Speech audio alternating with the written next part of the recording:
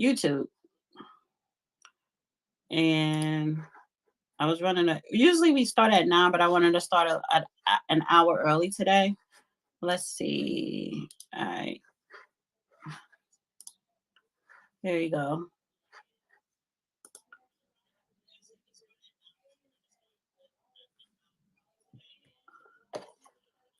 Yeah. And I will be sending a link to the judge in exactly 1 minute. Let me just see something. Make sure I can hear it.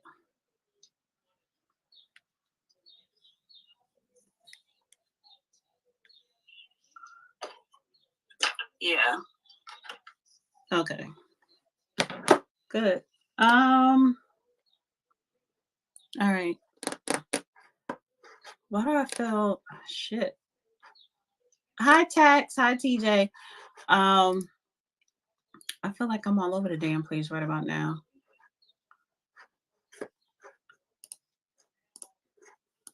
All right, let me send him the link. Oh, it's open mic, meaning y'all can talk about whatever. And I'll put hashtag breaking because there's some breaking news somewhere, whether it's Trump closing remark case, which is a witch hunt, but they're gonna try and put him behind bars, breaking every legal law.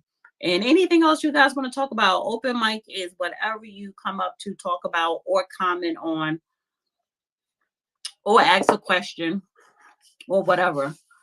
Get whatever that's on your chest, get it off your chest, honey. All that. And let me go out of this. Let me go out of this and this. And let me send him the link. And what is this? No. Copy. Last week we was up here, honey, for 6 hours.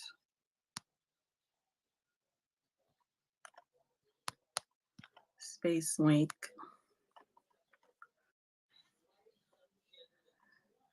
I kind of don't want to be up here that long, however, but I'm not going to be rushing people. So can y'all guys please retweet, repost this space, send it out to everyone in your DMs, and just repost it on your X account? Can I see? These are people on YouTube. Donald.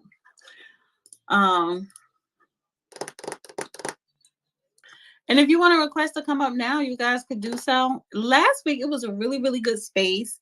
How the conversation just evolved into so many things, but I felt as though everybody was heard and it was, a good flow and organized. So hopefully we could recapture that this week. You always have to give the judge a minute before he comes up because his Wi-Fi is funny. And also, I am going to watch Microphone Check by Tariq Nasheed. I don't know if anybody watched it. If you did, can you come up and let me know how it was? I like his documentaries. And I think he announced yesterday that it's up for streaming services. So I'm actually going to stream it tonight and talk about it on my Wednesday show. So yeah, can somebody give me a review on that if possible? Wow.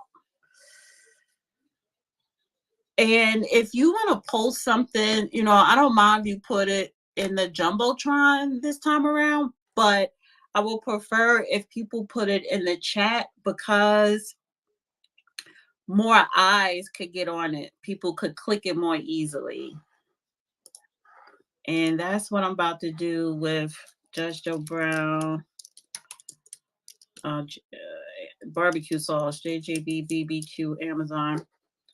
I'm gonna put it in the Jumbotron and the chat area. Let's see, copy. Oh, I can tweet it. Post at Joshua Brown and at the real Dina. Post that. Okay, perfect.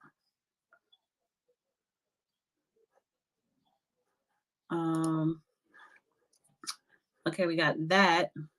And let me add that to here. Oh, wait a minute, I could go here. No, where I'm at. Yeah, here. Shit. Let me put that in here. All right. Yeah, I'll put that in the Jumbotron, but I want to put it in the chat as well.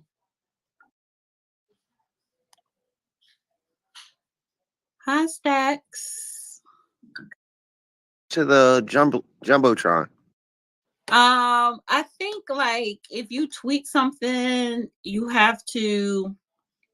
What do you got to do? You have to. You know how when you hit the arrow going up, and it's the space thing should be at the top, and then you just share the post there. But like I said, you could put it in the Jumbotron, but I don't know why people just don't put more stuff in the comment section because people actually Well, see I put this. everything. I put everything I put in the comment section because I don't even know how to put it in the jumbotron. Um, yeah, so because it's so much easy, people see it. You get more hits when it's in the comment section. Because even when I go on other people's spaces, I forget that people post stuff in the Jumbotron, but people are always commenting in the comment section. But if you hit whatever you want to post, it's the arrow thing going up where you share it out. And then at the top, it should be this space when you're in a space. It's like that. Um, so yeah. And like I said, it takes a judge a minute to come on and it's open mic. You can talk about whatever. Whatever. I said this last week, honey. This is not a black space. But this is a space for everybody. So we can talk about any and everything. Um, yeah. Okay, so I have that. I'm not going to the website to put that up there. I guess I could put some other stuff. What do you think about the Black Democrat shells freaking out about Joe Biden's low approval ratings? I mean, it's no surprise. They should be freaking out. They should be, but they should have been freaking out for a whole year. They know that man is not going to win. He's sick. I think they were upset that Kamala Harris is not favorable. Thank you for that question, the big cheese. So the Wi-Fi is crazy. Yeah, his Wi-Fi is slow and crazy. Hi, conserving. Hey Dana, how are you? Good. How are you? Doing all right. I just had a couple questions. You all are streaming on YouTube, huh?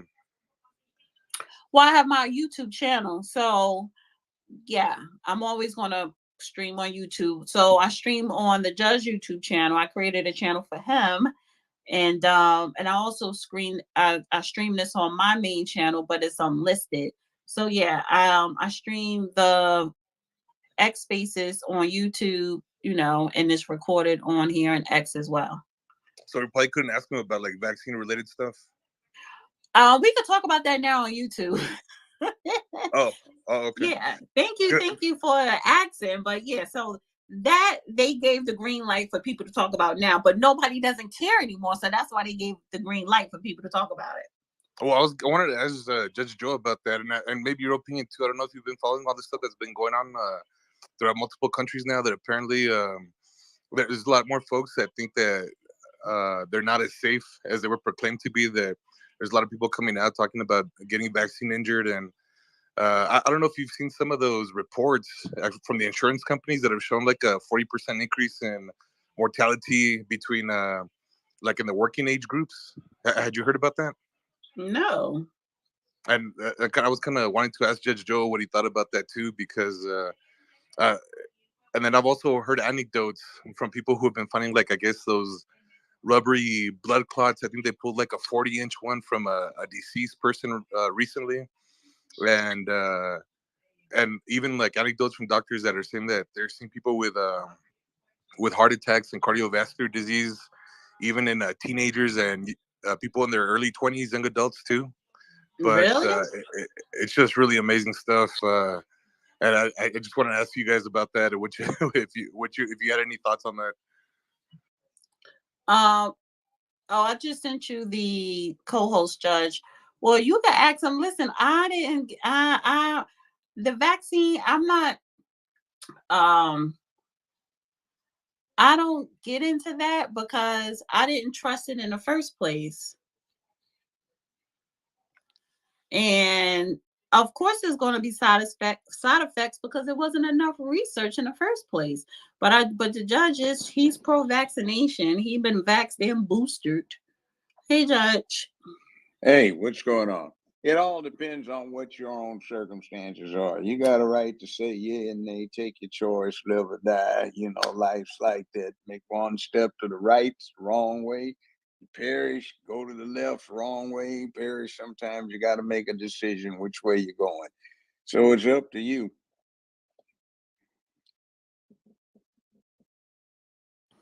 Did you Not have to another ask question another. on that conserving? That was conserving. He had a question on the vaccines because there are a lot of adverse studies coming out now from different countries where a lot of people getting sick or dying and stuff like that. So Well, yeah, that happens. I would just say, I remember everybody waiting in line and taking the chances where they told you one out of every 250,000 people was going to die, but it was for polio. That was before they had the pink dot on the sugar cube. You had to get a shot. And everybody was lined up because people were nervous. And during the summer, when it would break out, they would leave and go to the country to get away from it. And everybody knew somebody that had suffered from it. I knew 5 or 6 people that had, including a good friend of mine, Wilma Rudolph, the track star, who overcame it. She used to talk about how horrible it was. So we all got shots, but she was in an area where she couldn't get one. So then there is the downside to it. Every now and then somebody doesn't make it. So you take your choices. It's your option. Do what you want to do. mhm. All right. So go ahead, Stacks.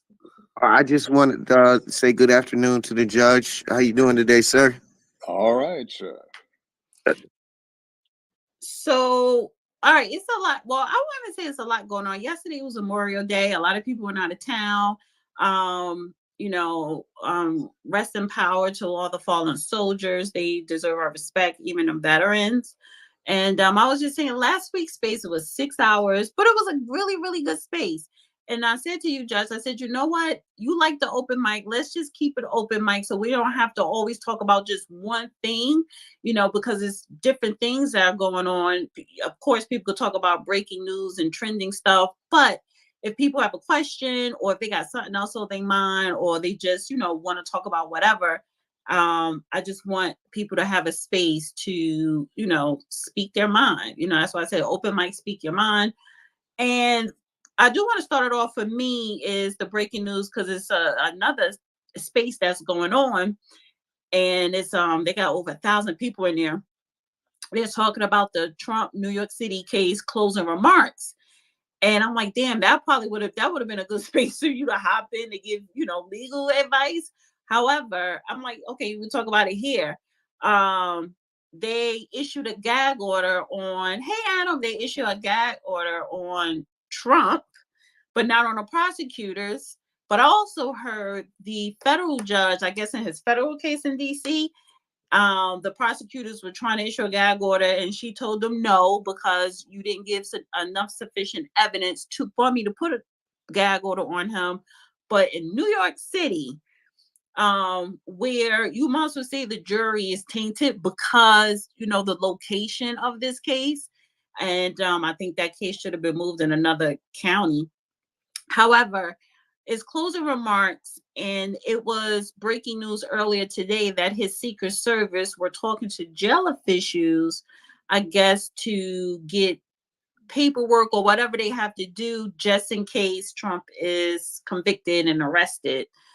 But I wanted you to talk to the closing remarks because you have been keeping close tabs today on the closing remarks and the overall case. Well, a little bit. It's business to me. I did this for a turn of living for a long time, so I've seen a lot of it. And I was a criminal court judge, 2 8-year terms, and I had all these lawyers coming up and they would make their presentations in front of a jury. Some of them were entertaining, some of them were found downright boring, and some of them were, let's put it this way, enough to aggravate you because they weren't good at it. But it is what it is, and we'll see what happens. The point is that this judge never should have been on the case. He's actually helped out the defense by giving them some good appellate ammunition in the event he does get convicted. It's only essentially a misdemeanor, but what it is he never should have stayed on the case. His wife is too interested in the outcome, so is his daughter. And they are both trying to get Trump out of office or keep it out of office. So it's something that most judges around the country know better than to do, which is stay on a case when your spouse, significant other.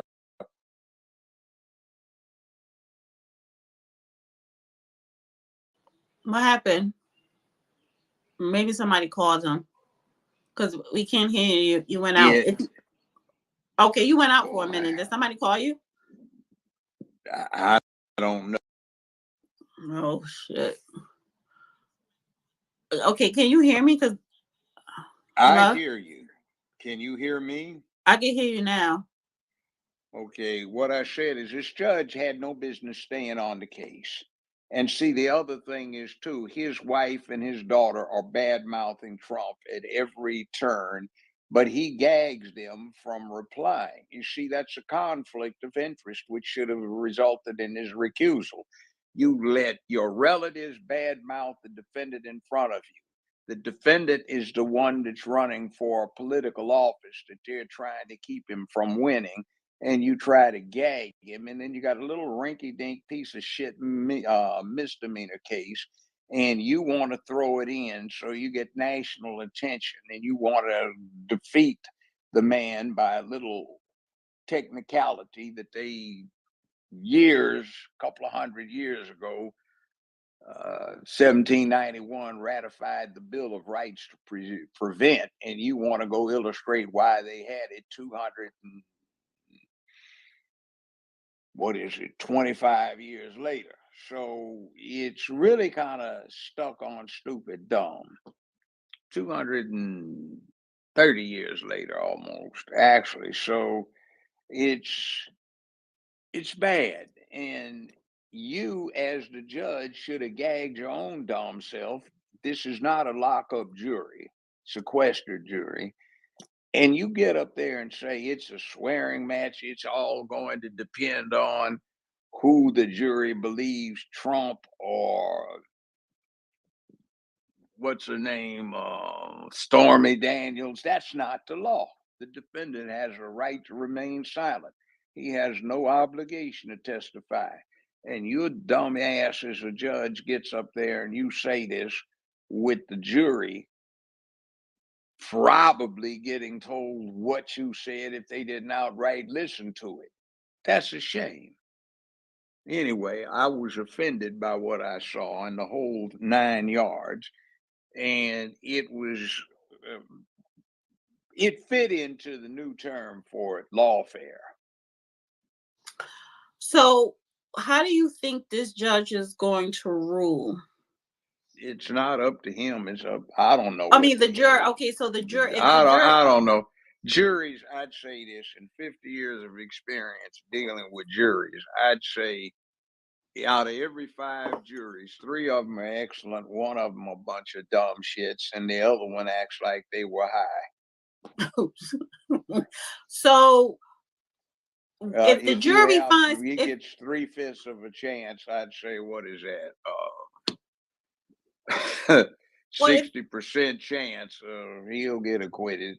And then there's always the possibility of the jury getting tied up too. So it's a misdemeanor. If he gets convicted of the misdemeanor with a lack of criminal record, there's almost a presumption of fitness for a probated sentence or just a fine. But anyway, I'm sure Jerkface will try and grandstand it. Let's see what's happening. But I think probably any lockup is going to result in a habeas corpus proceeding or an instant movement by an appellate court. So Yeah, just like the last one, Mm-hmm. $780 million bond that Can got you reduced.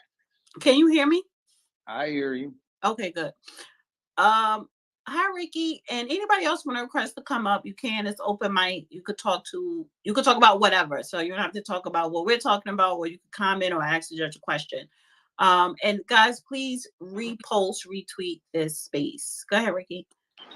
Hey, what's up, Dana? What's up, Judge? Hi. Peace to the room. I got a All quick right. question about this Trump trial.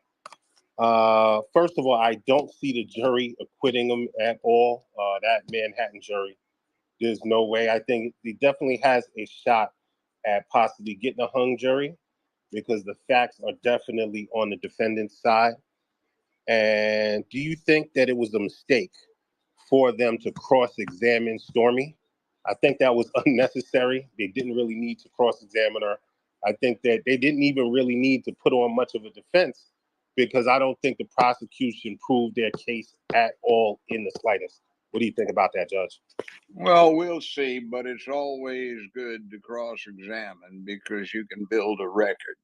You see, when you have an appeal, you need a transcript. And when you get the transcript, you have to cite page and line that you're referring to in that transcript and designate what you're talking about.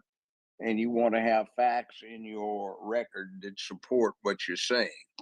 So it is what it is. And the problem with the whole case is this: they essentially put the victim of a blackmail episode on trial for being the victim of blackmail. And then they essentially tried a corporate entity for following the law. Now, that's the way it is. So it's one of those demurrer situations. Even if everything they claim is absolutely true, and most of what Stormy Daniels testified to was salacious, irrelevant, and immaterial to the subject. In her instance, the only relevant thing she really had was, did you get the money? But the point is, further, what were you going to do if he didn't give you the money? I would have embarrassed him. Well, that's blackmail, that's extortion. And this whole thing about bribing someone to be silent, that's more in line with somebody stole money from a bank. So you know about it and you will take a bribe not to expose that, or you'll take a bribe not to enforce the law, where, in other words, somebody comes in and they're selling.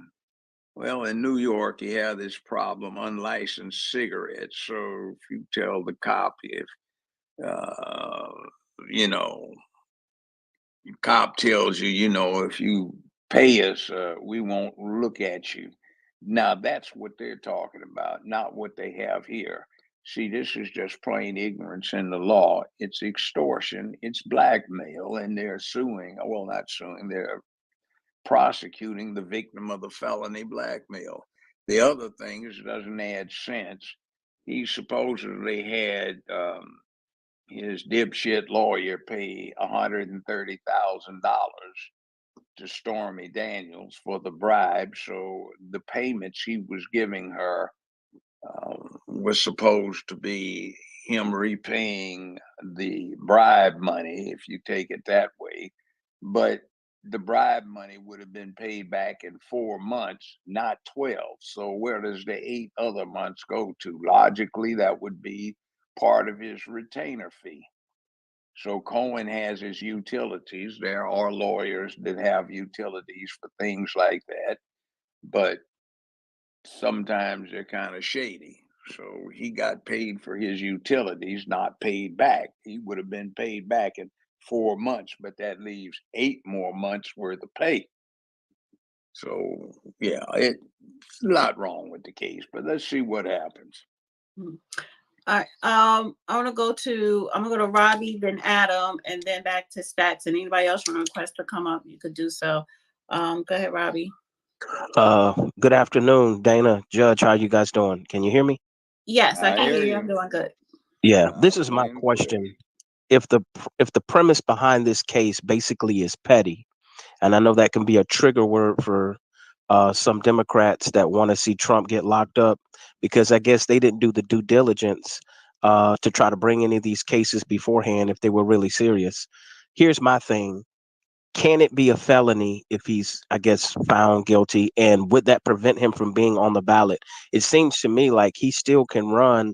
And if anything, this if they actually did try to put him in jail over this, I don't even think people are concerned about domestic terror or blowback. That's what I'm more concerned about. I feel like we're sitting on a racial powder keg. The country is really divided, and you have some of these feminists acting like scorned lovers, playing around with the lives of black people, having us, at the forefront of some of these indictments, and also being petty. Like with this, this was not like sexual assault or anything, of that magnitude.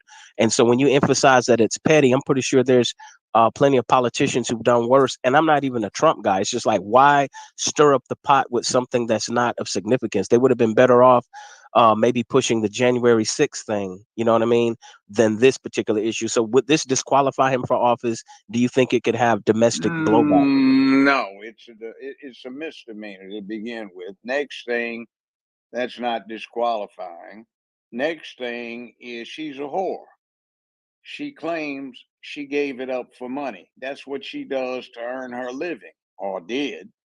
So we're not talking about illicit sex. We're not talking about rape. He just denies it flat out. And she is not a credible witness. She tried to overcome lack of credibility with salacious details. It's kind of like this. You're 17, you're in 12th grade, and somebody at home says it's Thursday, it's a school night, be home by 11 o'clock, and you drag in at 2:17 a.m. Okay, where have you been? Well, you tell some BS to the parent in front of you, like, well, me and Robert and Jamal, we were riding, we ran out of gas and we had to go walk here to find something to put gas in. And, we had to look around and blah, blah, blah, to get the money, blah, blah. Somebody gave us $5 that we could get a gallon in. And by the time you get through telling the tale, you've described all of the cracks in the sidewalks and all of the debris hanging around. And people don't ordinarily pay attention to those details, and they put them in when they're trying to make it look like it's real. So that's how you got discovered telling a tale. And when you're getting grown and your own kids come up with some BS like that, they're lying to you. The same thing too when a witness does. An overabundance of details, particularly salacious ones, is a giveaway that somebody is lying about it, and it's a hustle. See, it's a swearing match, which is the problem. Nobody was there. And he says, I didn't do it. Now, I know this. See, celebrity status. I was on an airplane sitting in first class, and I was sitting toward the windows. I was in a window seat. There's another guy. I won't say his name. He was a celebrity too. He was sitting to my right in the aisle seat. Well, this guy was tipsy. He'd been drinking too much and acting crazy, and he tripped and he fell. And the guy sitting next to me tried to keep him from ramming his head into the seat back in front of us. So the fool that fell claims the guy sitting next to me tripped him. Well, they contacted me as a witness, and I gave a deposition on the thing. But in order to avoid excessive attorney fees, paying his own lawyer, and a lot of inconvenience and traveling back and forth across the country, he wound up settling it. He didn't admit he did any wrong, but he settled it because it was cheaper to do that than to defend against it. And the settlement had a provision in it that no wrong was being acknowledged. It was purely for the convenience.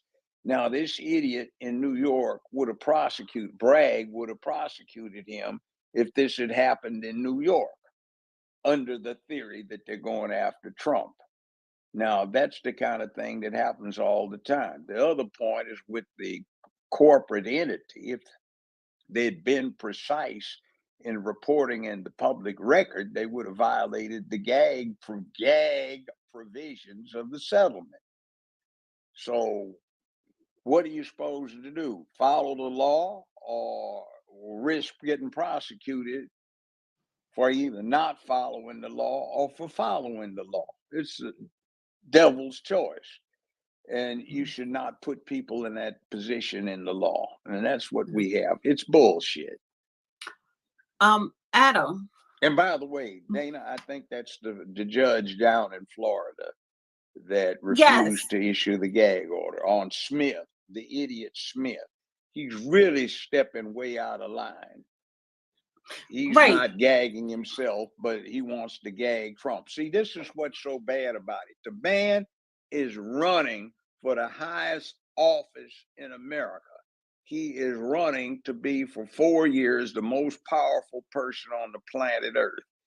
And the point of the exercise that is negative is that 4 or 5 clowns are attempting to assert their will as Democrats and keep the rest of the country from being able to make a choice on the matter. That's what they're doing. This has never been done in the 235-year history of the United States. The Constitution was adopted in 1789. I'll start it from there. The Bill of Rights was adopted 3 years later. That is 232 years, 235 years. And with all of the low-down scoundrels we've had in the Oval Office in that time period, this being the first, there is absolutely no excuse for this. Absolutely none. And we should be offended. And this is the ascendancy of a fascist methodology. It's not healthy for the country. Real quick, I'm gonna come to Adam. I just want to make this comment. Somebody on YouTube, A6 says, "What's wrong with admitting you made a mistake? Be a man." Oh, that's right. You tried to cover it up, and that's what made it a crime. Oh well, deny. That ain't a crime. If you had some pussy and somebody says, "I'm gonna tell your wife if you don't give me some money," what the hell? That happens all damn day long. If you're gonna deal with that, you'd have a good percentage of the American public in front of a jail. Go ahead, Adam. Hey Dana, thanks for having me, Judge. Yeah, and I love your Saturday spaces. So I have 2. I was gonna say thank you so much for joining me. You guys made the space, honestly, and I just started hosting 2 weeks ago, so I really appreciate your guys' support. You're both amazing, and I love joining the spaces here. Always good conversation, and gives me a perspective on things, and always the legal aspect of it from the judge is always appreciated. I wanted to bring up, I had somebody, one of my older coworkers here, brought up Article 1, Section 9, Clause 3, the Bill of Attainder doctrine. And from my understanding is that they had to change the law to be able to push this actually into a court, right? So they went retroactively applied, even though like the statute of limitations had passed, right? Or something along that line in regards to this case. And they're not, are they violating this Bill of Attainder? That's not a Bill of Attainder. The thing with statute of limitations is the idea is at some point people need to be able to get on with their lives and not have to worry about the past unless it is an extremely serious offense like first-degree murder, for which there is no statute of limitations when it comes to most states. You get ludicrous, ridiculous ends. There's a case I'm aware of. I won't publish it since it hasn't hit the press. There is a 81-year-old man who at one point was going to school in California. And there is an 80-year-old woman that is claiming that when she was 16, in the back of his Ford, the foreplay was a little vigorous. He didn't get any, but she claims a sexual assault. Now, 16 from 80? Come on now. You haven't said anything in all those years. The man doesn't even know what you look like. He couldn't even remember your name. But you're going after somebody for supposed sexual assault in California with something that happened 65 years ago. That's, you know, You see, if somebody had hit someone and broken their jaw in 3 places with a baseball bat, the statute of limitations on that would have run long ago. But touchy-feely in the back seat of a car 60 years ago, See, that's where it miscarries. A bill of attainder is you make something a crime after it was committed. To punish a specific person or group of people without judicial trial, right? Well, yes and no. You make something a crime after it's committed. In other words, if today it's not a crime, but 5 years from now somebody wants to make it a crime, you've stepped over the line. A bill of attainder also declares someone to be an outlaw. What you're talking about is a statute of limitations. Okay. All right. So there's no rush tonight. I want us to take our time. I'm gonna go to Stacks, Drew, Real Queen, PC, and Latasha. And like I said, whatever you guys want to bring up or talk about, please do so. I just started off with the closing remarks and stuff like that. And also, if somebody says something and somebody want to rebuttal, you can, because it is open mic. Real quick before I go come back to you, real quick, Stacks. Somebody in the comment section had a question. The Big Cheese says, does the Honorable Judge Joe Brown think that Israel committing genocide in Gaza against the Palestinian population? Here's what I think's going on. You have a problem. The Islamic side can keep losing damn near forever, and they won't suffer any severe setback. If Israel loses once, it's all over. Israel has nukes. And they keep talking about Masada. For those of you who don't know what Masada is, it was a fortress in the desert. And at the time, Jews were citizens of Rome. But they had something of a joke in the Roman Empire, which was every 7 years, somewhere in the Roman Empire, the Jewish citizens would have a revolt. So they did. So the Roman legions quickly invested Masada. It was a fortress. They did their thing with siegecraft, and they quickly overcame the fortress. But everybody in the fortress committed suicide rather than being taken prisoner. So, and made slaves of. So what winds up happening is today they keep talking about they're going to do another Masada thing, which is if it looks like they lose, they're going to start letting the nukes sprout. And that's a good way to start something that is very not good for anybody in the world. And they're also in a mess with Iran that probably has a few nukes too. And they're close enough for both of them to have effective delivery systems against the other.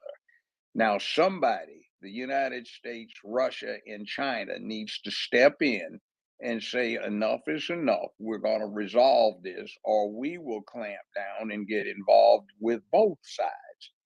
So somewhere in here, there is a thing where we're going to have one country, or we're going to have two countries. The Chinese, the People's Republic of China, is for two. And the U.S. supports Israel in having just one. Now, things can happen if intervention takes place.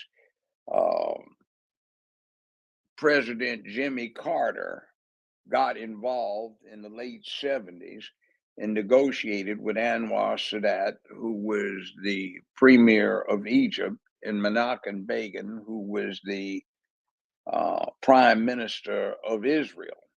Now, Menachem Begin had been a British commando during World War II, and he wrote a book, an autobiography, and he bragged about all of the mosques, the schools, and the hospitals he had blown up with explosives using his commando training, and all of the Arabs he killed, and all of the ones he had personally assassinated. Well, he said he was wrong, and he got with Anwar Sadat, and they came up with a treaty. So that resolved a lot of the tension between Egypt and Israel. Somebody needs to do what Carter did and put these parties down to get this resolved before the nukes start going off, because the Jewish community in control of their parliamentary government in Israel has said if it looks like they lose, they're going to go nuclear. Now, what's bad about this is the longest series of combats and hostilities that they've had down there since right after World War II, when the Palestinian situation first started developing, where Israel became a modern state through warfare. The English and the French propped them up out of feelings of guilt, apparently, for what happened with the Holocaust. And a lot of Brits had been commandos of a Jewish persuasion, and they went down there.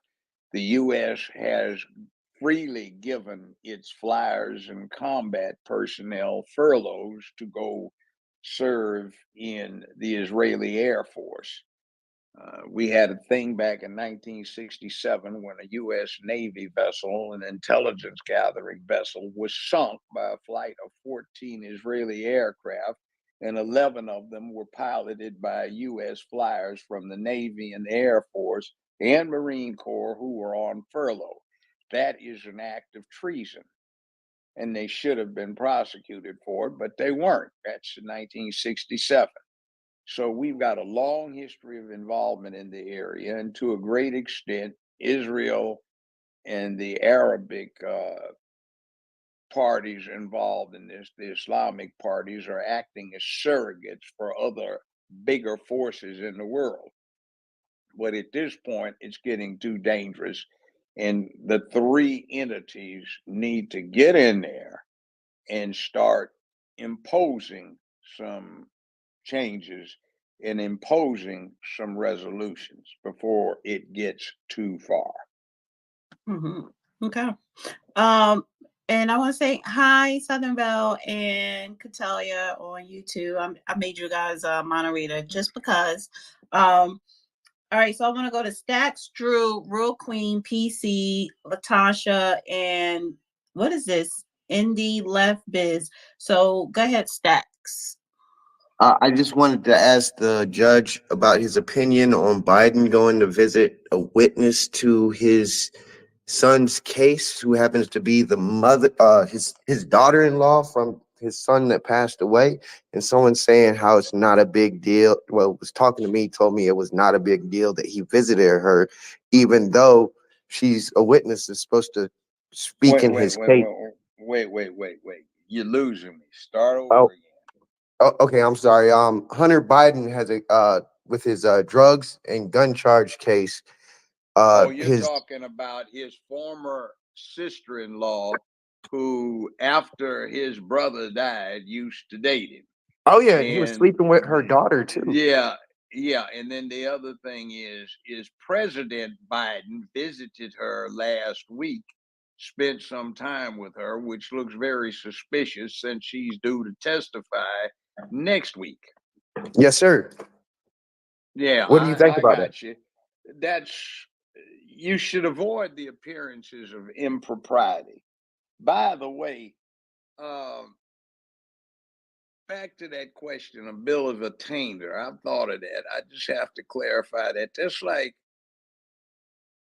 a legislature, a governing body, a Congress or something, passing an act that declares or pronounces somebody guilty of a crime with no trial, or sets a group of people out as outlaws and say they broke the law and set up a punishment for them by legislative act rather than by process of court, due process of a court. That clears it up a bit. Okay, anyway, with that said, Okay. yeah. Drew. Hi, Judge. I got a little bit of a cold, so if you can't hear me, let me know. Do you think? Well, obviously Donald Trump's going to appeal all of this. Will If he he be able? loses, he Right, might be acquitted. right. If he loses, he will appeal. It's a mandatory. Will Well, he'll appeal. Yeah. Will he be able to get all these funds back from like E.G. Carroll from her 60-year-old rape case, like all these just slanderous prosecution lawfare type things? Is he going to be able to get all that back, or will they Probably then? not. Probably not. Right. The answer otherwise depends. Now, let me tell you what's going on.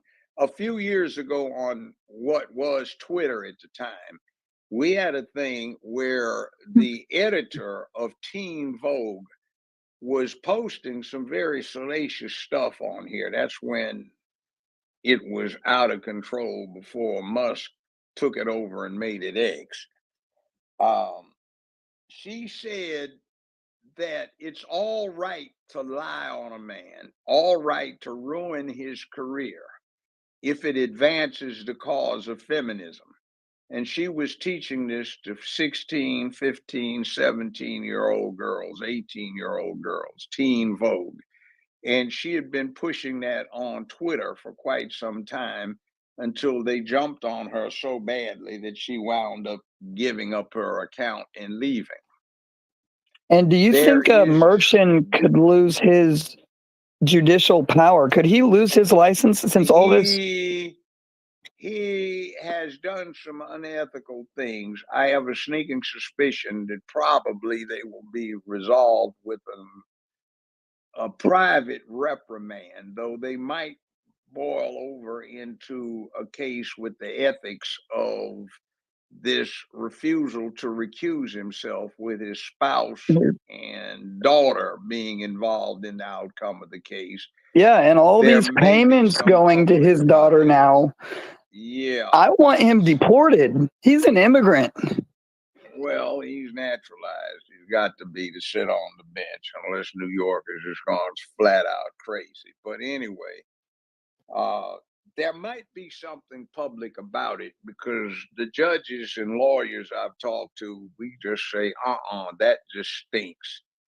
That's like this thing you have with Letitia, with Bragg, with Smith, with what you have here with Fannie, the whole 9 yards. It's that woman that got house arrest instead of getting sent to jail for the perjury, convicted by 2 majority black juries in front of a black female judge, prosecuted by a black male, and having a black male as the chief investigator for the IRS against her.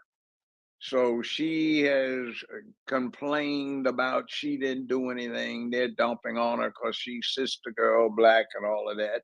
And the first requirement for getting any relief in federal sentencing under federal sentencing guidelines is to show remorse and contrition for the action.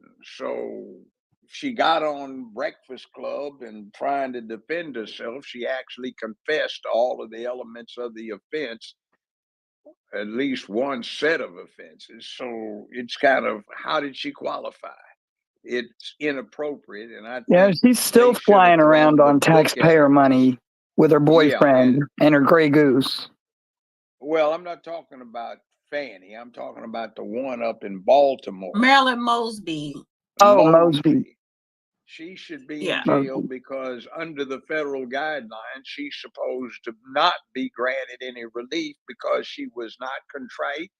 She was not apologetic. She did not show that the interests of society were best served by not locking her up rather than locking her up. She didn't match the guidelines, and the judge exercised discretion too favorably. She's a public figure, and an example needs to be made of that individual so that others similarly situated don't do what she did. And last question, do you think that they've got any chance at all? If they put him in jail, they lose. If they don't put him in jail, they lose. Everything they're doing at this point, they've dug themselves a hole. Well, yeah, and there's another little point too, and it's got to do with what's going on down in Florida. All of those documents that they're talking about down there were prepared for the president's inspection. If he's like me, if he reads it, he'll remember it 40 years later, 10 years later, 15 years later.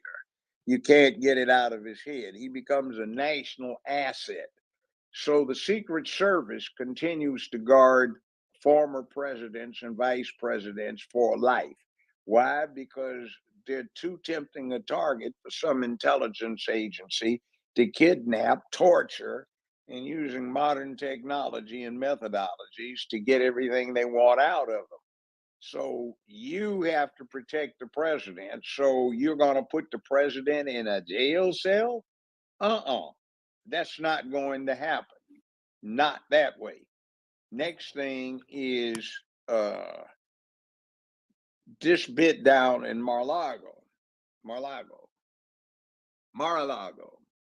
When the FBI got their instructions that some Democrats are trying to make light of, say those are the standard instructions on a raid. No, they're not.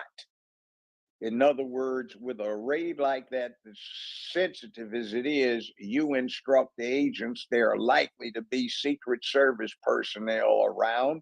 They are likely to be armed, and without being very circumspect, you're likely to provoke a gun battle. So what they do is they bring in M4 carbine clones. They're armed. They come in not with the weapon slung, not at high port. They're carrying them at the ready in an assault position, and that's how they come through the door. If the Secret Service had been there guarding Trump, hell, there might have been one disaster, blue on blue. And it's absolutely ridiculous. So what the devil were they doing when they did that? So the question, it's like the Secret Service, does two things. They guard the president and they protect the country against counterfeiting.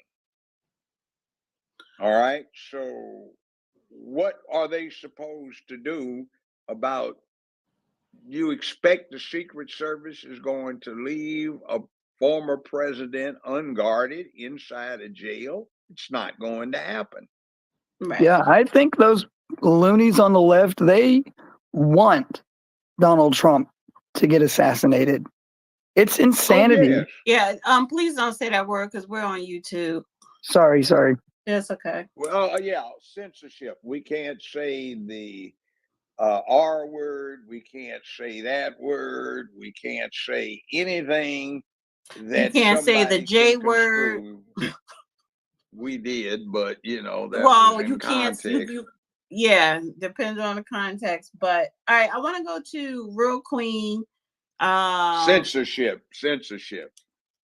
Yeah. Who I just brought somebody up to. All right, so it's Real Queen, PC, Latasha, and in the left. Go ahead, Real Queen.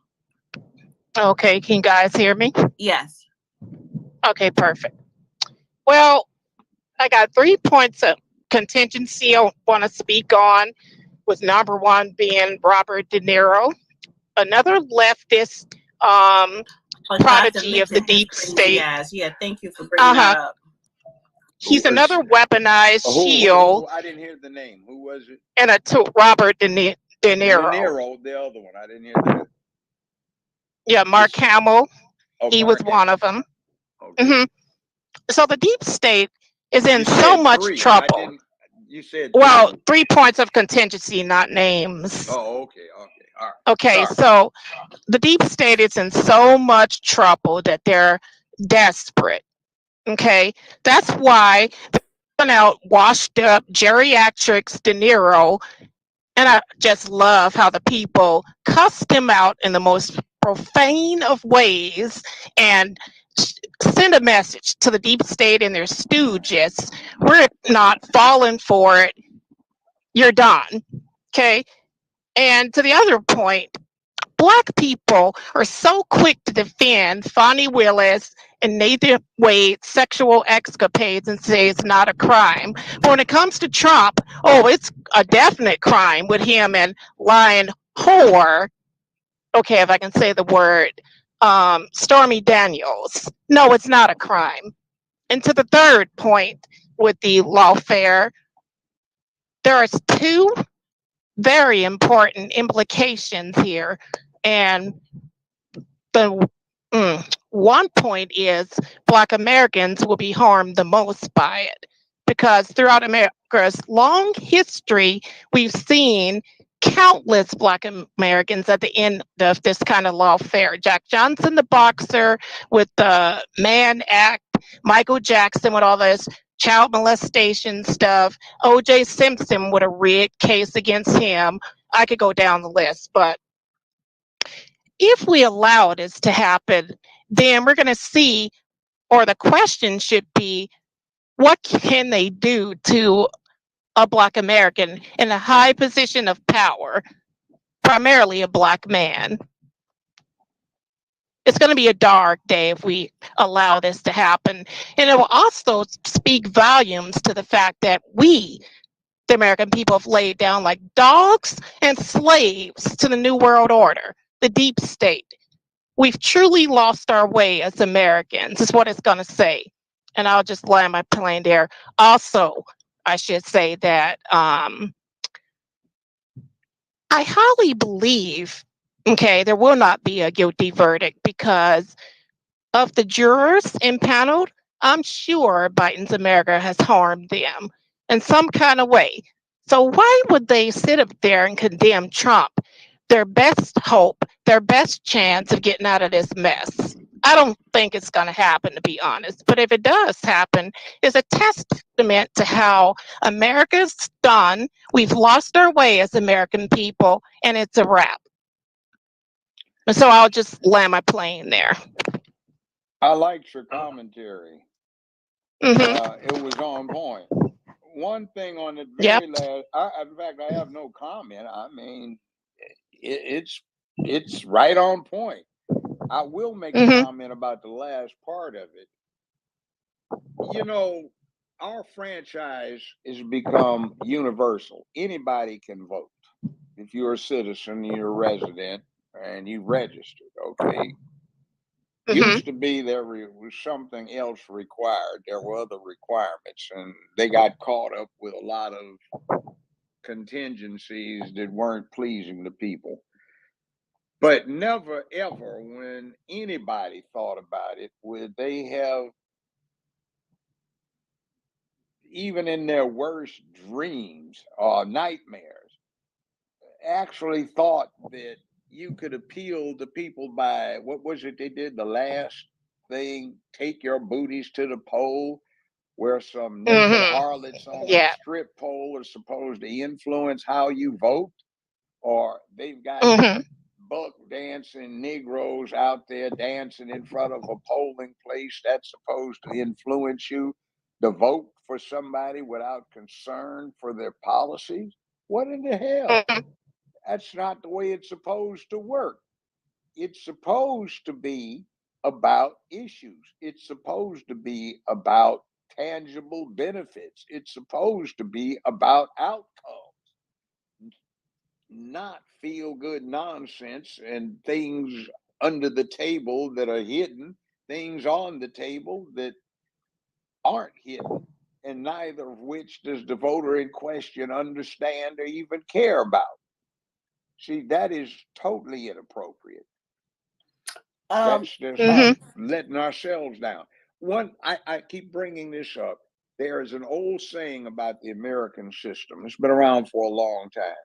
In a system like ours, the people get the representation they deserve. If the representation isn't shit, the people aren't shit. At that point, the people need to wise up and get something better. Yeah. Yep. Oh, all right. So I want to go to PC, then Latasha, then and die left biz. And then I guess I'll swing back around. And anybody else want to request to come up, please do so. It's open mic. And you could talk about whatever or rebuttal to whatever or ask a question. So go ahead, PC. You can go ahead, Latasha. Okay, go ahead, Latasha. Hi, thanks for the space. Hey, Judge. Hey, Dana, how y'all doing? All right. Great. How are you? I'm doing good, thank you. So I just had a question for you, Judge, about what we're already talking about. A two-part question, really. Firstly, I know we're obviously in unprecedented times when we're talking about jailing a U.S. presidential candidate 6 months before election. So I don't really expect for there to be like a consorted answer. However, with your knowledge, I just have a few questions. So I'm sure you guys all saw today that the New York Police Department met with Secret Service. You were kind of just touching on now how the Secret Service responsibility to presidents for their lifetime, and they just had a meeting today to prepare for the possibility that if he's remanded after the verdict comes out, of how they're going to house him, right, or what that's going to look like. And I'm not sure if you guys saw that today. Did you guys see that?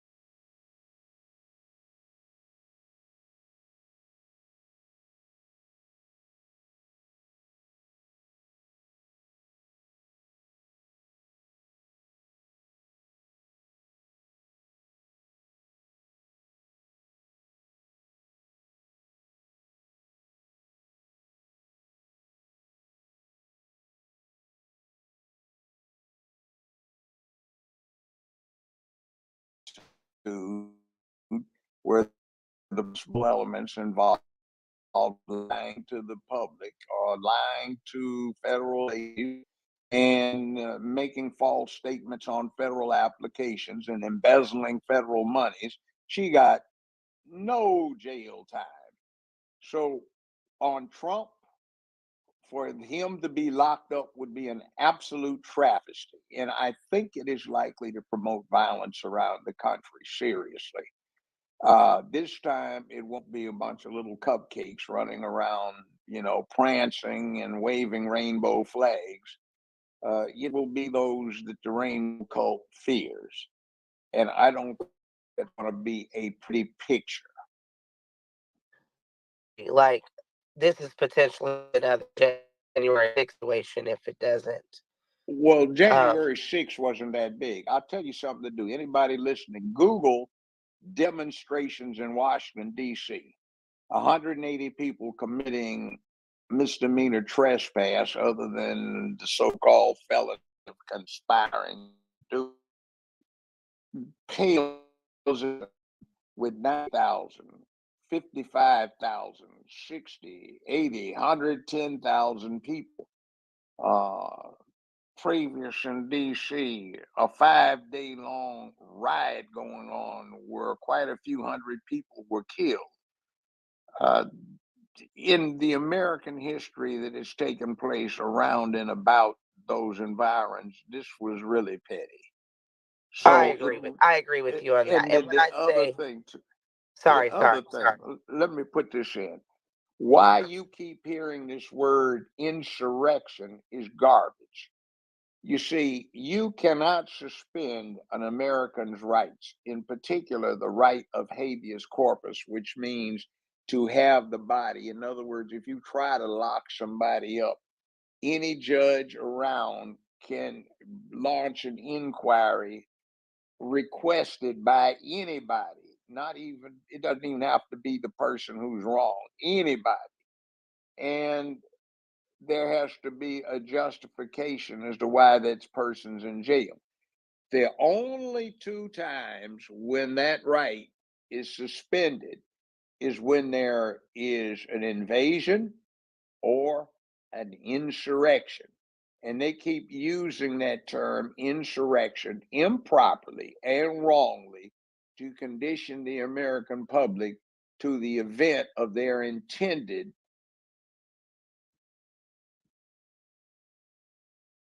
revocation or suspension of the rights to due process of law, because they're going to try to impose a fascist totalitarian way of doing things in the short term. Very soon. They're almost there if we don't stop them. I totally agree with you. And when I said J6, I meant more so like the media attention around it or the protest aspect of it. Like, it's not just going to go away and everyone's going to be on Twitter like, oh my God, Bush, that Trump got arrested. Like, it's going to be more than that. I agree with you on that. So that leads me to my last question, because um, this is a roundtable topic. Everyone's talking about it. We're watching this case every day. Those who are following the news, you're seeing all these witnesses, right? And I know people like you, and I have a paralegal degree. So when you hear these things, you're listening to specific things, and you think about precedent that's involved and that kind of thing. So it's coming to a place where, I know, I'm pretty sure you guys might have talked about this before about Ramaswamy and when he came out a couple weeks ago, or maybe a week ago now, and he gave his dissertation after the hearing. And I listened to that because, Trump's not allowed to say a bunch of things now. They got all these gag orders or threats of gag orders and all these things going on. So he's not allowed to say a lot of things, but you kind of hear buzzes about it. But I started listening to Ramaswamy specifically talking about, and kind of putting it all together into a nice little package for someone to ingest, of how truly crooked this entire proceeding is going. And of course, I've listened to you, Judge, talk about it before as well. So just adding that information together, looking at the fact that we don't really have any precedents to lean on. And now the fact that they're actually even having these like, I don't know if we want to talk about if they propaganda that they're trying to get together, what the jail term would look like. Like, this should obviously be a house arrest situation at best, right? So I don't know if that's just for the public, just for us to get roused up, or for the people that want to see him go to jail potentially can kind of get some of those good feelings off right now before this thing ultimately turns into a not guilty verdict. I'm just wondering if there's so much corruption involved, um, collusion, right? Like there's so many different aspects involved. I'm wondering if it's that much, then is he probably going to jail then? Like, or is it this? I don't know. I'm just. It feels to me like Are that. you asking? Are you asking like what is the probability of him possibly going Yes, to I'm asking the prison? judge in his mindset with the precedent that you know of, obviously more than probably everybody in here, and also in addition to that, the non-precedents of the case with all of the collusion and corruption involved. How probable are we really looking at seeing a potential candidate for president go to jail in front of the entire earth? Okay, here's what I look at. I was in Washington, D.C. 50 some years ago as an intern at a D.C. think tank. Me and my roommate, we used to go down on 14th near U Street. There's food down there. And a lot of hoes, street hoes. And it used to be a source of amusement when the Secret Service would be down there picking up these street hoes half naked. And this was back when micro minis were in and going topless in public was cool. Really, really obvious street hoes were down there, and the Secret Service was there showing their credentials so the girls wouldn't think they were law enforcement, picking up hoes to take back to the White House for Tricky Dick Nixon. Okay? I think of that, and I think about what's going on right here and the absolute absurdity of taking a married man and wanting him somehow or another to act like he's a complete damn fool and fess up to maybe having a side piece on his movie star quality looking wife, which he denies. I didn't do anything with that woman. She's just trying to deal with extortion. And I tell you this, uh, there are instances just about every man of prominence is aware of where somebody has accused you of something and you don't even know who the woman is. Not necessarily something bad, but of being with you or something where it gives them status. I talked to Gloria Allred at an Emmy function. I was nominated for an Emmy for the third time, never got one. But anyway, she was drinking a lot of wine, and her daughter were bragging about how they extorted innocent guys to pay out a lot of money to keep from getting embarrassed. And that's what I'm looking at right here. We got a hoe. This woman makes her job selling pussy, or at least getting paid for giving up pussy on the movie screen. That's her job. She got started off because she produced and directed the stuff, and then she was in front of the camera. So a lot of what you saw was a B grade actress, but an actress nonetheless who was putting on an act. You saw a show, you saw drama, but I guess if you went on what is it, Pornhub, and watched her, you could probably see her putting on the same kind of performance on Pornhub.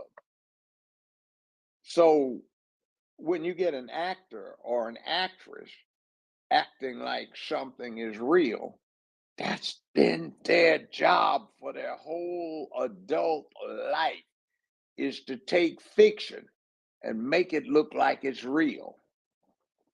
And that's what we saw. And then Cohen, oh man, please, come on. Please, Mr. Sleaze. I want to go to in die left biz, and then I'm gonna swing back to the hands, Adam Drew, and then I see a new speaker, Jara. Go ahead. Yeah, hi Dana and Judge. It's indie left biz at I'm that. sorry, Indy. Okay.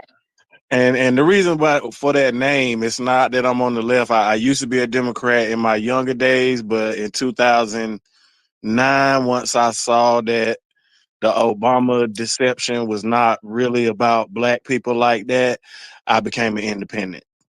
So anyway, um, first I want to say thank you, Dana, for inviting me to this space. To get a chance to actually speak with the judge. I want to say that I've been following you guys for a while, and I'm fascinated with the law profession, and I've learned a lot just from listening to Judge Joe Brown. I really appreciate, his intelligence as far as educating us about the law and precedents and stuff like that.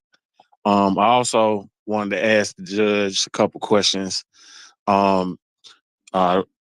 First, the barbecue sauce. Are you gonna make some new flavors for like just wing flavors? Perhaps give us some lemon pepper, Judge Joe Brown, or some teriyaki Judge Joe Brown or whatever. But that's just a little joke. But yeah, congratulations on the barbecue sauce. It's great. Um, Secondly, I wanted to kind of, I ain't gonna say totally disagree, but give a little pushback on some of the things I did hear. Um, and I'm speaking from a perspective of foundational Black American. I'm 43 years old. I was born a foundational Black American. I'm gonna die a foundational Black American. And just looking at society and how things go for Black people in the legal system, when I hear Judge Joe Brown constantly bringing up, things in the Constitution. A lot of the time, in my experiences, and from what I've seen in other people's experiences that are Black, the Constitution doesn't always apply to us. And I'm concerned with some of the rhetoric that I'm hearing, that it could be kind of discouraging to a lot of us Black people that are already discouraged by that system, knowing that we can't get any fairness or any the same type of treatment that other races get under the Constitution. Um, and to speak to some other things I heard, like when people bring up the Ron Pastrami guy and all these people acting like they listening to him. You have to be very careful about listening to some of these foreign people that have this clear disdain for Black folks.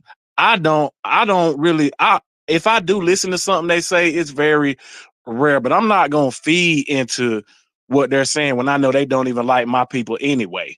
So we need to be careful about that as Black people, as to giving them credence or some type of relevance and what's really going on with us Black folks in America, because Black people can't do a January 6th. And the reality of that is, when we tried to protest down there, they came out with militarized weapons, tanks, and shooting people with tear. Like listen, let's be realistic.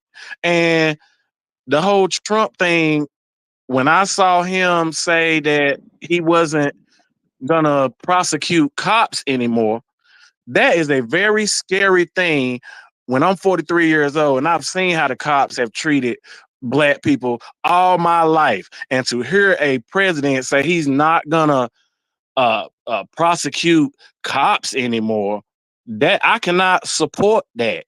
That is very dangerous and very scary.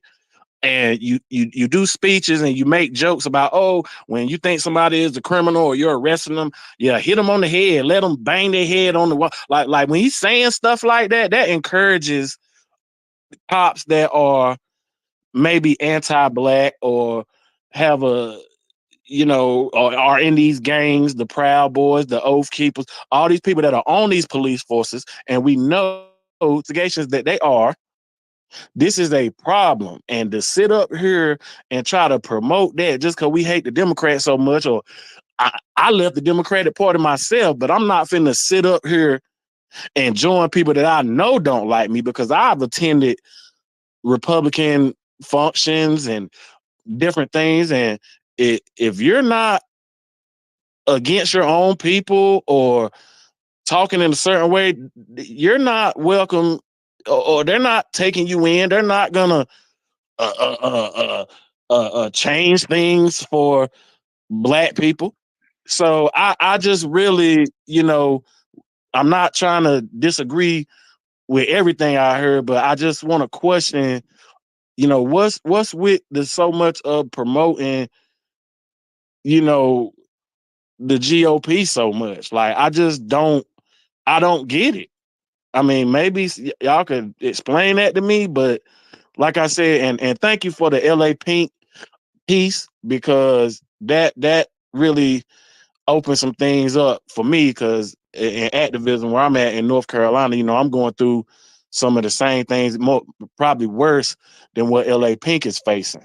And I'm facing stuff right now that's unfair to me with this new North Carolina GOP control House of Representatives putting in a lot of draconian laws that are very unfair. So I would like to ask, what do Black people do?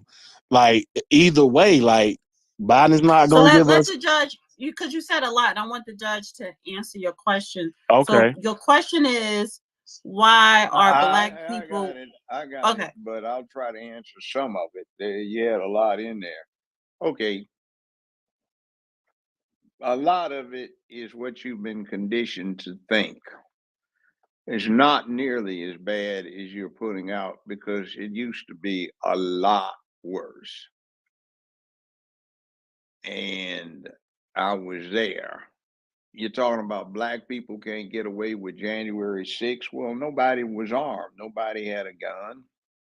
They certainly can. Look what happened in 1968, 67.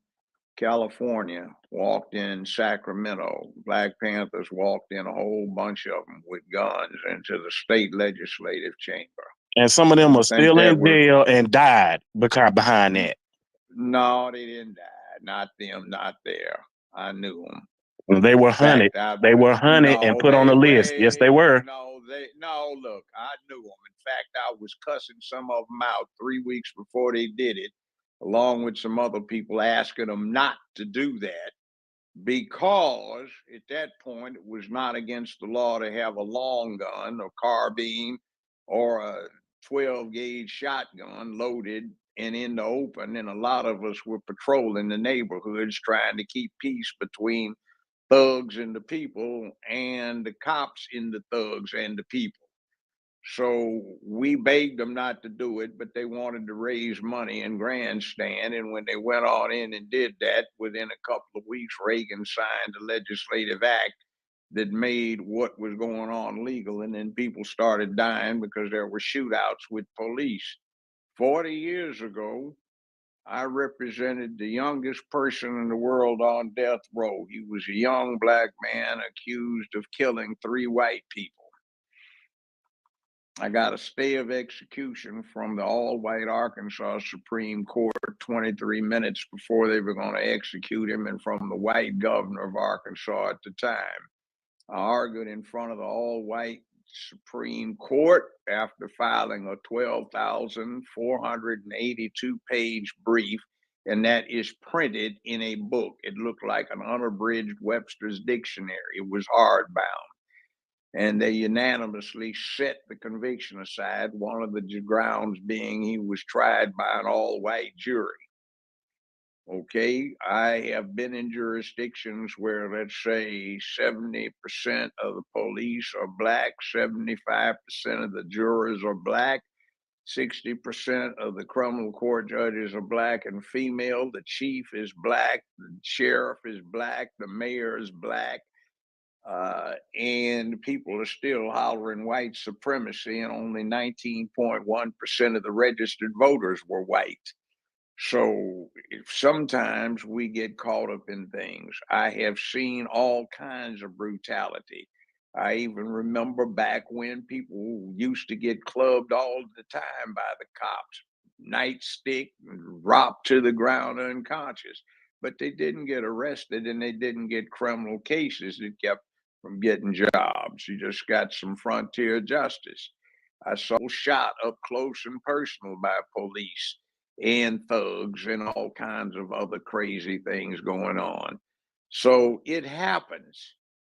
anytime you get a situation where you get confrontations, it gets bad. It's worse in another kind of way, not necessarily in numbers, but because we protect children from bullying. So they don't know how to get in a fight and handle it. So you got a cop's never been in a fight. You've got somebody out on the street, never been in a fight, has no home training. Both of them are ramping up the body language in an extremely negative fashion. And there's the inevitable fight, and the scariest person is the one that's going to get most violent. So we've got lots of things going wrong. So what did Breonna Taylor do? What did Breonna Taylor do to deserve what happened to her? She fucked up because she let somebody use her address who was a known thug. She knew he was. And they came by there because they had her address, because she was letting him use her phone number. She was letting him use her address. And what happened is it had nothing to do with her. It was just a fucked up situation where it was a goddamn misconception of what's going on. First off, the cops had a warrant that they were trying to serve on a person that the warrant noted was likely to be armed and dangerous. Okay, the warrant actually had already been served. There was negligence on behalf of the department that did not notify them that they did not need to conduct a raid on what they thought was a dangerous person. When they went off in there, they actually announced who they were, but there was a gunshot that came back out. They opened fire. Fortunately, they didn't hit the guy that fired the shot. He wasn't the individual they wanted. The gunshots went through the sheetrock wall and killed Breonna Taylor, who was asleep on a bed behind the wall. The guy that fired the shot, because of the castle doctrine in the state where he lives, was not charged with any criminal offense. It was a tragedy. The cops went in, they got shot at. The warrant stated that there was likely to be an armed and dangerous known felon in there, and they reacted accordingly. They don't do this shit because they're trying to play John Wayne. They're doing it because it's a job. They want to go home and see wife, significant other, and the children. No, that's because that's how they treat black people in America. Period. No, it ain't just. Yeah, it is. Well, Yeah, it is. But also, Judge, there was gross negligence because the guy gross negligence. Well, I'm saying the reason why is because the guy that they said that they were looking for was already in jail. That's right. I said it was negligence. I didn't use the word. I said it was the fault of the department. So the fact that they had on the warrant that there's possibly a dangerous gentleman in the home, but they didn't even know they already had that guy in custody. Yeah, that's negligence. And then they came to find out later that one of the guys there also knew them. So that case was a little bit construed. They had a lot going on, just like. I know, it's a mess. It's a tragedy. Now, that is tragic. That Breonna Taylor was asleep. They didn't even know she was in there. They didn't know this guy was an innocent boyfriend, and they couldn't charge him with the crime because they had the castle doctrine. It was a downright tragedy. Shit happens. It's called. It happens to us. It don't happen to nobody else. No, it does. It does, though. That's really not true. It does. Yeah, I've seen white people get done in. Me too. I've witnessed white people get I like blown that. away by Me accident. too. Yeah, I've seen worse. Trust me, a lot worse. And it happens white, black, brown, red, yellow. And by the way, do you ever watch cowboy movies? What do you think's going on in the Wild Wild West? That wasn't black somebody when the sheriff said, "Boys, we ain't gonna have no lynching up in here. This man's gonna get a fair trial before we hang him." Most of the folk got lynched in the Wild West, by the way, were white folk. You know, you got Jesse James and, Butch Cassidy and the Sundance Kid. But we can't compare that to what we went through with lynching. We can't compare that. By the way, they tried Wyatt Earp and Doc Holliday for first-degree murder, don't you, for that OK Corral shootout, but they got acquitted. So let me interject something, because it isn't that this shit doesn't happen. let me just piggyback on this, because everything, it happens to everybody, every gender, every race. I think the difference is, when it comes to Black America, is when we get inside of the courtroom in front of a judge, historically, let's just say sentencing. Well, number one, you're most likely to plea if you don't have, I guess, money for a good lawyer or something like that, or or you know, Black people have been sentenced more harsher than, let's say, their white counterpart. But to say that all this bad stuff only happened to Black people, no, that's not true. But historically, because you brought up lynching, historically, yes, Black people have been lynched at a way higher rate than anybody else. However, that was during a certain time period. And that wasn't a movie either. That epidemic of No, Black it wasn't people, a movie. right? That you could say epidemic of Black people being lynched, that ended in what, the 60s, and Well, yeah. Well, now it's just happening with guns. It's not well, the way. right. I get. Yeah, Wait, well, one second. Let me just finish my statement, go ahead. because if we want to talk about the guns, if we want to talk about today lynching, Black people need to be honest, because a lot of the lynching that we're doing amongst each other.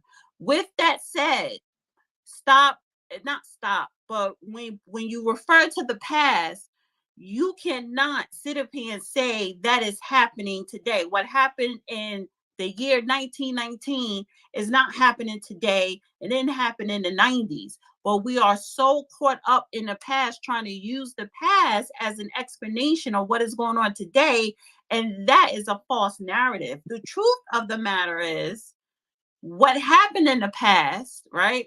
And the adversities that Black Americans had to overcome then lacked today, lacking overcoming any adversity. And a lot of the adversities that are going on, we are doing amongst ourselves.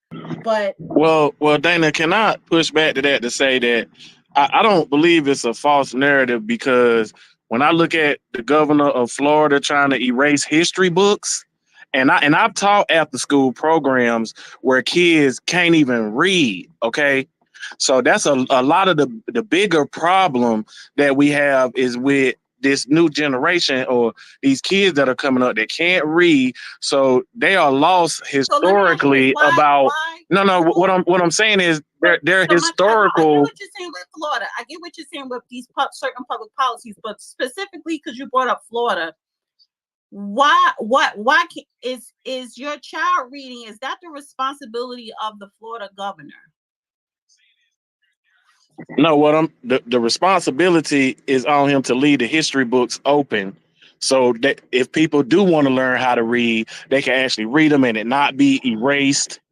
No, but We've always had a problem with being in history class, and we're like, oh, well, where is the rest of the history? Like, one second, stop, Hold slow down. Like, let me just dialogue with him for a second, Judge, and then I'll hand it over to you, because you said two different things. You're talking about history books, right? And then you're talking about kids can't read. Those are two different things. So whether he took out every single Black history book, right? Your kids should still be able to learn how to read. Whose responsibility is that? Is the parents. It is parents' responsibility to teach their kids how to read, and it's the parents' responsibility to teach their kids their history, their culture, their lineage, not the governor. And also, what is going on in the governor, how that whole thing started, the Democrats will put an LGBTQ not just in the schools, but also in Black history. So they was trying to slide it in there, but under our umbrella. And what he did was said, no, we're going to get rid of all of it because you're trying to slide it in here. So Black people should have said to the LGBT or the Democrats that are so rainbow friendly, get that shit out of our history. So you cannot sit up here and just blame a white man when, number one, it is the parents' responsibility to teach your kids how to read. Well, no, And it's that's the not parents' what I'm responsibility to saying. teach your kids I history. I agree. That's not Because what they're I'm two saying. What different I'm things. saying is Black American history not American history? But you Most said two definitely different is. things. You said kids can't read and he's taking history books out the school. Those are two different things. No, I was correlating the fact that once kids do learn how to read, do we want to give them a warped sense of history like some of us have been taught in public schools growing up? Like Right. that's the point I'm trying I to make. don't Not disagree with blaming you a there one because person for it. I'm right. just saying. And I don't disagree with you there because first of all, whether it's quote unquote American white history or any history, it's diluted. History should be the truth. And it is very much diluted on high school, elementary, and in some collegiate areas. However, I didn't learn about my history, my Black history in schools. I got that at home. I got that at extracurricular activities. So if there is a problem with the school system, Black people need to reiterate it at home. It should start at home, and there should be extracurricular activities outside of the school because our school system overall in this country is messed up. Stop relying on the school system to educate our kids. So that would be my pushback to that, but I'll give it to the judge. Okay. Look, it's a matter of perspective. What gets learned about reality is what gets learned at the kitchen table after dinner when the kids sit down and do their homework. Tulsa, Oklahoma, Black Wall Street. Why are we interested in that when there were 122 other places that had this problem between 1918 and 1923? 123 in total. Why are we worried about Tulsa when we had Washington, D.C., a 5 going on 6-day riot where Woodrow Wilson had to call out the cavalry, literally, to put it down? Black veterans were having a convention there. They wound up getting guns from the Pullman car porters who smuggled them in from Baltimore. The Black troops got on the roofs of the tenements that the white racists were trying to burn down. And in this one, which was the biggest of the group, more white people died than Black people did. And that was in 1919. But we never talk about that. So what's the message in that? What's the message in history about? well, why aren't those 122 stories put into these books then? Well, See, you wait a minute. got to go back and ask why are they not there? Wait. You know It's what American history, right? Wait a minute. You know when I learned it? 1959, 1962. Now, what has happened in the interim where nobody knows that? Between now and then, what have you done to yourself? We were there where history was being made. The civil rights stuff was going on. But you also got exposed to all of the Black military vets from Korea, World War II, and the older ones from World War I that tested civil rights because they said, we're not getting down on our knees and letting any redneck beat us across the head until another redneck feels guilty about it. Ain't gonna happen. We'll kill you. But they don't want us involved in this because they say we will get things upset. And there are too many of the what we now call the rainbow group involved in it. And they didn't like that either. But you see, you never hear about that either. Some of the people that you're talking about in history, I do personally. I knew Angela Davis quite well. I knew Huey P. Newton. I knew Eldridge Cleaver. I recruited Geronimo Pratt, G, to UCLA. I recruited John Huggins personally, Bunchy Carter, chairman of the Black Panther Party in Southern California. There are pictures of me bodyguarding for Shermont Banks, who was the chairman at one time. I recruited Elaine Brown there, Nathaniel Clark there. I knew these people. I knew Wilma Rudolph. My brother was bodyguard for Muhammad Ali when he fought the Thriller in Manila. I knew these people. Your personal friends. I was bodyguard for a week for H. Rap Brown, who I think is the real unsung hero in American history. I actually heard Malcolm X speak one time. The old man took me to listen to him. That was in 1963 when I was in high school. So, okay, I met these people. Coretta Scott King took a nap on my couch in my chambers while we were discussing James Earl Ray's case where he did not kill her husband, and she was convinced of it too. See, I know about these things. I've seen a bunch of folk get done in. So, I mean, it goes both ways. I tried. One second. Okay. Let me That's finish. 1 second. Can if you already spoke, can you drop down like Stacks? Can you drop down? I know Adam. You don't have to. Bro Queen, not yet, and Drew, because you want to say something again. But can you drop down, because it was some people that wanted to come up, and I want to make room for some new speakers. But I am going to get to the hands for people who already spoke, and I'm gonna get to the new people too. I see you, Jara. So one second. Back to this real quick. I'm about finished. I tried 42 first-degree murder cases, death penalty demanded as defense counsel, and a bunch more where death was not demanded. And I tried white folk accused of killing black folk, white folk accused of killing white folk, black folk accused of killing black folk accused of killing white folk, and even a few red and yellow mixtures thrown in, brown also in there. And killing is a human preoccupation. We kill better than anything on this planet, so it goes down that way. And juries are interesting. I've had juries where I've had mostly white people walk back. Whose phone is that? That's in the background. I can't do anything about it. I've had white folk acquit black folk for killing white folk. I've had a situation where a black senior chief petty officer killed a white gunny sergeant, and the white victim's father walked up after he was acquitted and shook his hand and said, "I told that damn fool somebody was going to kill him. You did what you had to do." I've seen it go both ways. Now, there's racism, but that's just a form of xenophobia, which is the fear of humans for the unknown or the repugnance of the difference between one person and another or a type of people. Now, familiarity helps things out. A lot of folk in Vietnam couldn't stand who was in the slit trench with them, but they were in there both trying to achieve the same objective. I played football in high school and college out at UCLA for a while.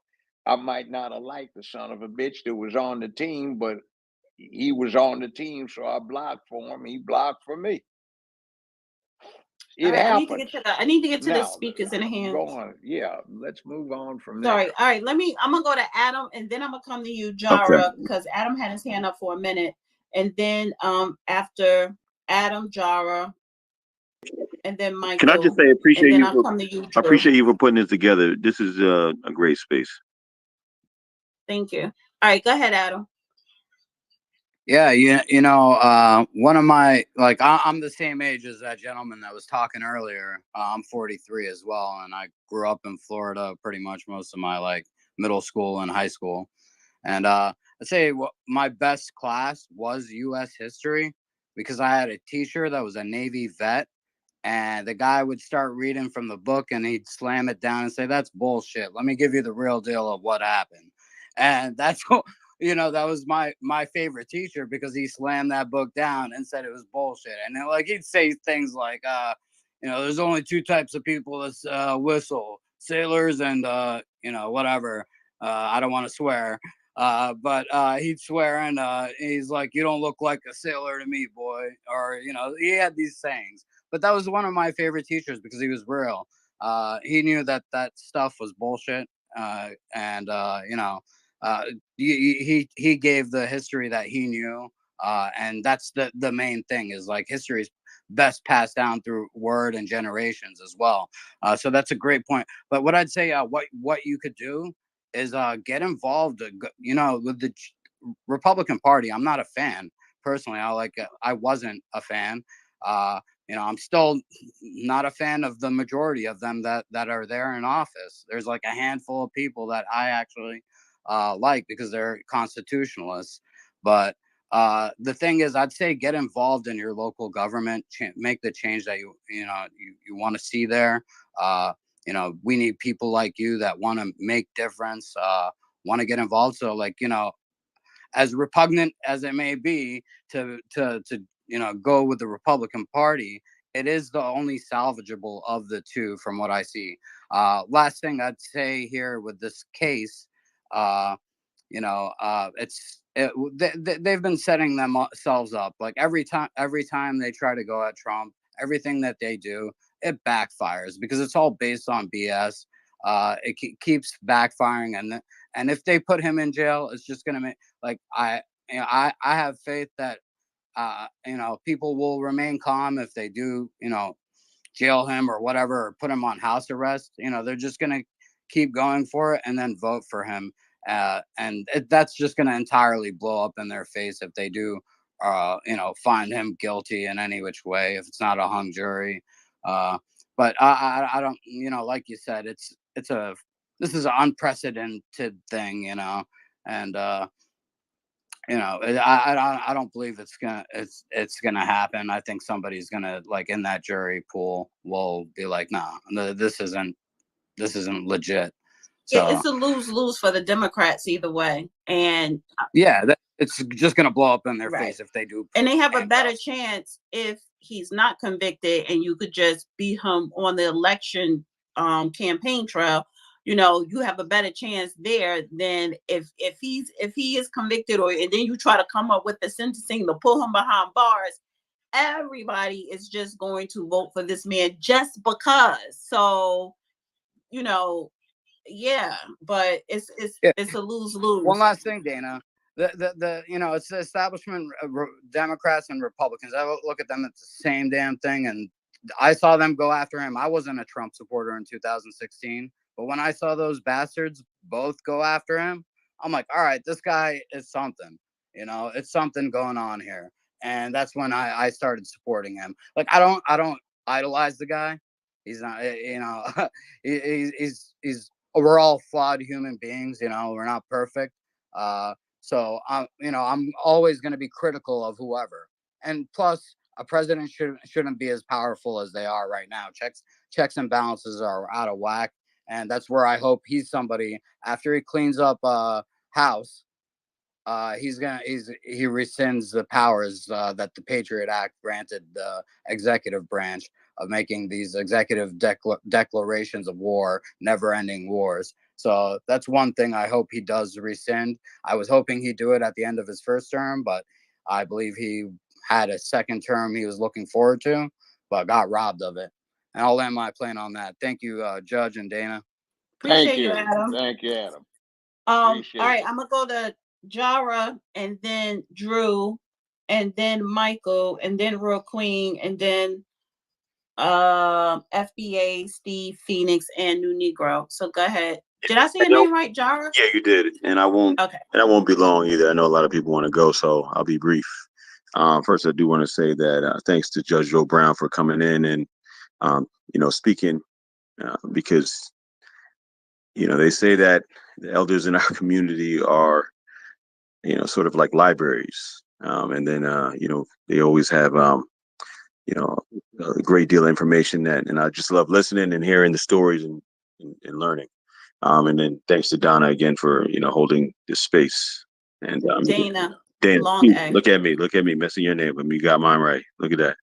But sorry about that. So look, I did want to ask a quick question just about family courts and family court judges.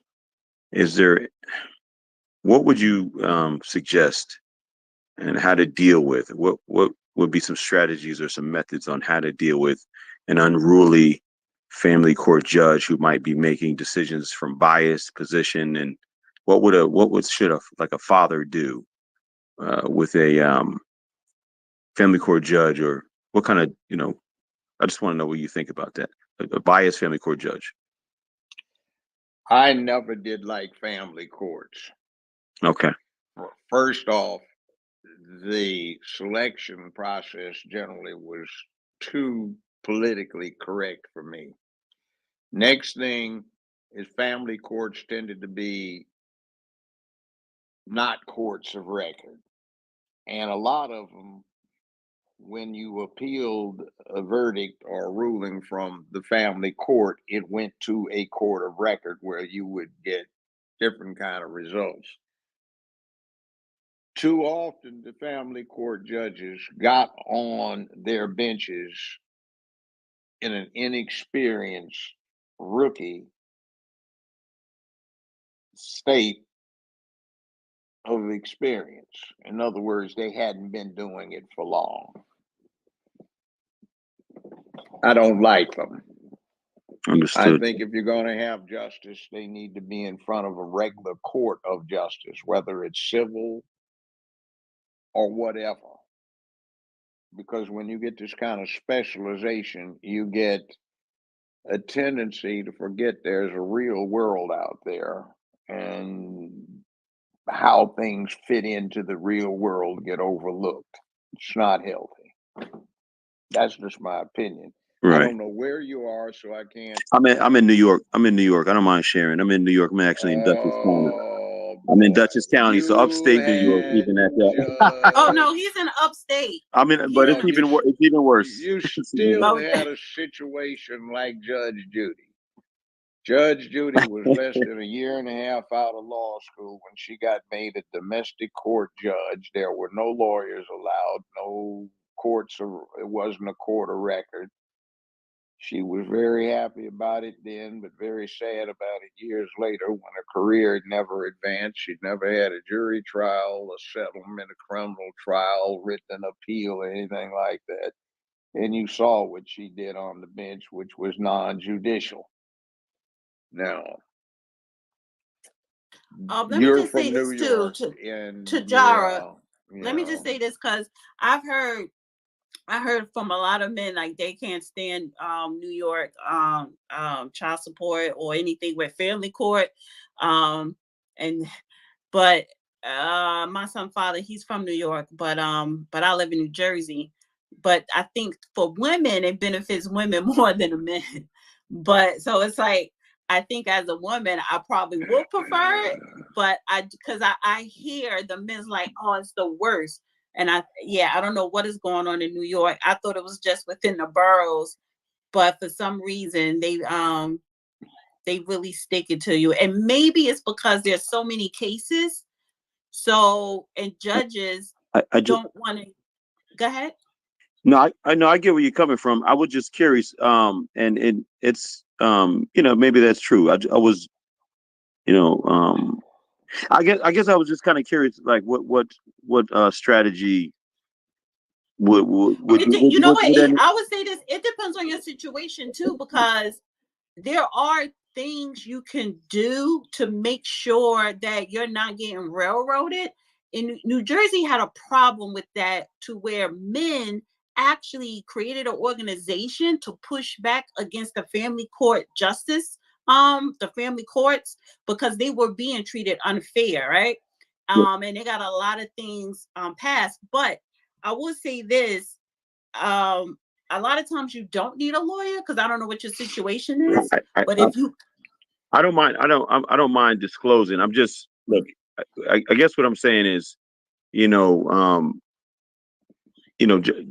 Judge O'Brien, you've been around the block when it comes to just the law and just being a judge, obviously, right? And so I guess I'm curious, what would you suggest to a man that's going through, let's say, a situation where this judge is leaning towards the mother in almost all the decisions, even when you have specialists coming in and people saying that, hey, that judge is making the wrong decision, or judging the male in an unfair way. You know, I'm trying to, you know, I've filed complaints. I actually have a meeting coming up with, you know, I've had my child's attorney try to, you know, literally get into a conflict with me in the hallway, filed a complaint against him. Nothing happens.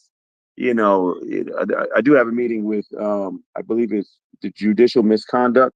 I forgot what the committee is. A judicial misconduct committee, I believe. I have a meeting with coming up soon, and I'm just trying to figure out a way how to maybe get a change of venue or something. I don't trying to figure out Well, the what best are way. you seeking? Are you seeking custody? I had joint custody. I had joint custody, and my custody. Let me just say this. Let me just say this. I don't know if you have a lawyer. Hopefully, you have a good one. I would not have a divorce specialist. They tend to focus on generating billable hours at your expense and not seeking quick resolution of the case. If you don't have one, I'd get a good general practitioner who's been at the game for a long time. If you can take a court reporter in there, do so. It's worth the expense. And I don't know whether you are in this with a paternity thing or as a divorce thing, but too often the reports I get out of New York are that the judges that they have to deal with are like Judge Judy Scheinland types. Yes, And yes, that's basically what it is. Judy Scheinland, with due respect, does not illustrate appropriate judicial temperament at all. So that is. So you saying basically he just needs to have the right This lawyer? is a simple custody case. It's a simple custody case, and that's it. There is no simple custody case. Well, excuse me. Well, I'm just. But if mean, you have, wait. Let me ask you a question. One second. When I say that, I mean it's not like a divorce. I wasn't married, so it's not a divorce. It doesn't have the other complications. I guess that's what I meant by that. So do you currently have joint custody? You know, I had joint custody, and my joint custody was suspended. And it was actually suspended due to, I'll say it on mic. I don't care. I mean, I did it in the right way. I disciplined my child for actually putting herself in a really dangerous situation and lying to me about it.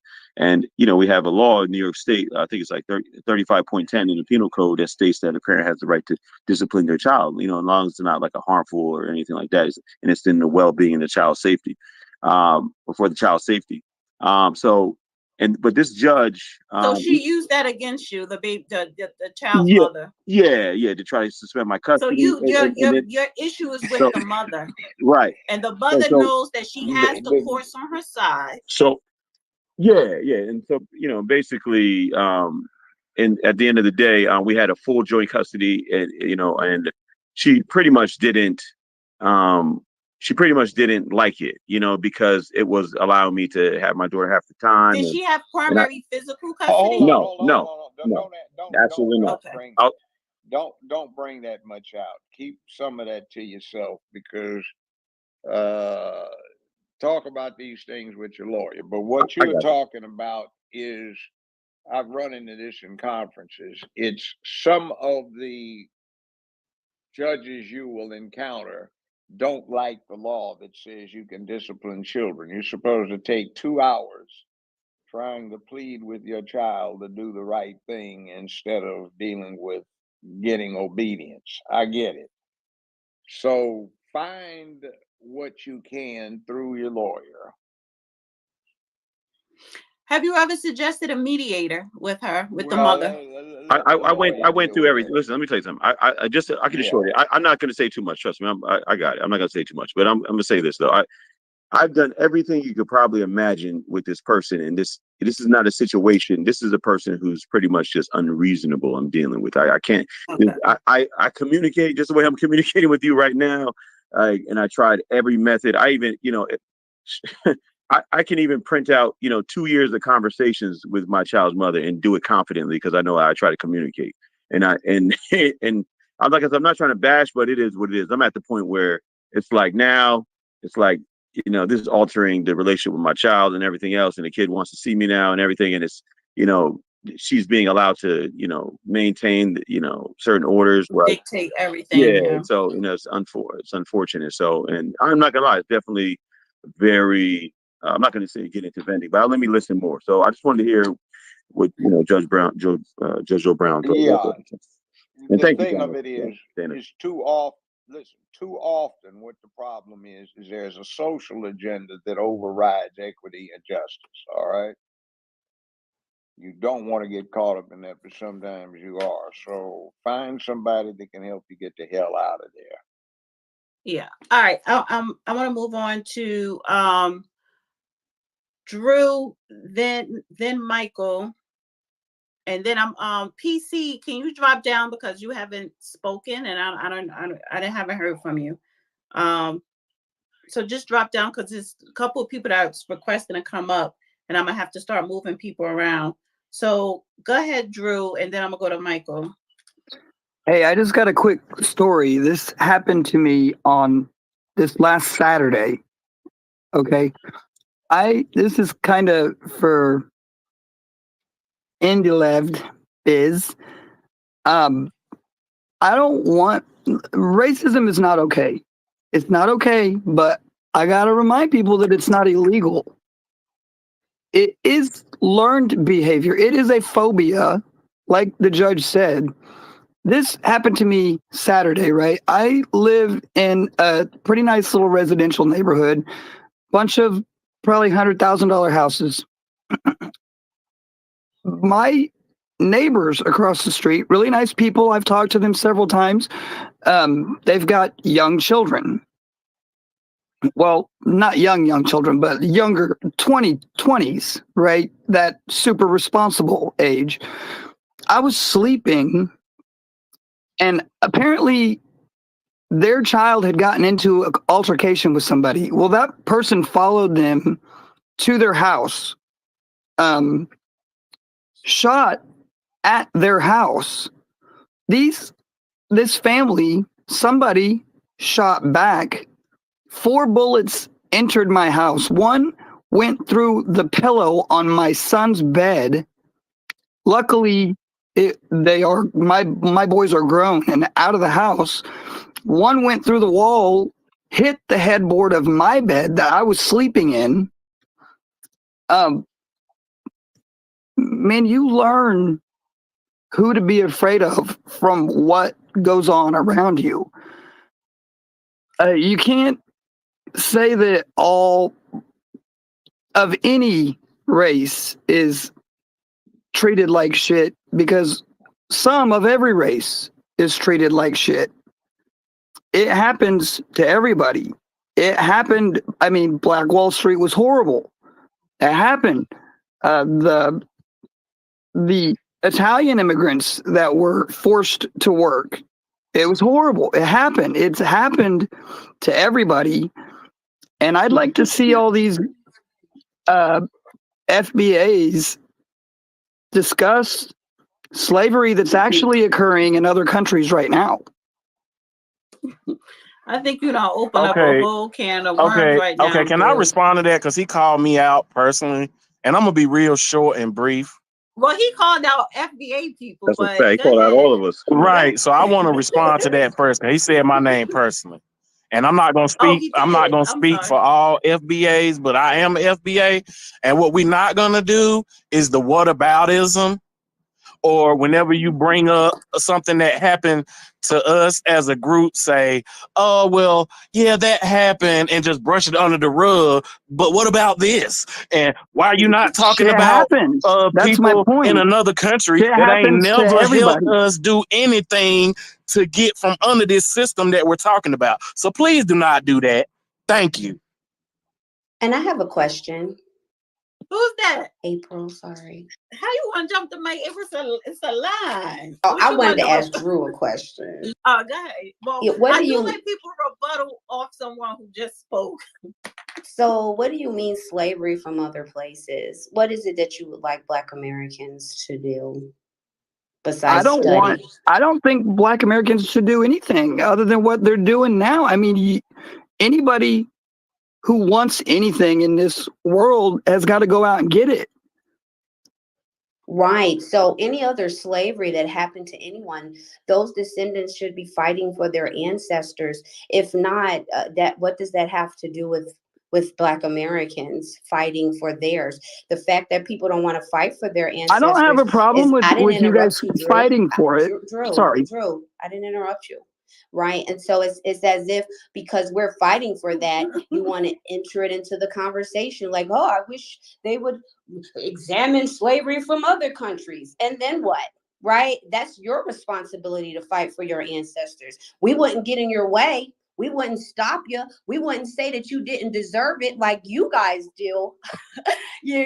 So it just made no sense for that. It was just a very a disingenuous statement that you made. I just wanted to point it out. Thank you. Sorry, Dana. Okay. That's no problem. Can we not call out acronyms? Thank you, sis. tonight, honey? Thank you, sis. April Showers. Thank you. Who's gonna Because we gonna be here for 6 hours. Who's gonna pay them? Calling out acronyms because Drew, you done said FBA, honey. They be rolling deep up in these X spaces. He talking about who's gonna pay. The same people that pay all these other groups that atrocities happening to him. The U.S. government. Stop asking that question like you don't know who owes. The U.S. government doesn't have any money. They have the judgment fund. They got plenty of money. They got plenty of money. They pay for wars and send money to the Ukraine and everywhere every day. Hold on. Have you ever heard of taxes? Anybody ever heard of taxes? Yes, Judge. We all pay our taxes. Yeah, well, that's the point. Yeah, and the same way our tax money went to Native Americans, Ukrainians, and everybody else. Why it can't go to us? Judge, hold on. Judge, you need to turn your volume up or come closer to your mic. Hold on. Here is what the deal is. You have to answer this question. If come the money closer to the mic. No, I don't have a mic to come closer to. Well, turn the phone volume up. We can't hear you, Judge. That's why. Okay, here, let me put this to the table. If the government doesn't pay you, what are you going to do? The same thing we've been doing all this long time, surviving. But we're not. We don't want it to be denounced or to act like the debt is not owed. People speaking on it like the debt is not owed is not cool. That's not the point. Oh, we're preparing for that, Judge. The point. Oh well, yeah. We're going to do both. We have to do both. Maybe. No, it's not a maybe. But it's time you gave some indicia of it in a way that doesn't get you put in jail, but you need to get a little bit more going on. We have no heroes right now. And what we glorify is not in the line of getting where we need to go. If you want to deal with history, study it. And when you study history, don't concern yourself with who made it. Just look at it and see if there are any consistencies. And if you do, you will see that as long as they've been keeping written records about it, there are certain consistencies. And when you note those consistencies, then maybe you can start emulating them, because right now we're not doing that. Well, can I say this, the judge? No, stop. I need to get to the other names. April, I got you here on a list. So, bring it up when I swing back to you. I got to move on to the other speakers. And I'm pretty sure there are a couple of speakers that will be bringing this back up. So, but I need to go to Michael. And then I'm going to swing the Real Queen. And then Latasha. Is FBA still up here? I don't know. Wait, I don't see FBA or Latasha. I see Phoenix. Okay, no, they left. That left Steve. So it is Michael, then Real Queen, then Steve, Phoenix, New Negro, Gordon. I don't know if Gordon's still up here. Brooklyn, April, Immortal. So go ahead, Michael. I'm gonna drop down and let you get some space for other people, but thanks a lot. Appreciate you letting me come up. Yeah, and Jara, honey, just a little FYI, because I've been through that child support system, and I never lost You gotta get a little nasty. You gotta get a little nasty. That's all I'm saying. You gotta get a little nasty. You're funny. I appreciate Because you. it's a headache. No, Yo, it's yeah. tricks to it, but you gotta get nasty. I appreciate you for real. And I just yeah, shout out to Judge Joe Brown, man. Follows you, man. All right now, y'all. thank you. All right. All right, so go ahead. Is Michael Yes, still he on there? is. Or Yes, he he is. left? Yes, he is. Oh, go ahead, Michael. Good evening, Dana. Good evening, Judge. Good X evening. Faith. I'm going to keep it quick because right now I'm cleaning my 2A kids. Translation of my guns. But Yeah, good. Hey, I like it. Go yeah, ahead. I just bought Mossberg as an early birthday gift for me. Please, let's not talk about weapons. Just come on. But well, point of that is, I probably said that too many times, so I'm blue in the face. I'm going to continue to say it. Yes, we know then that we weren't put in mind when the Constitution was built or was drafted. However, we're citizens now. What is stopping us from exercising our rights? And yes, we do have them. The whole thing about is not for us. That's our sin. Is believing it. Is believing that it is not for us. So long as we pay our taxes, we are citizens of this country. We are not only owed the responsibility of being citizens, but we have the right to practice our rights.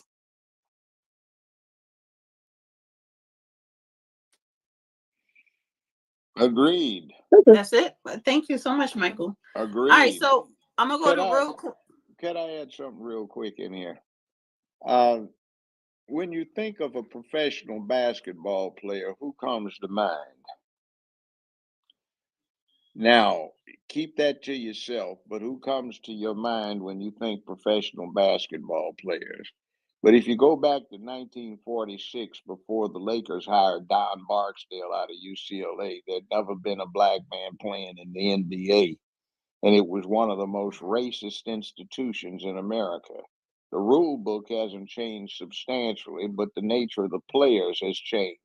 The Constitution is the rule book that's comparable to the NBA rule book, but it's a lot simpler than the NBA book. But just like at one point, everybody playing basketball was white, now they're not. The same thing can be said about the general society. It's not so much the rules as it is the application of the rules, and it is the quality of the players and what they do to open doors for themselves and to create their own opportunities.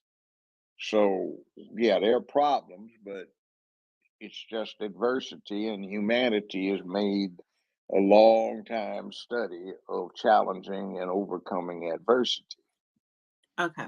All right. I'm gonna go to Real Queen, then Phoenix, New Negro. I don't see Gordon. Then there'll be is Brooklyn, April, Immortal. I see two people down here. Goss Grant. I don't know. I hope you're not a troll. Because I don't got time for that, honey. So, all right. So go ahead, Real Queen. Okay, I'm about to come out like a female Mike Tyson on some weak crap I just heard earlier. Some scudacerous, atrocious, homogenized, punctified, sissified crap I just heard. Okay, from a black man a little while ago on this panel talking about his reason for not supporting Trump is Trump made statements about cops must be protected. Seriously, that's your gripe? That's your beef? I mean, we already tried defund police. It didn't work. Okay. Who got harmed the most? Black Americans. I can cite two examples. Out of Chicago, a black woman was suffering domestic violence, called police, and the cops told her, well, we don't have any units to send you. She waited for hours for help. Out of thugs were shooting up an apartment complex. Bullshit. So no, we need police in this nation. And we must divorce ourselves from this misconception that, oh, Black thugs and criminals who run from police, do not comply with police, represent Black.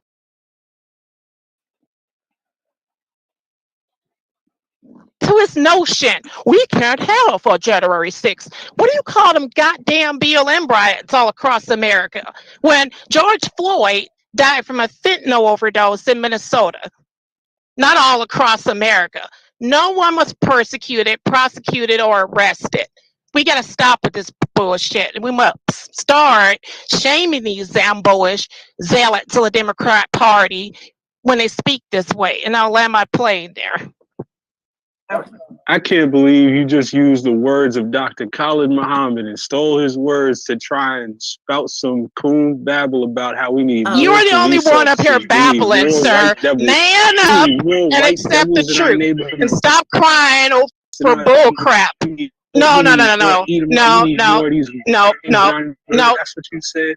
You stole the words of Dr. Khalid Muhammad. I didn't steal anything. That's the fallacy of your freaking thinking. If you're still alive, we look at you with complete utter disgust. Something playing in the background. Whoa, everybody chill a bit. Wait, one second, real quick. Your reception. I don't know if you got something playing in the background because Brooklyn he didn't say anything. You just kept talking. So I don't know who you were replying to. I'm responding to the guy that just addressed me. I know, but it was some Dana, you can't hear me? issue going on. So sorry about that. I don't know what apps open. Close all your apps. I can hear. No. I don't think Dana can hear me. There's a back and forth going on here, Dana. I know, but her reception was sometimes it comes and goes. Yeah, it was giving feedback. That's all I'm pointing out. All right, and just for the rule, Brooklyn and Real Queen, they are actually married in real life. So, all right. So I want to go to Phoenix. Okay, I'll drop down. Some more speakers can come up, but thank you, Dana and Judd, for this opportunity. Salute. And if you come back up, I'll bring you back up. You want to request to say something if you hear something or whatever. So, okay. All right. And then Michael, would you mind jumping down as well? And then if you want to say something else, I'll bring you back up. Okay. All right, because a couple of people that's requesting. Thank you. All right, go ahead, Phoenix. Good evening, Dana. Halato, Judge Brown.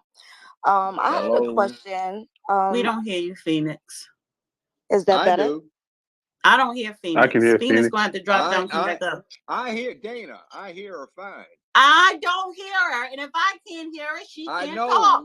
I know, but what's going on? She's coming in real loud. No, I don't care. Can you drop down, Phoenix, and come back up? Dana, I'm just checking real quick. Can you hear me? Drop down and come back up. Thank you. I can hear you. That's fine. I'm glad you can hear her and you can hear me, but I need to hear the somebody else is talking to you right now. I said no. Dana can't hear me. Nobody else isn't talking to me. I don't hear anybody else. Yeah, somebody's talking very loudly. So who? Brooklyn. That's me. Brooklyn Israelite. Brooklyn. Okay, Brooklyn, go drop down and come back up. Drop down and come back up because I can't hear Brooklyn either.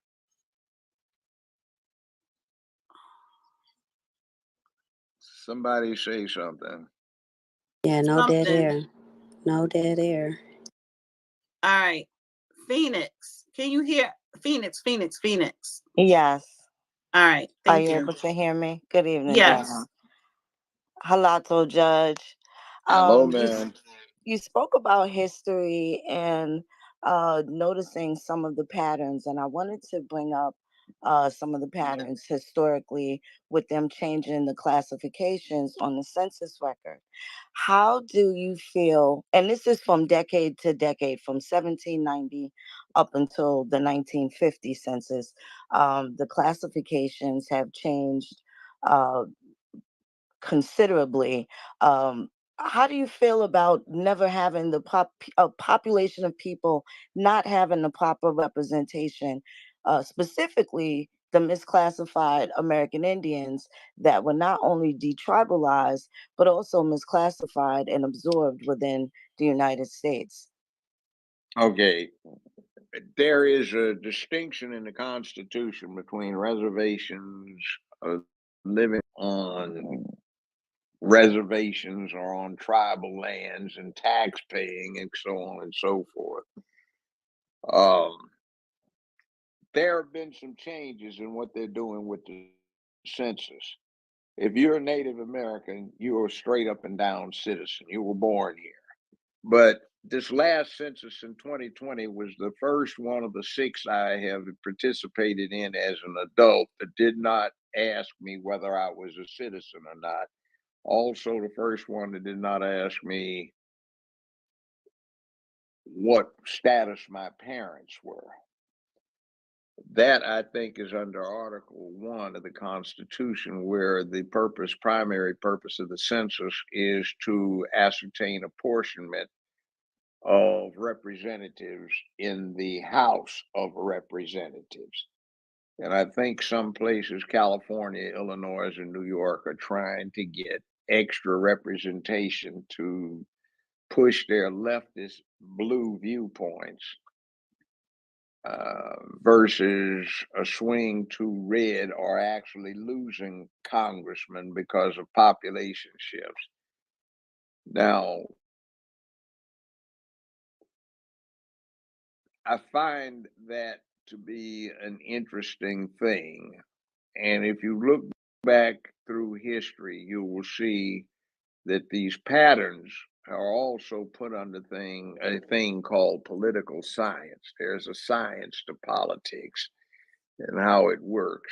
And that doesn't have any respect for whether you're talking about a system in Soviet Russia or Nazi Germany or monarchist Great Britain or representative republic here in the United States, Democratic Republic. So these things do have influences, and you have to learn them and you have to apply them.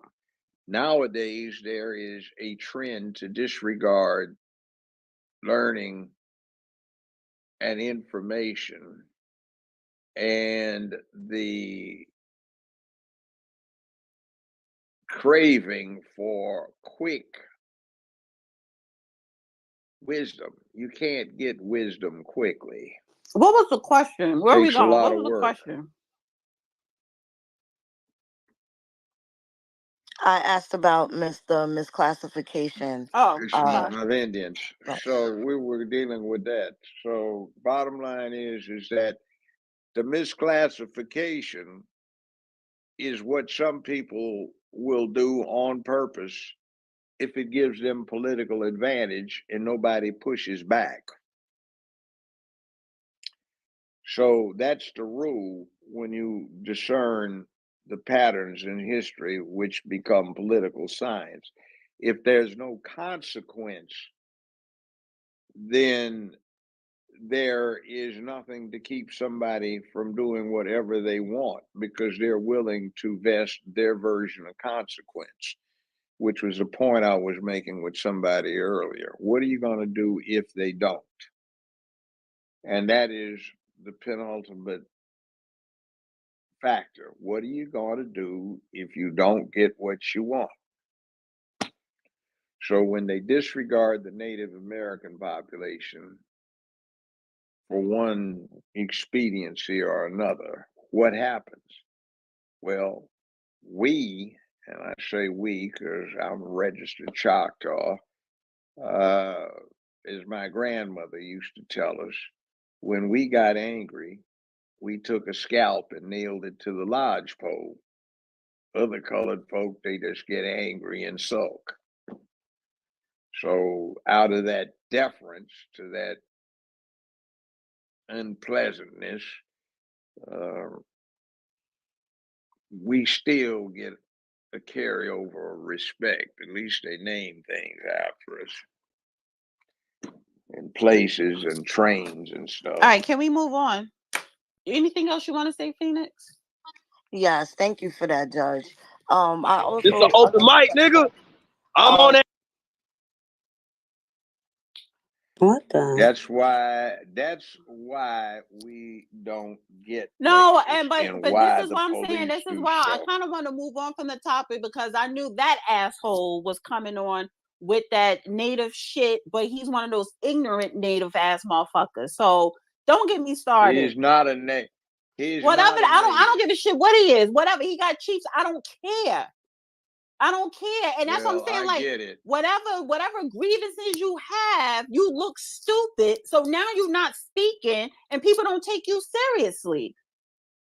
And that's why I don't even talk about none of that secure the tribe, tribal or native shit, because it's too many trolls. Oh, that wasn't Secure the Tribe. Whoever the fuck I'm just talking about people that claiming native, heritage, whatever, that he had chief something, honey. And it's like, who gonna take you seriously if you trying to cloak yourself with a group, but you acting like a fool? Well, that's why people got a problem with the police, because acting like a fool becomes normalcy to them, but not to the rest of the world. It's always a dumb nigger. Well, I don't like that. Not the ER. Yes. He was wild. No, it's like I'm not certain who that Drew was. sitting on the stage with 100s. Yeah, Drew. Yeah, but see, April, no. I was 100 in Stop. Slow down. prior Right. to No, because they that. weren't even Just so talking you about know. that. Wasn't even a Black American though, right? So that's why we delineate. That wasn't even a Black American. So the example don't even relate to us, even though that's why you was 100. That's who you thought they were talking. No, don't presume to know what I was doing. I was hammering the 100s for Dana because she was hitting it. Yeah. Oh, he said he hit at 100 when I said the E word, the ER. No, no, I was already hundreding before you said that. Okay. So let me go to New Negro. See, April, no, it's an inside joke when I say ER, and April made the comment because I said in a previous space before. So yeah, go ahead, New Negro. What's up? I just I'm sorry. one Go other ahead, thing Phoenix. to Go ahead, add finish up. really quickly. And thank you for your response to Judge. In light of Deb Haaland, the Department of Interior, being indicted, and the critical grilling from Senator Josh Hawley and their mismanagement of funds, of land, amongst other things, and the backdoor wilderness group that she's dealing with, that were doing those experiments on people in Philadelphia. What's your take on that? The Senator hearing that was about 3 weeks ago.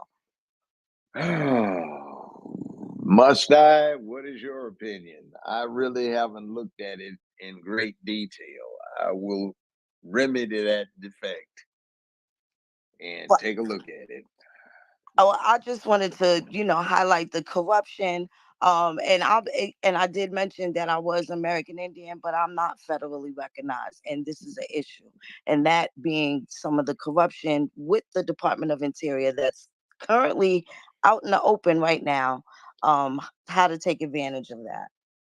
Well, a lot of what you see right now is the product of certain people taking advantage of their positions to do corrupt things. It is almost endemic with the blue crowd. Not that the red crowd doesn't have their problems, but they aren't as bad. Is the red crowd the the ones keeping the black crowd out of being recognized? Yes, they are. No. It's not the red crowd. Okay. All right. Well, the red crowd will recognize you if you're talking their rhetoric against our own people. Yeah, they will put you on a pedestal. Well, wait a minute. Look, everybody is not going to be able to get unified, because there's some people that you do not need to get unified with. And in other countries, they'd be put on a wall and get a chance to prop it up for a short time. All right. I want to go to New Negro. Hey, peace and love. Shout out to Dana and shout out to Judge Is Joe he Brown. speaking? Because I can't hear him. He's speaking. I'm sorry. He's okay. speaking. All right. So New Negro, can you drop down and come back up? Because I can't hear you. It's because I'm the host. I can't drop myself down. I don't know how when people do it, and I'll bring you right up. One sec. Wait, what is this? Okay.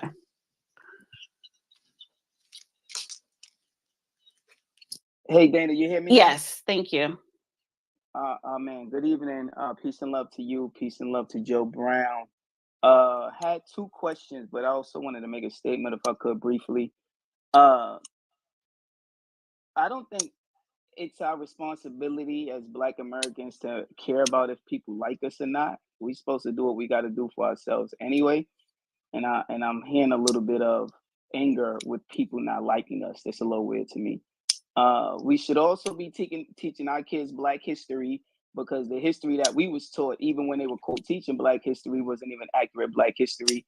And a part of that, we should be making sure our kids know how to read, because we should be doing that. Not saying schools don't have a role, but ultimately parents should be making sure their kids know how to read. That's what my mama did. My mama battled with drugs, but she still made sure my ass know how to read. Question. My question. Oh, wait. My, Oh, go ahead. I'm go ahead. sorry. Judge, can you mute up for a second? Go ahead. Yeah, my question is two, right? One of them is, most recently there's been a lot of outrage, and this is to Judge. Most recently there's been a lot of outrage about what Trump said at one of those rallies he does, where he mentioned something about qualified immunity, right, with law enforcement.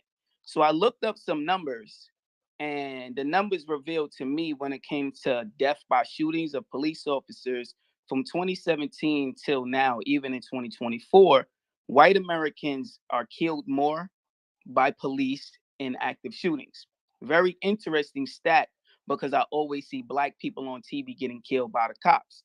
So my question is there something with the media that shows Black people being died to some type of re-traumatization or some type of psychological warfare towards our communities, and different than maybe back in the 90s, where they used to show cops and show white people getting their ass kicked by the police, and now we don't necessarily see a quote white injustice, if they want to call it that, or even white Americans going outside to address this qualified immunity. What is missing in that, if there's anything, Judge? That's the first question. Tell a lie long enough, loud enough, you can get anybody to believe it. And what's going on is the media is part of this problem, and they're putting out a bill of goods because it ramps up their commercial revenues through ratings. And they have Black folk thinking that they are perpetual victims in a hopeless state of victimhood with nothing that can be done. It's not healthy. So, what is this conspiracy about? It's not, what I'm going to say is not anti gay, but it's anti-LGBTQIA, the rainbow cult. They're trying to impose themselves as the national religion. It's like Buddhism doesn't have a god. The rainbow cult doesn't have a god either, but it's a system of philosophy. And they want distraction, they want despair, they want confusion, they want everybody at everybody's throat. Meanwhile, they operate behind the scenes and they install themselves. You just had some articles on X today about them looking to felony prosecute somebody for destruction of rainbow symbols painted on the street because somebody did donuts around and left tire marks on there. You see, you desecrated the holy image. You can't put a crucifix out there. You can't put the six-pointed Jewish star. You cannot put the crescent and the star for Islam. You can't put the six-pointed God for Hinduism. You can't put a image of Buddha out there, but you can put the rainbow flag, and it's on every wall in your child's elementary school, junior high, and high school. Sex changes are to be fostered on the children in California, and adults feloniously prosecuted if they object to it. I mean, this is all part of the same plan, And we have been given one thing after another to go after each other about and to ramp up the xenophobic thing that all humans have. So, meanwhile, people can operate into confusion and get what they want. And that's what's happening right now. We're getting things generated that do not match realities. You're talking about one of them when you point that out.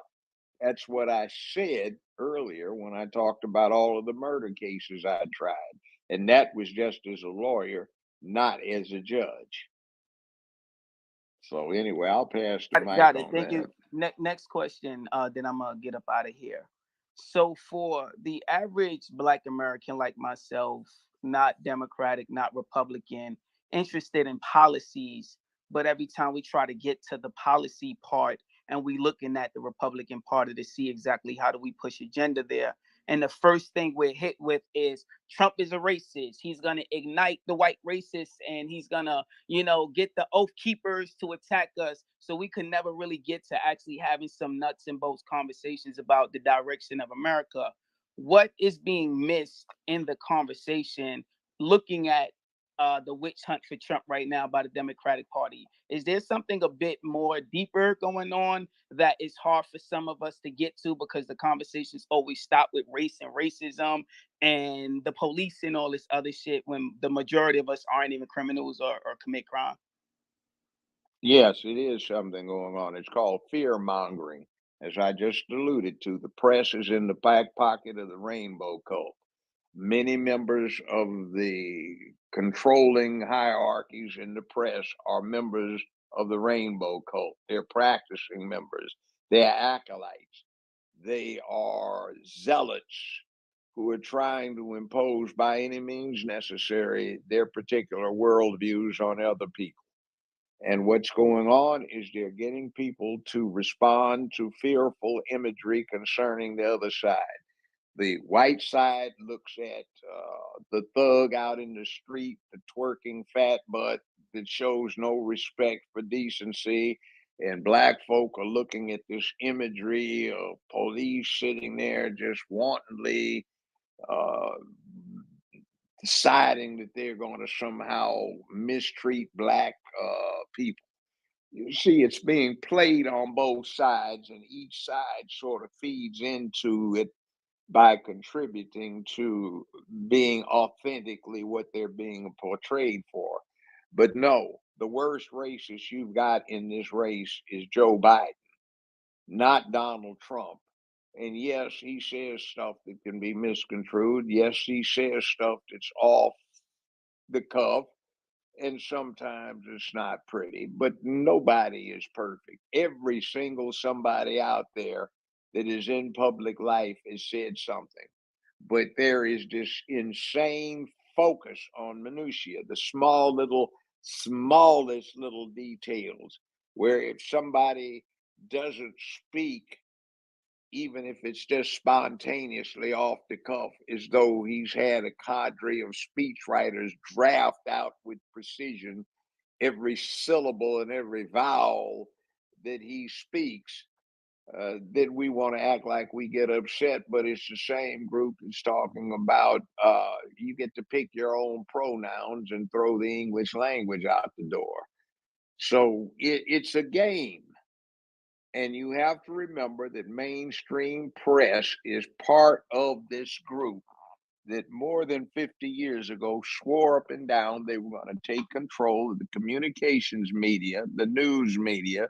They already had the entertainment media. They were going to get into high finance. They were going to get into the political game and take over one party, typically the Democratic Party, because they could rely upon what the Democratic Party was doing to push the idea of fairness to black people. And they were going to expand that to dealing with pushing what's now known as the rainbow, the cult.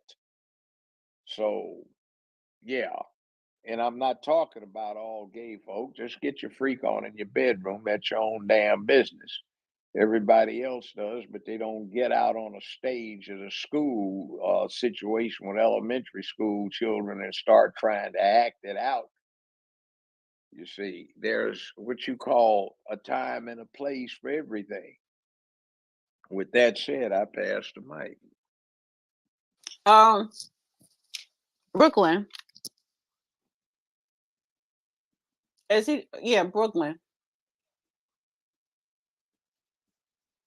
Brooklyn. Okay, he's muted. I'll swing back to him in a second. April. Yes, I'm here. Hey, can you hear me? Yes. Yes. Okay, thank you. All right. Thanks for allowing me to speak. Peace to you, Dana, and to the judge. Peace, power, and reparations to the people. So I'll be brief. I took just a couple of notes. A lot has been said. It was said that we need more police. We do not need more police in our neighborhoods. We need more community members to serve our communities, right? To set up those entities. And you can actually set up these entities and protect lineage. These things are happening across the country and they're legal. So those things are what we should be focusing on, not bringing more outside influence to monitor, right? But to actually work within the community. And, that starts at an individual level, right? It's individual families and communities in that order. It doesn't work any other way. The reality, so much has been said, right? But the reality is that we are a very young people group, right? Very young. And even though we're like the youngest people group, right, that has been in existence, we're still the most accomplished in the entire world. And that says a lot for what have we done. And people talk about Black Wall Street when we built over 1,000 towns. And because they don't know American history, they always speak of the one that everyone is talking about online, and then ask us to actually respect them. But we've made many mistakes, right? And that's kind of what we talk about, what we're not doing and what we can't do and why we always have these problems. And you're right? We've made many mistakes, and we're taking those lessons and applying what we've learned, right? It's one thing to learn a lesson. It's a difference to actually apply those. And those things are happening. And this isn't a microwave. This isn't a sprint. We didn't just arrive here either. This took centuries. And so it's not going to happen just because we said it. So I agree with some people, you're not going to talk me to death, right? So I'm with you there. We'll never have 100% of nothing, which is okay. We should never expect that. I mean, just for your mental health, don't think that everybody is going to be on our side, and we don't need all of you. We need a critical mass. And the grassroots is doing an absolutely great job. People have recognized their lanes and are working in them in every area of our lives. I'm very proud of us as a people group. And as a boomer, right, I get the frustration. I'm not a boomer, but as a boomer, and I'm speaking to you, Judge, I get your frustration. I get your being angry. I get all of those things. And that's where we come in. That's where the Xers come in.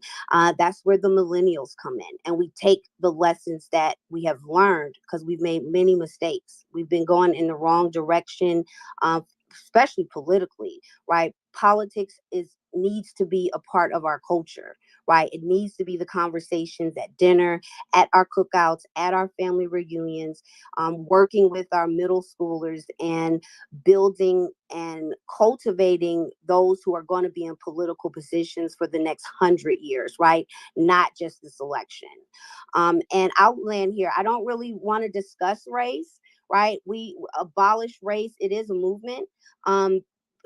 This is a conditioning of this country where people do focus on the color of your skin. I don't care about the color of your skin, right? So I feel that if you operate in race, anyone who operates in race, you're a racist.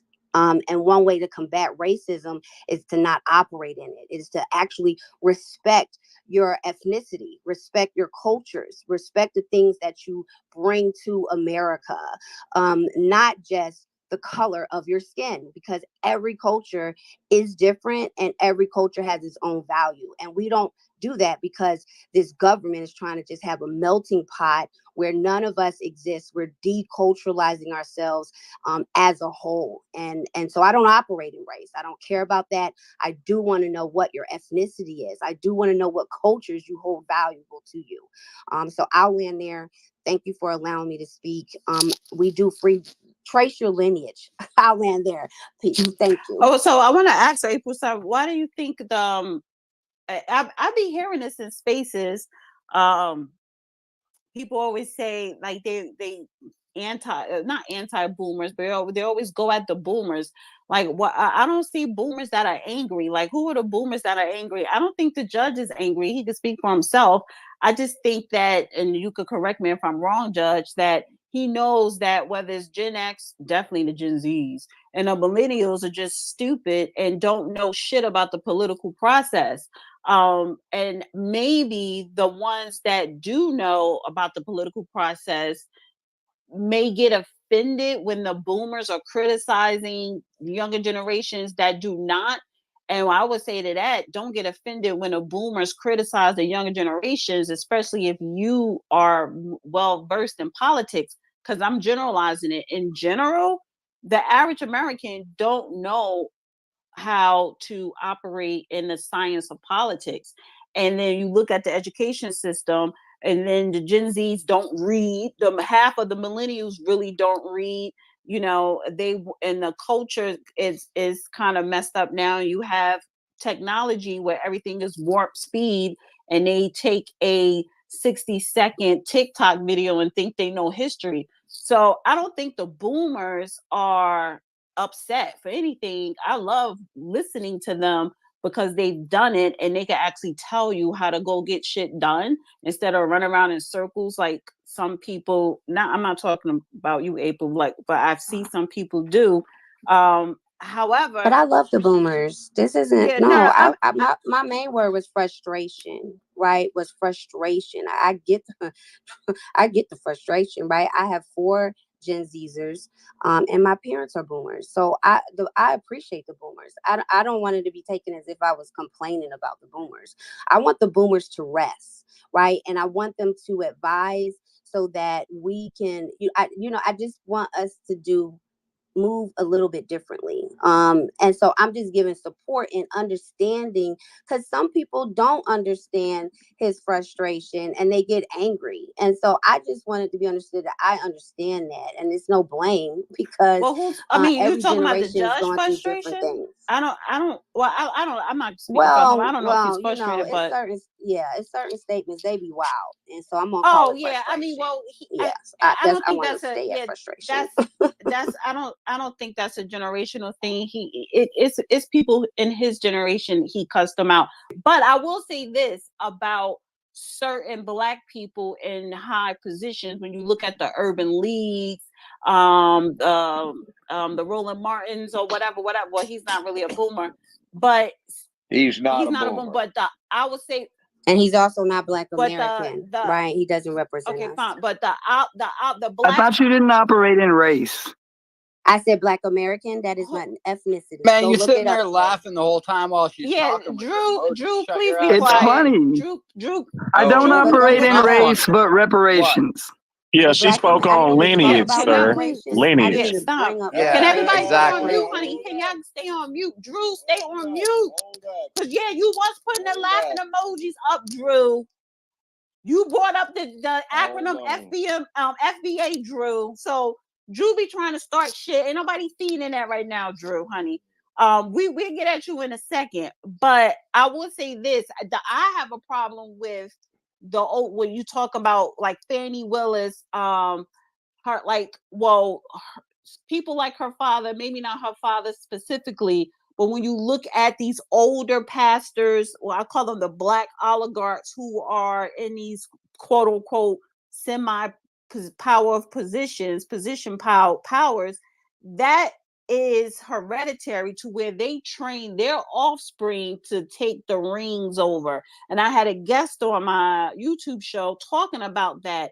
So when we talk about the boomers, you talk about the Mark Marials, but they train their offspring. Okay, you don't like him, but I'm just saying, Mark Marial in his position train offsprings, whether it's his kin or interns, to think and operate like him.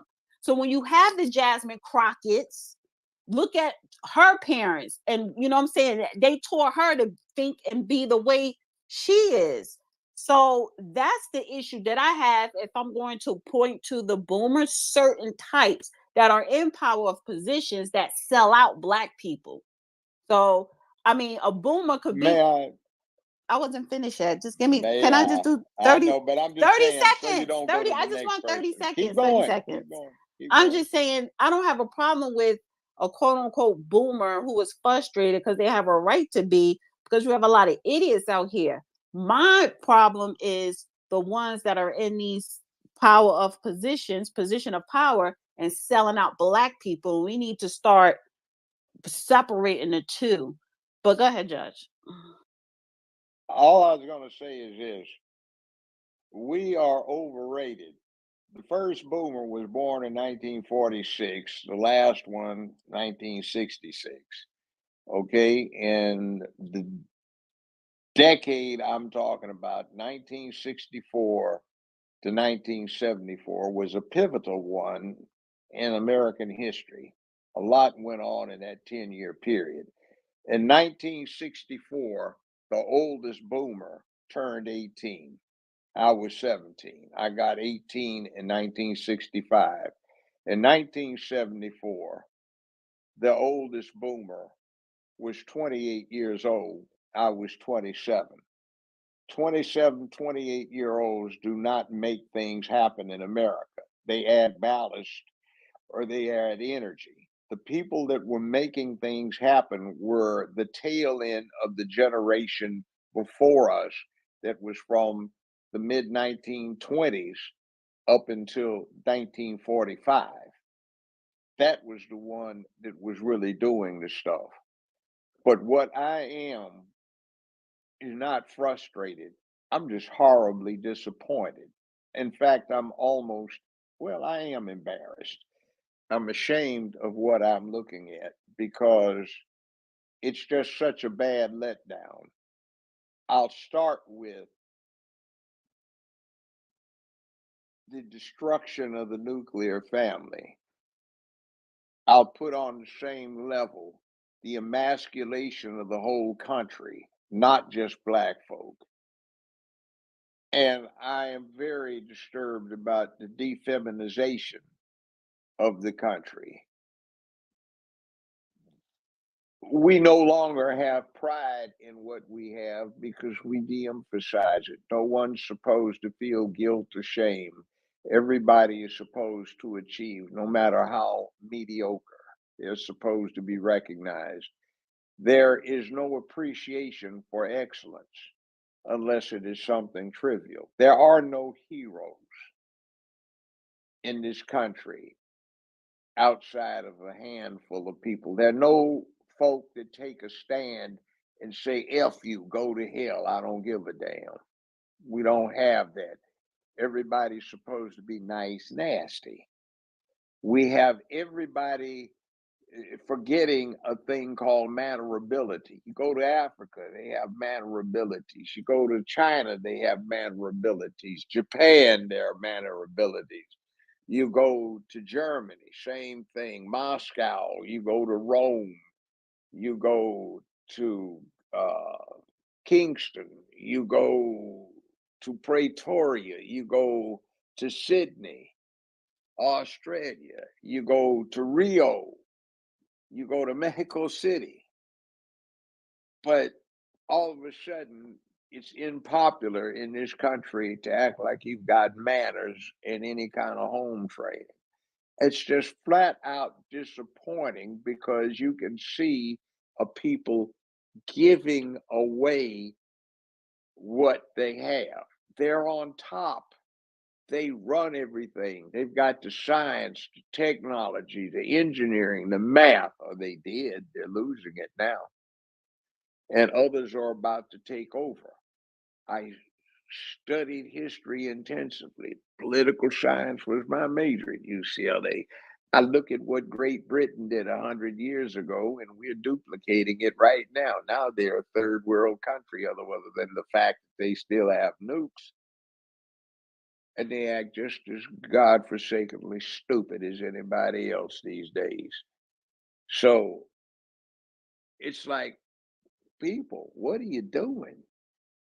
You don't have it rough, but you have it worse because you feel helpless, but you feel entitled. Somebody's supposed to give it to you, but you don't have the balls and the intestinal fortitude to do what is necessary to make it yours.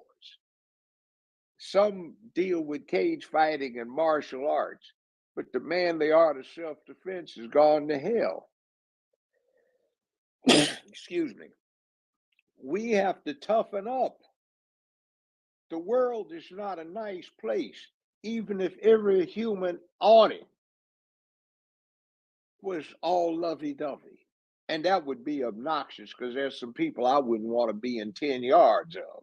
They smell or look ugly or they act obnoxious. But being alive in this universe is a dangerous thing. And we act like it isn't. What is wrong with us? We have the potential. We've got all kinds of things going right. But we stick our noses in front of a goddamn TV screen and we watch basketball all goddamn day. And the basketball ain't gonna get your life better tomorrow. We play vid games same way. It's a distraction. But the ladies watch the housewife garbage. And that's got nothing for them. We give it away. And the People's Republic of China is becoming ever more disciplined and focused. The Russians are saying, we've been through our little spasm after the end of our correctional period. We got something going on here. We got a president, Barack Obama, who is the richest person to ever be U.S. president. He looks black, colored or something. Haven't quite figured out what the hell this fake ass is, but he's there. We even have a heifer, a grinning hyena Harris in there, Imhoff, Mrs. Imhoff. She ain't even black, but she's taken that way. Grew up in Canada, kindergarten through 12th grade, according to her yearbook.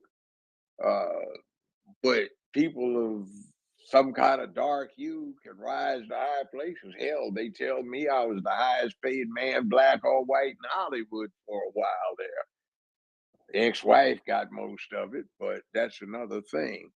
But back to the issue, what are we going to do with the potential? We can't get anywhere where our leaders are stuffed on us like this chicken-eating clown Al Sharpton or this handkerchief head houseboy Cory Booker or this idiot Bragg. Where are our heroes? A rap star? What the hell did he do except act foolish and start spreading dysfunction? Did he do anything heroic? No. So what do we have? Maybe that's why people like Trump. He stands up and says, F you. That ain't the way. And we got Biden. He wants to feel on all the little girls and boys because he's a pervert. But I mean, that's another thing. The Negroes love him because he's head plantation master. He's been saying for 55 years, he knows the Negro. Heard him say that with my own 2 ears, saw him with my own 2 eyes. October 1972, standing outside the Capitol building in Dover, Delaware, a ramshackle old mansion, 250 years old, about to fall flat. So what are we up to? Where are we going with this? We have every opportunity, but we talking about, man, I want to grow some fruits and vegetables, man. They're going to give us some land. No, they're not going to give you valuable real property, fool. And what are you going to do to hold it? You can't even control your own damn neighborhoods because everybody is hiding. Do you know how to shoot? Are you good at it? Look at some of this stuff that's on X, and look at some of these people who have facility with firearms and other weaponry. And look at what you see with the martial arts, and we running around clowning. And when you see the guys fighting out there where they shouldn't fight, they're swinging their arms like some little fifth grade girls. The hell is wrong with us? Focus. We can do it, but it might be too late. So don't give the boomers all this credit and all of the blame. We weren't but in our teens when all this was happening, and when that pivotal year, decade 64 to 74 was going on, from the rise of militants and burn it to the ground, burn baby burn, to Tricky Dick getting his comeuppance. Some of us weren't, but I was about 5, 9 years old. And that ranged from 9 to 24. Not a hell of a lot going on there where you can control all of this. So we came in on the tail end. But it was a time to watch. I passed the mic. Adam, Trinity, Real Queen, and Black American. You know, there's a word that Judge Joe Brown said there, pride. You know, the Marxists took that word, pride, right? You can't be about pride nowadays unless you're gay, right? So the Marxists, you know, these commies, they do that sort of thing. They take the word and then they play for it. You know, I've been doing a lot of listening about the reparations and all that stuff. You know, listening and hearing what people are saying. You know, I wanna know, and I like to learn, and I'm a solutions based oriented person. I look at, you know, the situation in the Middle East, and I have my own like thoughts and solutions toward that. Regards to peaceful, you know, resolution of some sort. But you know, other people have different ideas, of course, and they want to pick sides in the scenario rather than coming to a peaceful solution and you know, taking out the threat.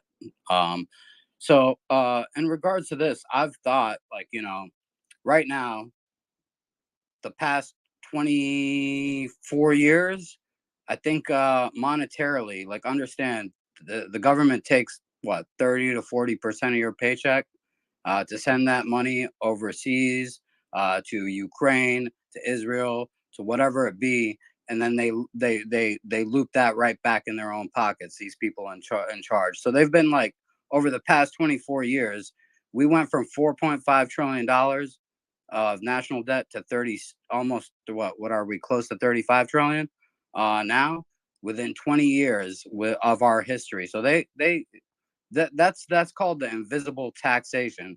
They and theft. It's virtual theft, essentially. They are robbing. Let's say you put money in the bank back in 2000, before Bush Jr. got into office. That money is worth a whole lot less, just because they keep devaluing it. So this is like enslavement in itself. We are being enslaved. You know, we're supposed to own the fruits of our own labor, and that belongs to nobody else. You know, that's the bottom line there. But I think about solutions in regards to, yes, reparations were not properly administered. They weren't given out. They came up short on giving people what they deserved as far as reparations go. I'm thinking the tactic toward going toward the state and suing the state as to get reparations from states that had enslaved people with the lineage to that, to be the beneficiaries of the lawsuits that are placed against the state, and you set precedents. Either that, or possibly getting involved, you know, within your state government and passing law to distribute the reparations to people that were in that state and enslaved under that state at that time. That might be a good way to go about it. And then also sue Black Lives Matter, that took all the money that the world sent to BLM straight to the DNC to fund Joe Biden, the most racist son of a bitch in my life that I've ever ran into, to help him get into office. And I'll land on that. That's I try to think of solutions. I like to analyze things and try to figure out a peaceful solution to it. And that's the only two things that I could come up with. How does that sound, JoJo Brown? What do you think? I want to push back on that when I get a chance, if I can. Sounds good to me. Now, somebody wants to push back. Are you passing the mic? Yeah, I just wanted to say that towards what Adam was saying, you cannot absolve the federal government from slavery because they were involved in it too. Like, it wasn't just states. Like all of this money that came from that turned into building up the federal government, okay, who supported a lot of these states and took the revenue from that. So you cannot absorb the federal government from that. And to just speak more on it, like when you came up with all of these questions for reparations for foundational Black Americans, why do you have so many questions when it's us asking it, but you never have all these questions for every other group that's been paid reparations? Why don't you question them the same or question their reparations? Because I was just getting, my questions are how to get those reparations. Yeah, but you didn't ask the other groups. Questions. You didn't ask the other groups these same questions. What are you talking about? What are you talking about, asking Indy? for What are you talking about? He's not questioning why we should get it. He's questioning, he's basically questioning why we're asking for it. No, he did not. He did not. No, not at all. I was asking questions. What would be a good solution? Okay, but did you ask the other groups this same question? I ain't hating in any which way. No, I'm asking, why didn't you ask the other groups that got reparations the same question? Right, so my thing is this. My thing is this. 1 second. The J word. 1 second. I know you're talking about the other groups. Just give me a second. My thing is this, and I wanted to say something to when Adam was finished. As far as reparations, the problem with reparations with Black Americans, the only group of people that are holding back reparations from Black Americans are Black Americans. And let me explain why. Because number one, we have a voting block in Congress. You can put the dumb downs all you want, all goddamn long, all goddamn day and night. You could, I'll let you rebuttal in a second. But the fact is that, so we have a voting block in Congress. It's called the Congressional Black Congress. How is a caucus, Congressional Black Caucus? Whereas these people are voted into Congress that make up the Senate and the House that comes from individual states. So everyone get their vote to send a Black representative, because you love voting Black all the goddamn time, to Congress. And they created the Congressional Black Caucus, which was created in the 70s. What the fuck have they done specifically for Black Americans? So when you do have, I don't know, I think Adam Latin or white, he's one of the two. But when you have a non-Black, I'm sorry, Middle Eastern. Okay. And Slavic. Okay. And Slavic. So when you have a non-Black person not pushing against it, not saying we don't, not even asking how, who said off the rip, I'm not educated enough in it. However, you should get it. And I like to come up with solutions. Is this a good solution from the state? Why would you push back and disregard when that is a fucking ally? So my thing is with Black Americans, the only group of race that is holding us back from getting it is us. And you need to start with the motherfuckers that are in Congress, because reparations is an act of Congress, not from the goddamn Supreme Court. And if you're not starting with your local politicians on a state level and the fucking politicians you send to Congress, then shut the fuck up. And I'm talking this in general. I'm not saying anybody on here to shut the fuck up. I'm speaking in general to Black Americans. Okay, well, to respond to that, first of all, there's a video on YouTube where we interviewed Dr. Sandy Darity that wrote From Here to Equality. And Who is he? He's a professor in economics Is he in at Duke. Congress? I don't mean to keep muting you off, but my question is, No, what I'm saying is he in? Stick to the fucking facts right now. We know Dr. Darity, he wrote the book. He is an economist. Is he in Congress? We're talking about people who actually write policies and vote on the fucking policies to put it in a law. He's not in Congress. So when we're talking, wait 1 second, let me finish. Because you, sir, yes, you are pro reparations, but you are not educated enough on how reparations is fucking allocated on a state level or federal level. So I get it when Black people talk about reparation and saying that we deserve it. Yes, that is a great talking point. But don't sit up here and talk like you're speaking in facts when you don't know how this shit is run. Dr. Darity wrote out how much is owed, where it's coming from. He basically wrote out an economic book plan on reparations. It doesn't mean shit if you don't have fucking politicians who you vote to send to Congress to come up with policies to actually pass fucking laws and pass policies specifically for us. So I don't want to hear shit about no fucking white man when you got fucking Jasmine Crockett selling fucking t-shirts and motherfucking eyelashes and going on a fucking media world tour talking about, oh, Marjorie is racist, and that bitch ain't never uttered anything specifically for Black Americans. Bring the fucking heat to people like that. Okay, well, what I was saying about Darity was I asked him the question about should we go to the states for that exact reason if you would have let me finish. But all I was saying was we cannot absolve the federal government from their role. But to speak to the CBC issue that you spoke about, half of those people, even their leadership, are not foundational Black Americans, so they don't even have the lineage of the bloodline of slavery. Listen, Indy. I don't like pressing this motherfucking mute button because I hate when people do it in their spaces. It's just that because we're not in person and we're not on video, so it's a little bit harder. So please don't take it as disrespect. But God damn it, I don't want to hear shit about fucking Congressional Black Caucus not being Black Americans. All them motherfuckers are Black Americans, except for one, and that's that bitch up in Texas.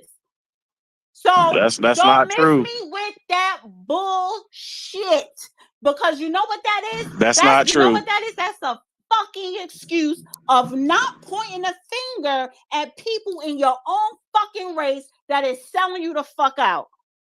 So fuck the algorithm, because this YouTube channel is not even fucking monetized.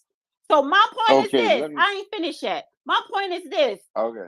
Don't give me that non-tethered bullshit, because 99.9% of Black people in Congress are fucking foundational Black Americans, and they give us the finger every time, but you motherfuckers keep voting them in.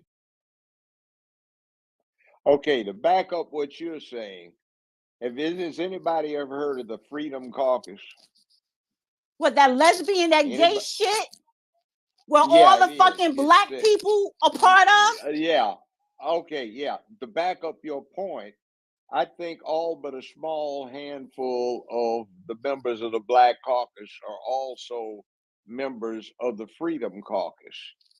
And the reparations committee that the Black Caucus has is headed by a white, gay Jew boy.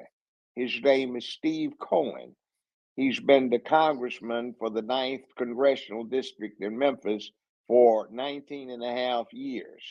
He has a landmark piece of legislation, which is introducing a binding resolution that requires that the congressional cafeteria use nothing but paper straws. He's backed every LGBT cause there is, and he's done absolutely nothing as chairman of the Black Caucus's Reparations Committee to deliver Black reparations. It's going to take an Appropriations and Enablement Act. What is that?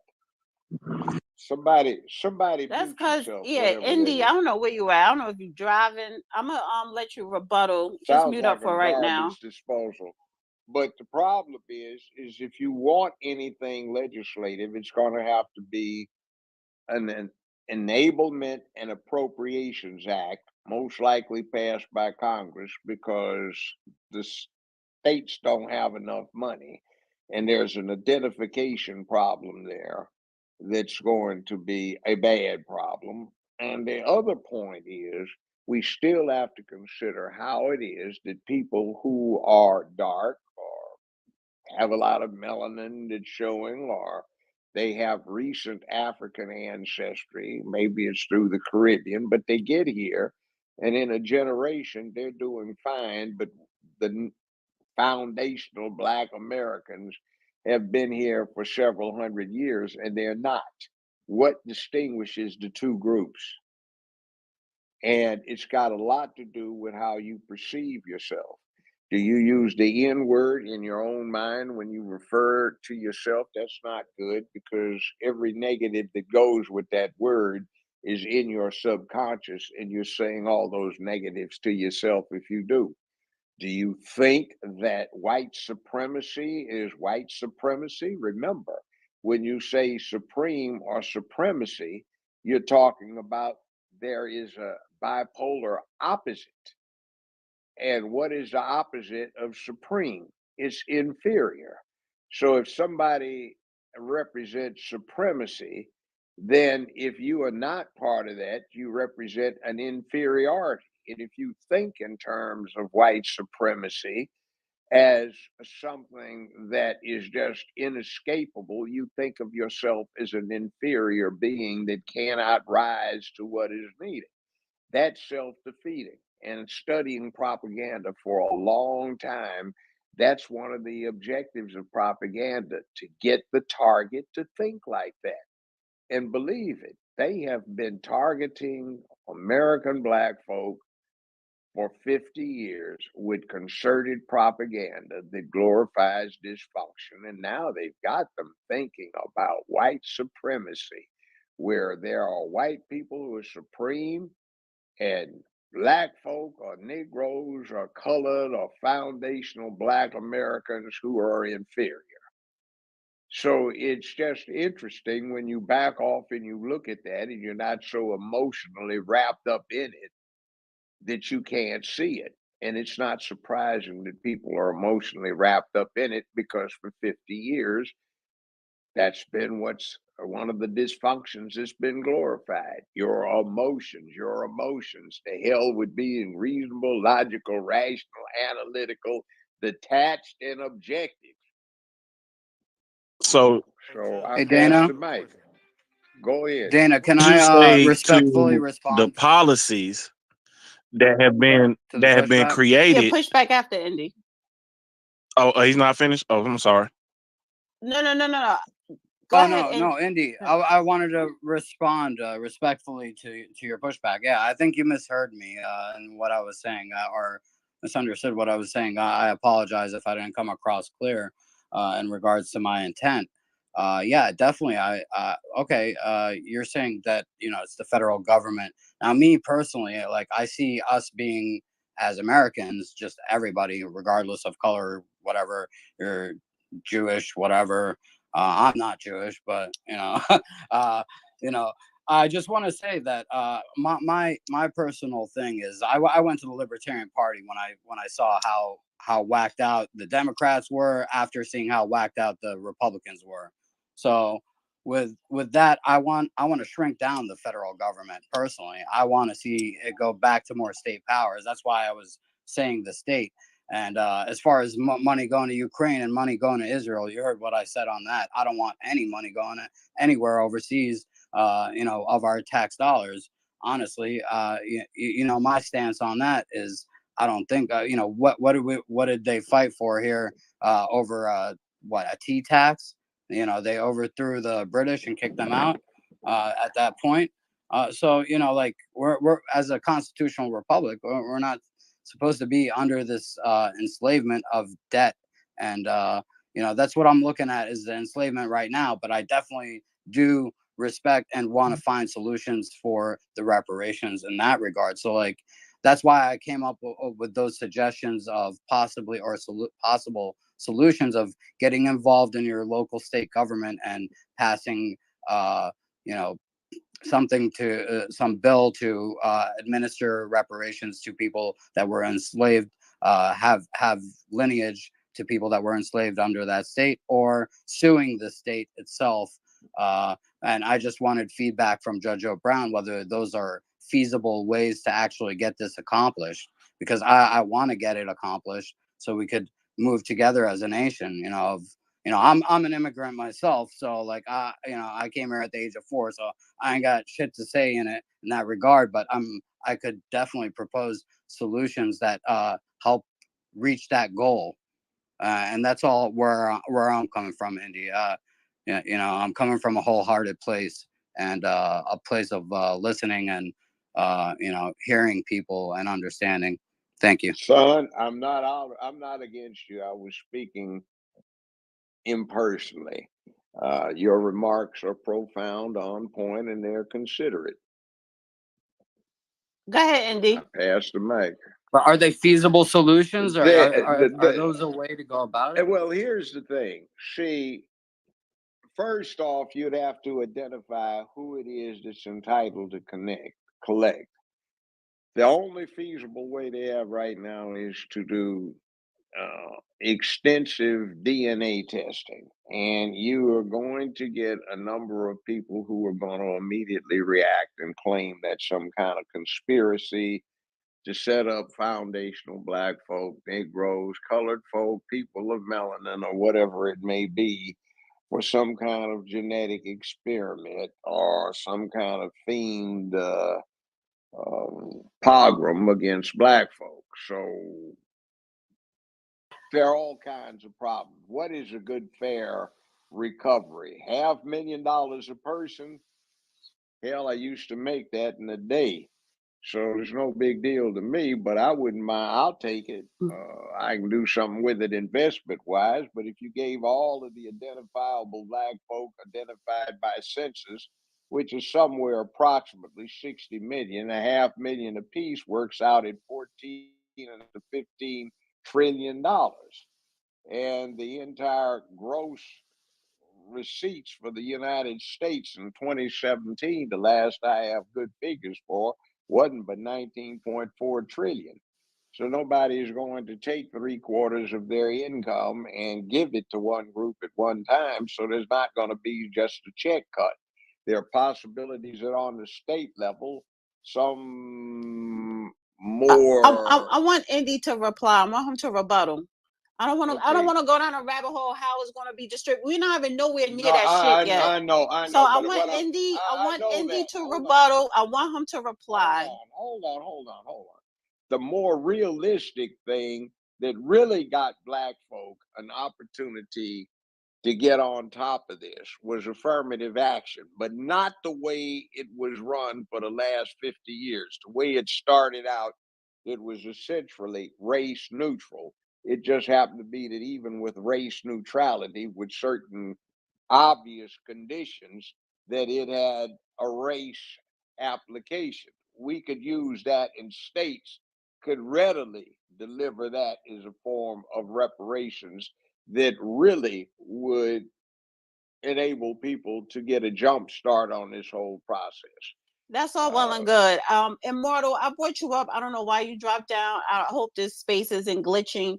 I want Indy to respond if you want to rebuttal Indy or say anything, because then I got to move on to Trinity, Real Queen. I don't know if it's Black American, and yeah. So go ahead. Okay, the 1860 census is what we should move from, because you have immigrants and other people that will say, "Oh, I got 2% African in me because they're from South Africa. Yeah, they're African American too, but that's not the same as us. That's why we're pushing lineage, okay? And to speak to the point that you just made about the affirmative action, that goes back to what I was saying about policies. That was created strictly for us because of systematic white supremacy, and to act like or to insinuate that the policies that came out of the politics of white supremacy, like redlining and other different things that kill black wealth, to insinuate that those are not factors that have foundational black Americans in sitting in the position of wealth data that we already are, that we are right now, is disingenuous. Thank you. All right, I want to go to Trinity. May I ask him one quick question? Define white supremacy. You used it 3 times. I'm speaking on it from a systematic standpoint of policies that were created against us, like whites only restaurants, whites only can walk on this side of the sidewalk, whites only can vote, black people are susceptible to, you can't vote unless you can count how many beans are in this jar, or that type of stuff. So let's not act like that didn't happen. You weren't alive, so how does it impact you? It's a part of history, and it's a part of my lineage in my blood that I cannot just say it didn't happen. Let's everybody just start a clean slate. No, because every time I go to court and want to use the Constitution, they not giving me a clean slate. They bringing up stuff I did in high school. So no. Well, still, how do you haven't defined it? You're using it now. You keep using the I'm word. saying the past is a part of our history, and going forward, the past is a blueprint. Like, I'm not somebody who want to dismiss what the baby boomers did or people before them did. I'm not going to dismiss that happened. My grandfather was a World War II veteran, right? He was 99. He died last year. Obama, I sat on TV and watched Obama honor all these World War II people, and it'd be a whole sea full of white men. I never saw, he never called my granddad. They never acknowledged anything or acknowledged how when he came back from the war, he was called a boy still. He still didn't have rights. He was still susceptible to Jim Crow laws and everything after serving.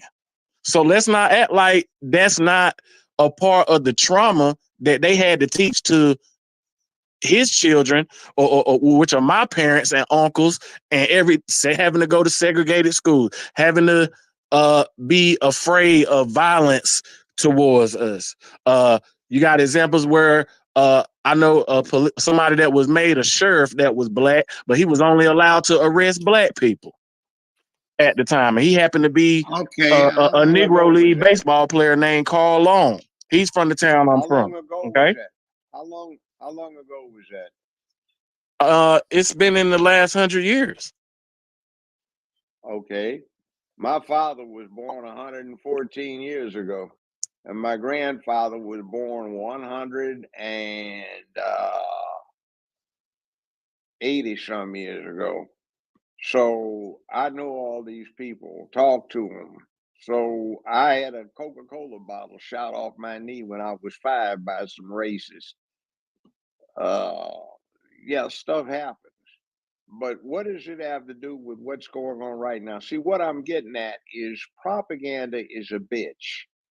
You ever had this thing where a song keeps running through your head and you don't know why and you can't get it out, or some words, that kind of thing, but more sophisticated. See, thinking of racially based adversity as white supremacy implies an enormous psychological load on the person that thinks that way. Thinking that something carries the status of supremacy when compared to one's own status also implies acceptance of the reciprocal, which is inferiority. we have to stop using these terms. We did not come up with white supremacy. Some of the people that you are assigning to the category of supreme white people did. And we adopted it, and we don't even realize it because it's propaganda. See, if a fighter gets into a ring thinking about his opponent like so many white folk think about white supremacy, he'll quickly get his ass whipped on account of being psyched out. So we have to stop psyching ourselves out, and to a great extent, it is a determinative of how we think about ourselves. Those folk over there are supreme, and we over here are inferior. Even if you don't consciously think that way, your subconscious is. You got to stop it. Okay, well, I'm not saying that per se. Let me respond. I'm gonna respond real quick and land real quick, Dana. Sorry, but Trump added $8 trillion in 4 years to the national debt. So that's to speak on one other point you were talking about debt. But but it's not so much white supremacy. I'm talking about let's talk about the laws that were created to systemically go against black people. Who made those laws? Did you hear what I said about basketball? Joe Biden. Yeah, really, he did. But did you hear what I said about basketball? Who do you think of when you think of a professional basketball player today?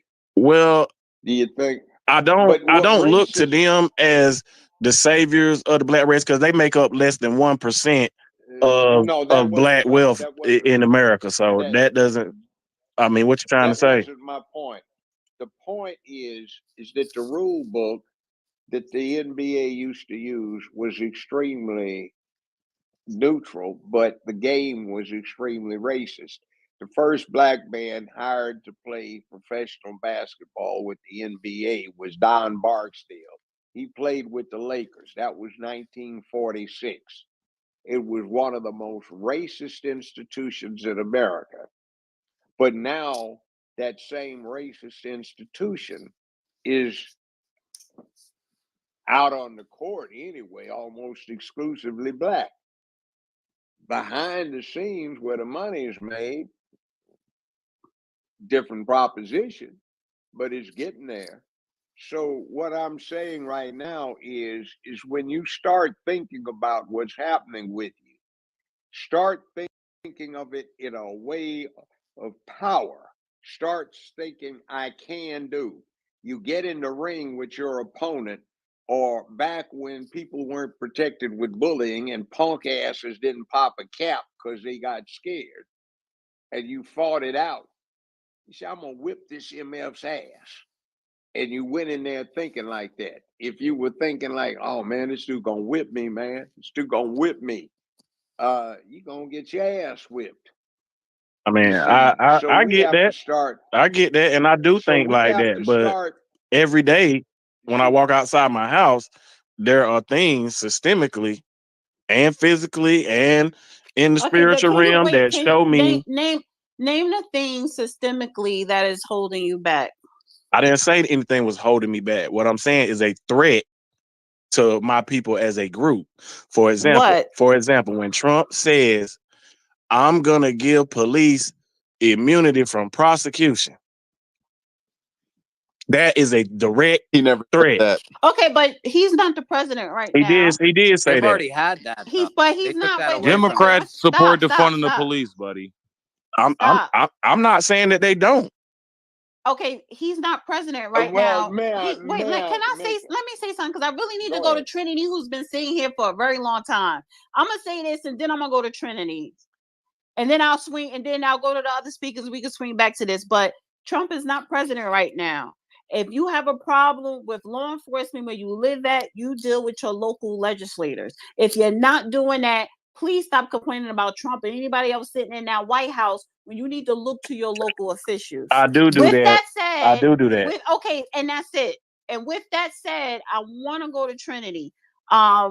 I gotta go ahead, Trinity, because that person's been sitting here for a very long time. Hey, loves. Thank you, Dana. Much pleasure to be here. Thank you so much for bringing me on. Much love and respect to you guys. Just Joe Brown. Much love. You know, I don't see too many celebrities on these type of platforms. So much respect and love for that. And sorry for, I know I jumped in for a little second. You know, I get a little passionate, so forgive me. And I'm still putting 2 of the 4 of my kids to bed. But Just Joe Brown, I've seen you with Dana for quite a bit. I mean, I haven't seen a whole lot, but I've just a minute. And I really love and appreciate the knowledge, the energy, and the respect that you bring. But sometimes it does seem a bit off code to me.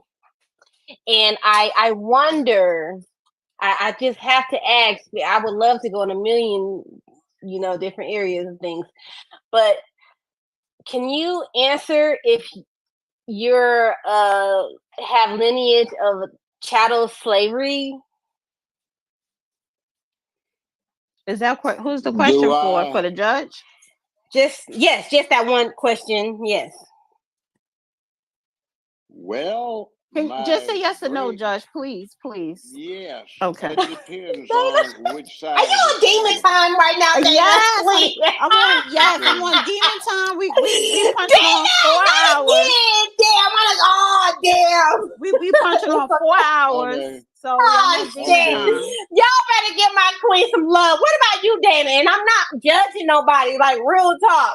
America is America. Anybody that's not of, chattel slavery or lineage, like, it's no judgment at all. I'm just an American. I'm of the foundational Black American lineage, Black American freedmen.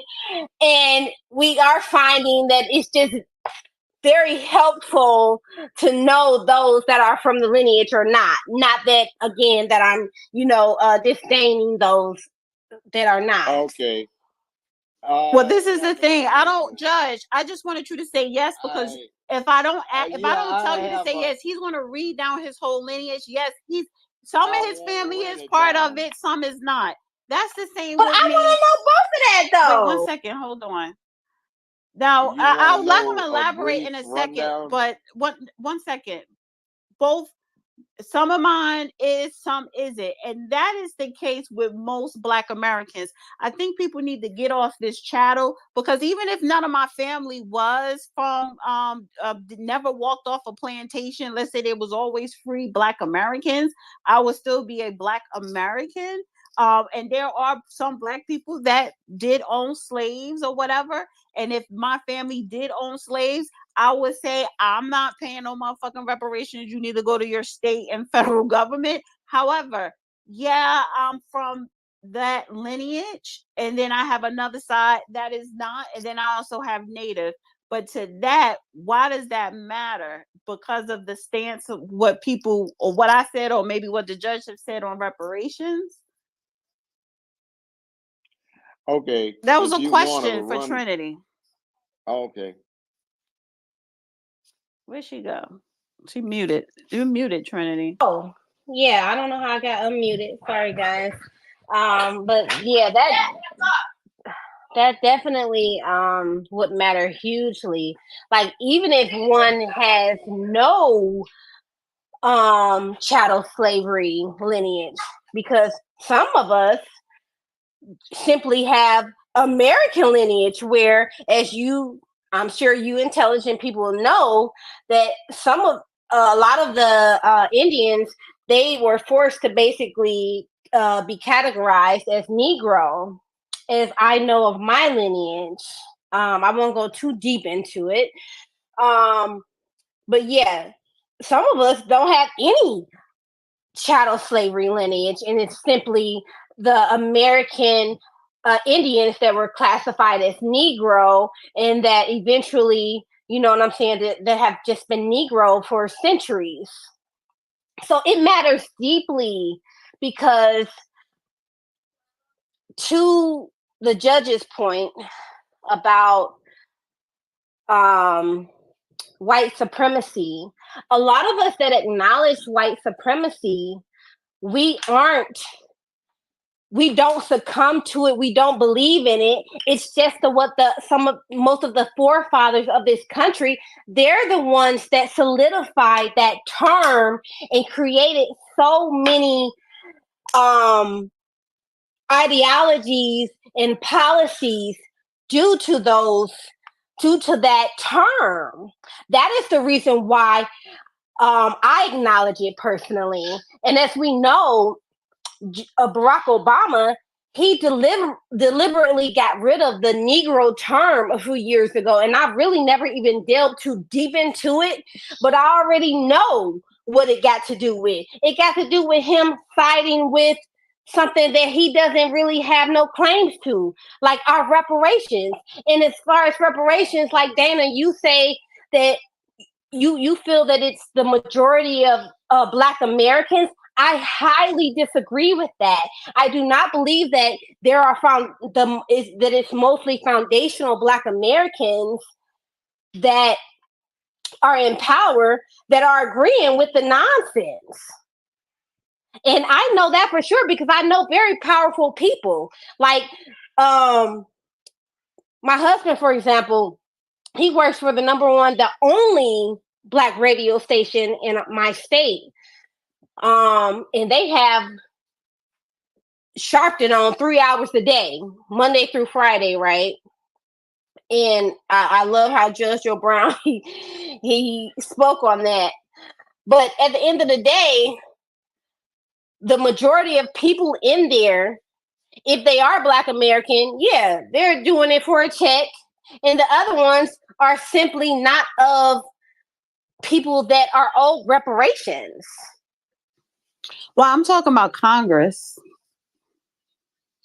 The representative. Okay, on that level, I can't. I'm talking about say the okay. Congressional Black Caucus because it's had to, in order for Black Americans to get reparation, it has to be an act of Congress, not the president, not the Supreme Court. And if we have a voting bloc in Congress, which is called the Congressional Black Caucus, 99.9% of them are foundational Black Americans, and they ain't doing shit. Jasmine Crockett, and next, you know what? The next space I have, I'm gonna at that bitch in the title because I don't understand how Black Americans are not fucking offended when she's selling eyelashes and t-shirts and sat up there at a goddamn House committee meeting praising Joe Biden as being an outstanding, wonderful father, and she wish that she had fathers or some bullshit like that. And Black Americans ain't say shit, but y'all all on that sister girl high-fiving because she called Marjorie Greene blonde, bad, butch, built, or whatever, buying fucking t-shirts where those proceeds are going to the fucking DNC that vote against Black Americans every goddamn time they get So again, and then here come Kamala. I'm so sorry to cut you off. No, just real quick. Kamala is a piece of Kamala ain't shit. But so the point is this. Right. If you want to be concerned, so whether my family is chattel slavery or not, if Black Americans, if every fucking space I have, and I hope the people that was up here earlier are still here listening and take this back to other spaces. Going forward, every space I have, whether it's on reparations, whether it's on Black this, white supremacy, that if you are not in the fucking Congressional Black Caucus, then you're part of the fucking problem. You're at these motherfuckers so that they know that you're tired of them and that you're going to vote them out of fucking office. That is why they don't speak up for us. That is why they don't talk about us. That is why they don't create any policies for us, because we don't demand them to do it.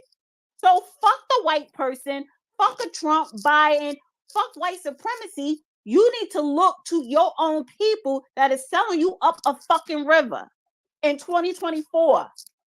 because this shit been going on for decades. And if you not How doing close that, are they to the Black Chamber of Commerce? I'm just curious huh? because my cousin became the official DJ to the Black Chamber of Commerce. How close are the caucus to them? The caucus. The chambers of commerce. You talk about United States, or you talking about in your local city? Yeah, just in just the local city. I'm just that has to do. Yeah, that goes to show my, I'm not very It doesn't matter. versed. The chambers of commerce in your local city, which is very important. That helps people if you are a business person, stuff like that. So yeah, look at those people too. See what the fuck they're doing. But do they typically have like connections with the caucus people? I mean, I'm pretty sure they do, but ask them, call and ask them. Right. And it's like you cannot have this reparations conversation any longer if you are not knocking and kicking the door down of your local politicians. And let me just say this too, and then I'm gonna pass it on to someone else. I'll let you have the last one, Mark Trinity. Peacefully and patriotically. Yeah. Yes, Yes, honey. Let me just say this because New Negro, he was up here in a space earlier. He does a lot of work dealing with politicians where he's at, I believe out of New York. So does Devon. I know April, she has an organization, and there's other people. I know Naeem, they have organizations where they actually deal with their politicians locally. So I name only a handful, and we should have dozens of fucking hands doing it. You as an individual should be doing it. And FYI, that reparation shit that just passed in California, that is some fucking bullshit, because anything that they put that has LGBTQ in it should be null and void. It should be fucking invalid. You should just throw it away. They included that in the reparations for California? Yes. Sure LGBTQ? did. Sure did. So with that, yeah, they're hijacking right, the but everybody that is high fiving. Everybody is high fiving those California reparations. Oh, it passed, I think, the Senate or some bullshit like that. But anytime now all of a sudden, because some white boy sucking dick, you get some right. So this is the thing. So anytime when they put in your reparations package or study of a specific group that has nothing to do with going back to that chattel slavery, you should not be fucking supporting it. But you're not willing to throw that away. Sometimes you gotta break shit down and build it back up the right way. But if you're not willing to do that, then you're willing to accept anything somebody throw at you. So this is why I do get defensive when Black people talk about white supremacy, but you don't say shit to the motherfuckers that are selling you up when a Black person is selling you up the river. That's but right. With that, well, go ahead, Trinity. You can land, and then I'm gonna move Thank on to you another. so much, Dana. You are so beautiful for that. Thank you. Oh Lord, I got 4 kids. Thank God I got a husband, because ain't no way Okay. I could do without him. Ain't no way I would have had all these kids, even though it wouldn't have been all these kids back in the day, perhaps to some people. Good night. Oh my God. I love you too. Guys, I'm homeschooled too because it's unfortunate. Back in the day, we had our own schools, our own hospitals, and what have you. But sadly, I just don't feel comfortable sending my kids to institutions that call themselves schools these days. Anywho, so lastly, thank you so much, Dana, again. So lastly, I just like to point out the fact that I am just very perplexed on why it takes so much for our reparations when so many other groups, they don't have to go through all of these studies and what have you. Like, and I totally get, as far as us,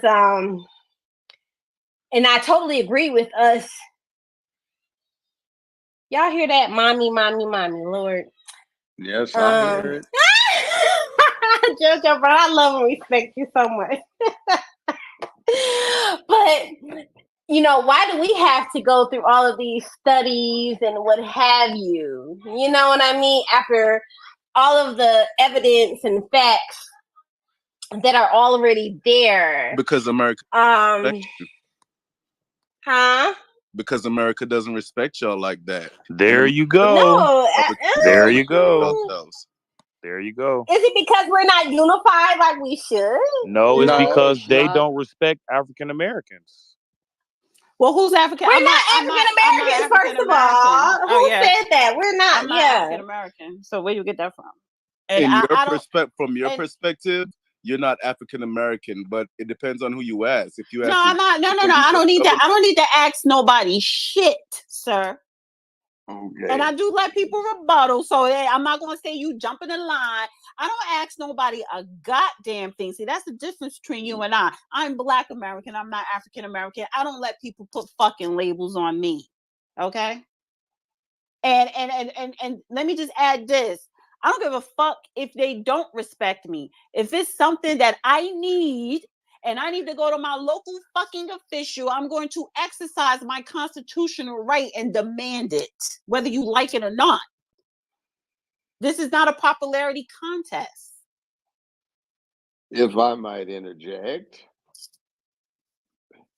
one of the reasons why Black people get no respect is because they've never fought for anything, except for a few sporadic moments where they've got some local respect. You have the Civil Rights Act of the 60s, the amended ones, the Voting Rights Act. I studied 60-some thousand pages of the congressional record as part of this think tank thing I was doing.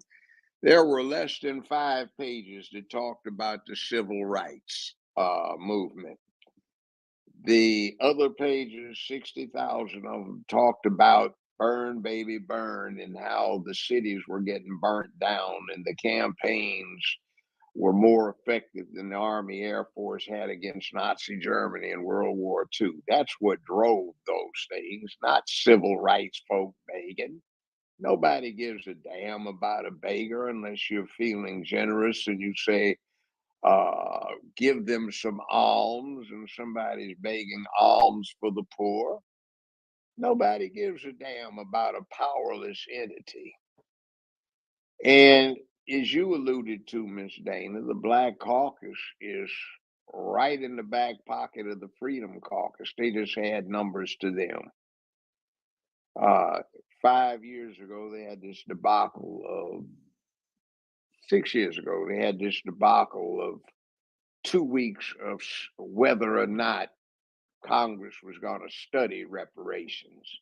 And the Negroes and the Black Caucus were acting just all up, putting on a show.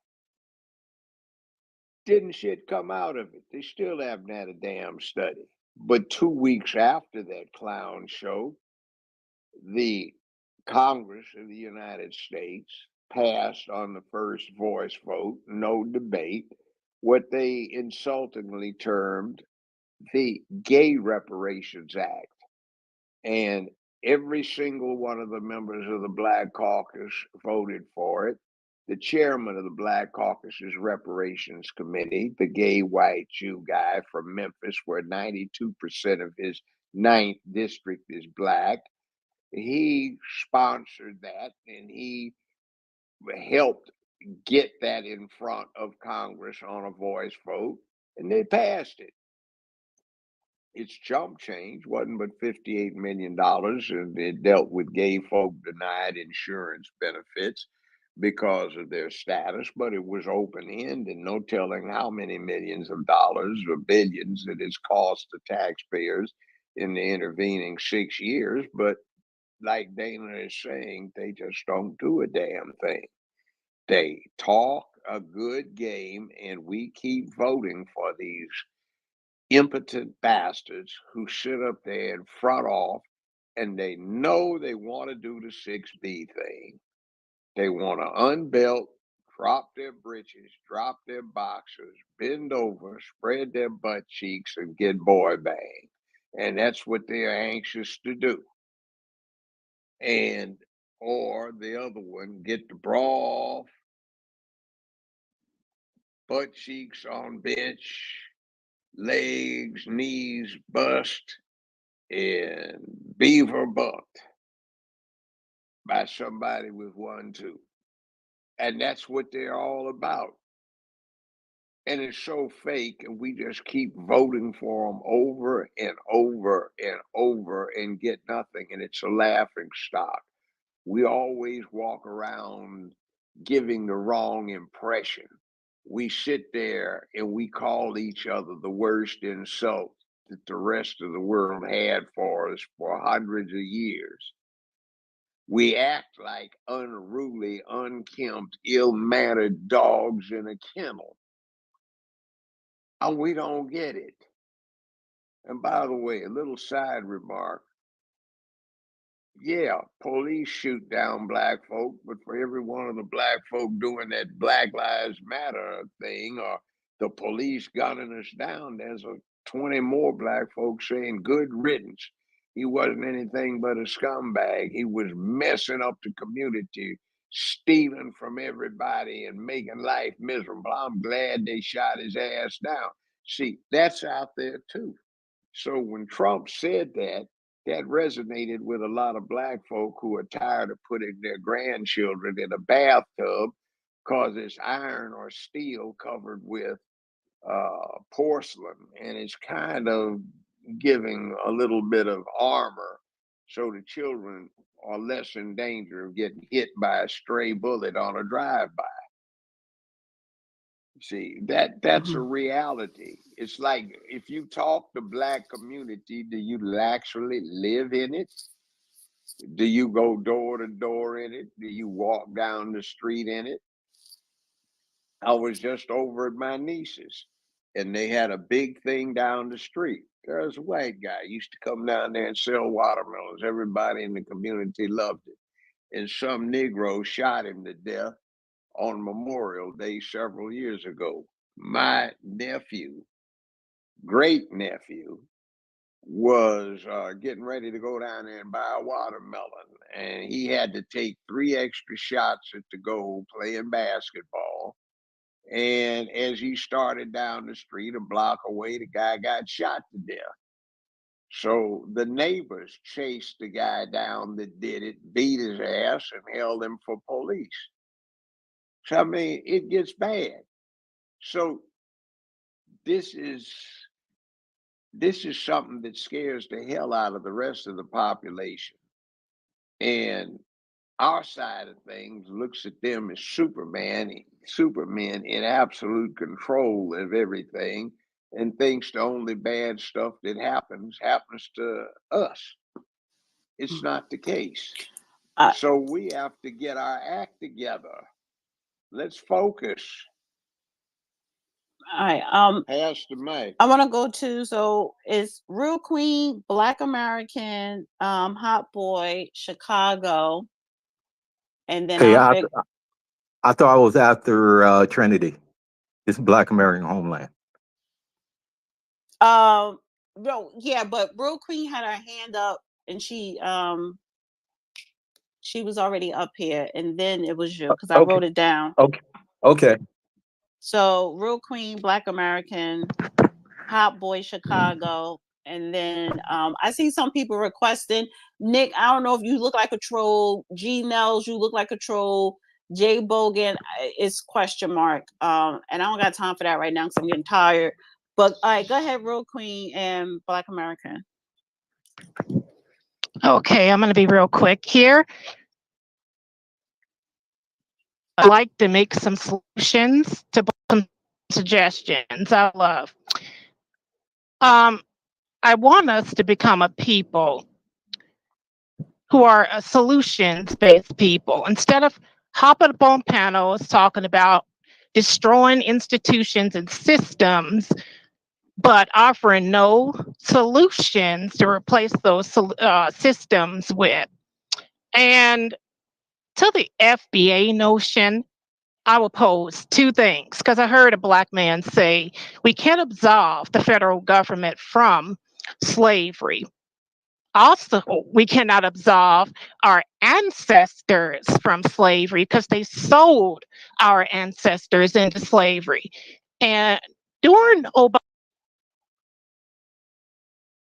Obama's presidency, no FBA petition reparations.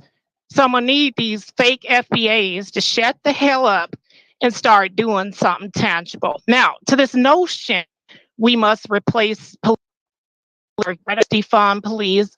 What are we going to replace them with? In what nation, underdeveloped or developed, will that fly? None. Because I'm going to tell you this. In countries like Venezuela, some corrupt nations, they actually deal with real police brutality and corruption. So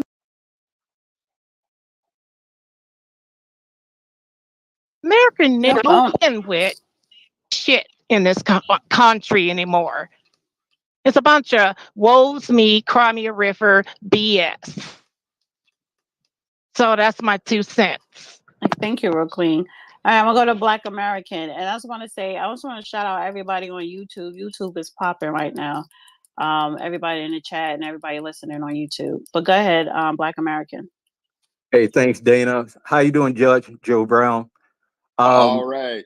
Yeah, great. Look, I want to send a book that I wrote back in 2012. It's called Black Paper, Black American Homeland. And in that book, I stated that Black Americans can exercise U.S. constitutional powers through supermajority population and political control over several states, right? Now, my question for you is, do you think Black Americans can utilize the 10th Amendment and the government system of federalism to their advantage? I'm talking about state power. Thank you.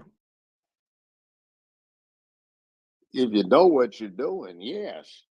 One of the things we need to deal with, interstate commerce and that kind of thing, interstate communications, we can get a little bit more free speech if we started bringing actions against Facebook, YouTube, Instagram, hopefully not X, because Musk looks like he's trying to clean it up, but he's dealing with his bureaucracy, and get them as gatekeepers in the way Americans communicate with each other to stop trying to censor what people are saying. Right. See, I really don't think they are a problem. I look, like if we had supermajority and political control over state, right, then we can control the media within our state or regional states, right?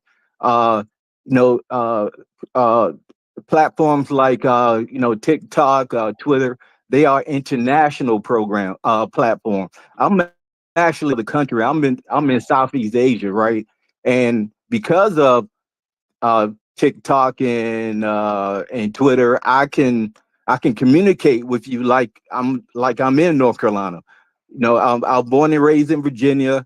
I have property in North Carolina right now, and I just believe that Black Americans, right? If we can, I think the great reverse migration, right? We consolidate our population in the South. We don't need every Black American. We just need maybe 70% of our population and consolidate within 8 southern states. We take control. We take supermajority of the population, control of that state. We control the executive branch, the state legislature, the judicial branch. We take control of the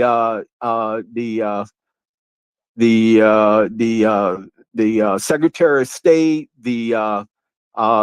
Through the state, we have control over the commerce law within the state.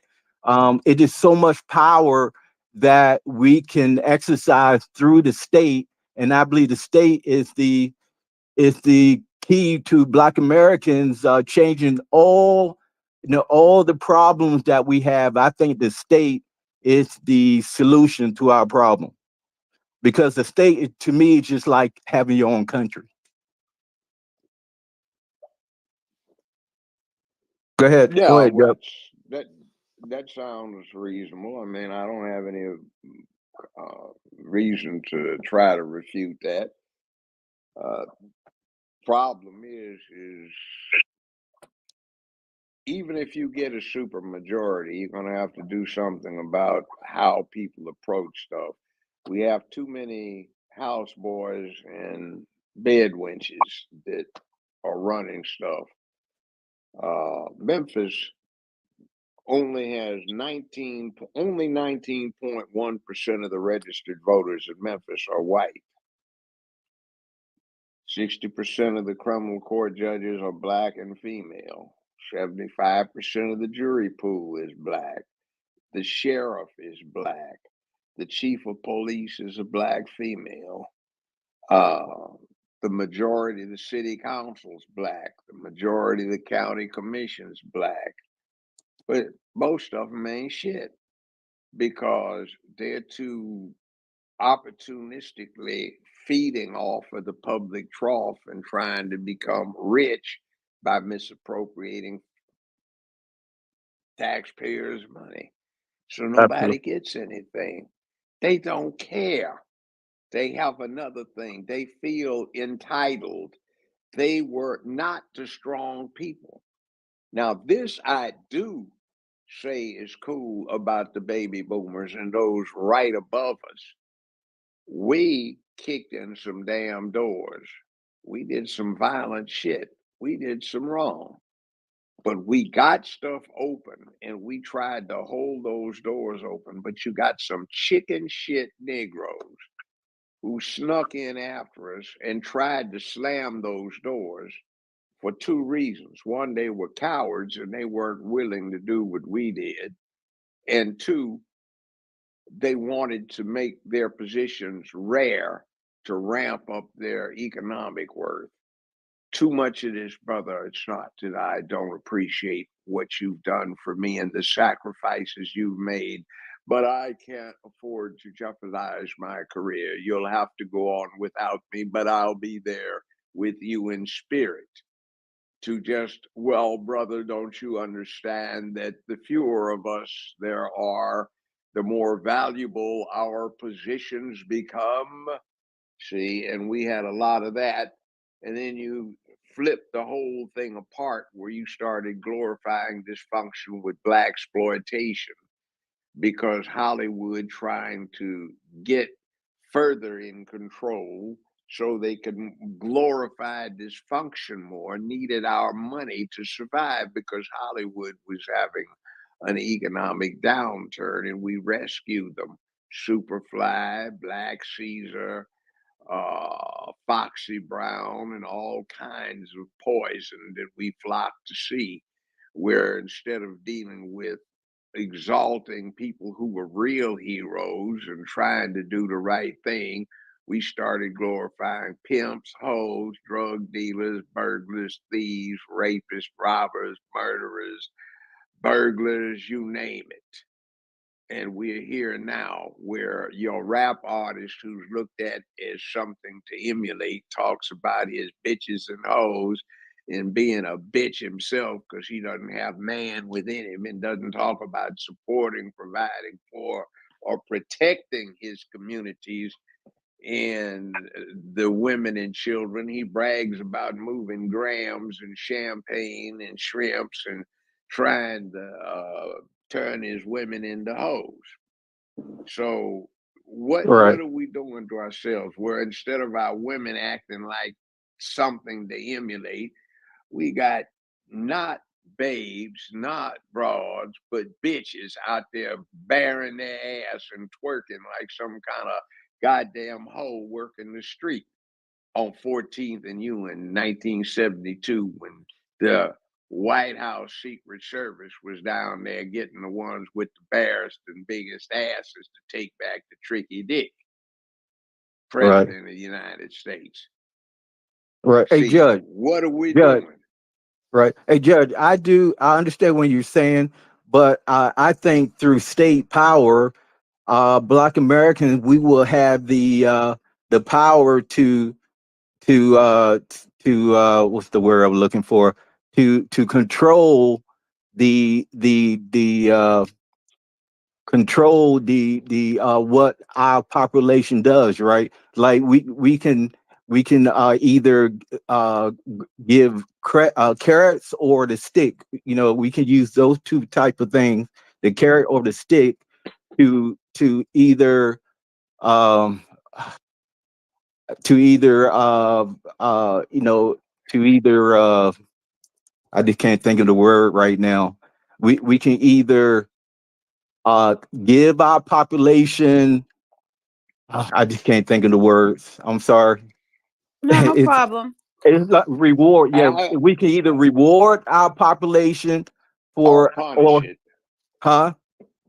A reward or punish. Correct. That's what I'm trying to reward or punish our population, and that's how we can control. That's how we control them through the state.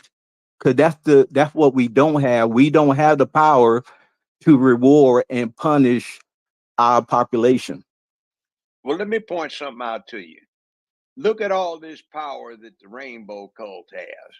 If you counted the maximum number, the census reveals there's about 7 to 7.5% of the population is that way. There are a lot more black folk than there are that kind. There are a lot more everybody than that kind. Everybody whines about the Jewish community running everything. They're less than 2% of the American population. Look how Yeah, much power they have. So why is it that we perceive ourselves as being so powerless? And why is it we condemn ourselves by not acting like we have power? We are acting worse racist than anybody out there. You should hear what we sound like when we get to talking, trying to justify what we're supporting. It's crazy. All Now, right. this is Well, one sorry. last point. This is a very important thing. And the next 10 to 15 years, there will be no majority race in this country. And that asshole Biden wasn't the first one to say that. A lot of us have been pointing that out. And that means that when nobody's a majority, that means you're going to have to set up coalitions. So right now is not too early to start doing that. Who are you going to deal with to advance an agenda that is suitable to both or the triple or the quadruple parties that are going to be involved in this? absolutely, sir. The people that help build this country, that are the majority of building this country. Well, we won't have any majority race, and our population percentage is dropping. We aren't what we used to be. But not everybody is on that, census of being a freedman, Black American. It doesn't make any difference, I'm saying. Not in Nobody the long cares run, unless, Judge. I get it. no, Not in the long yeah. run, but we are owed our reparations, Black If you American freedmen. look. I've been in law 55 years, 54 years. And here's the truth of the matter. The fundamental law of humanity is very simple, but we try to get around it because it gets real messy. You know what that is? Might makes right.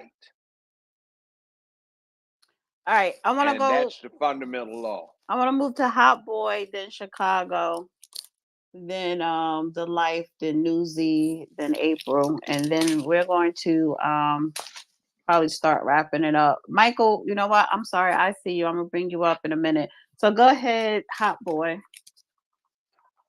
Thank Is he Judge. still? Oh, yeah. Oh, Hot Boy must have left. Let me scroll up. Oh, he's not there. All right. So who is it? Chicago.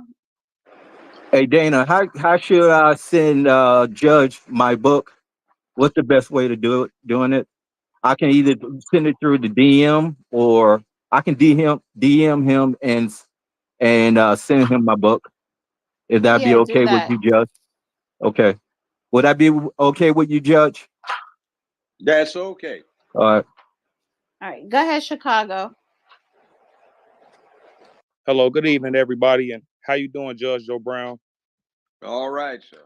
Hey, I've been watching you for years, man. But I just want to ask you a question, and I'm before I ask the question, I just want to throw out some statistics here. So, and you guys can Google this if if you guys don't believe me, but Black people commit 50% of the crimes in America.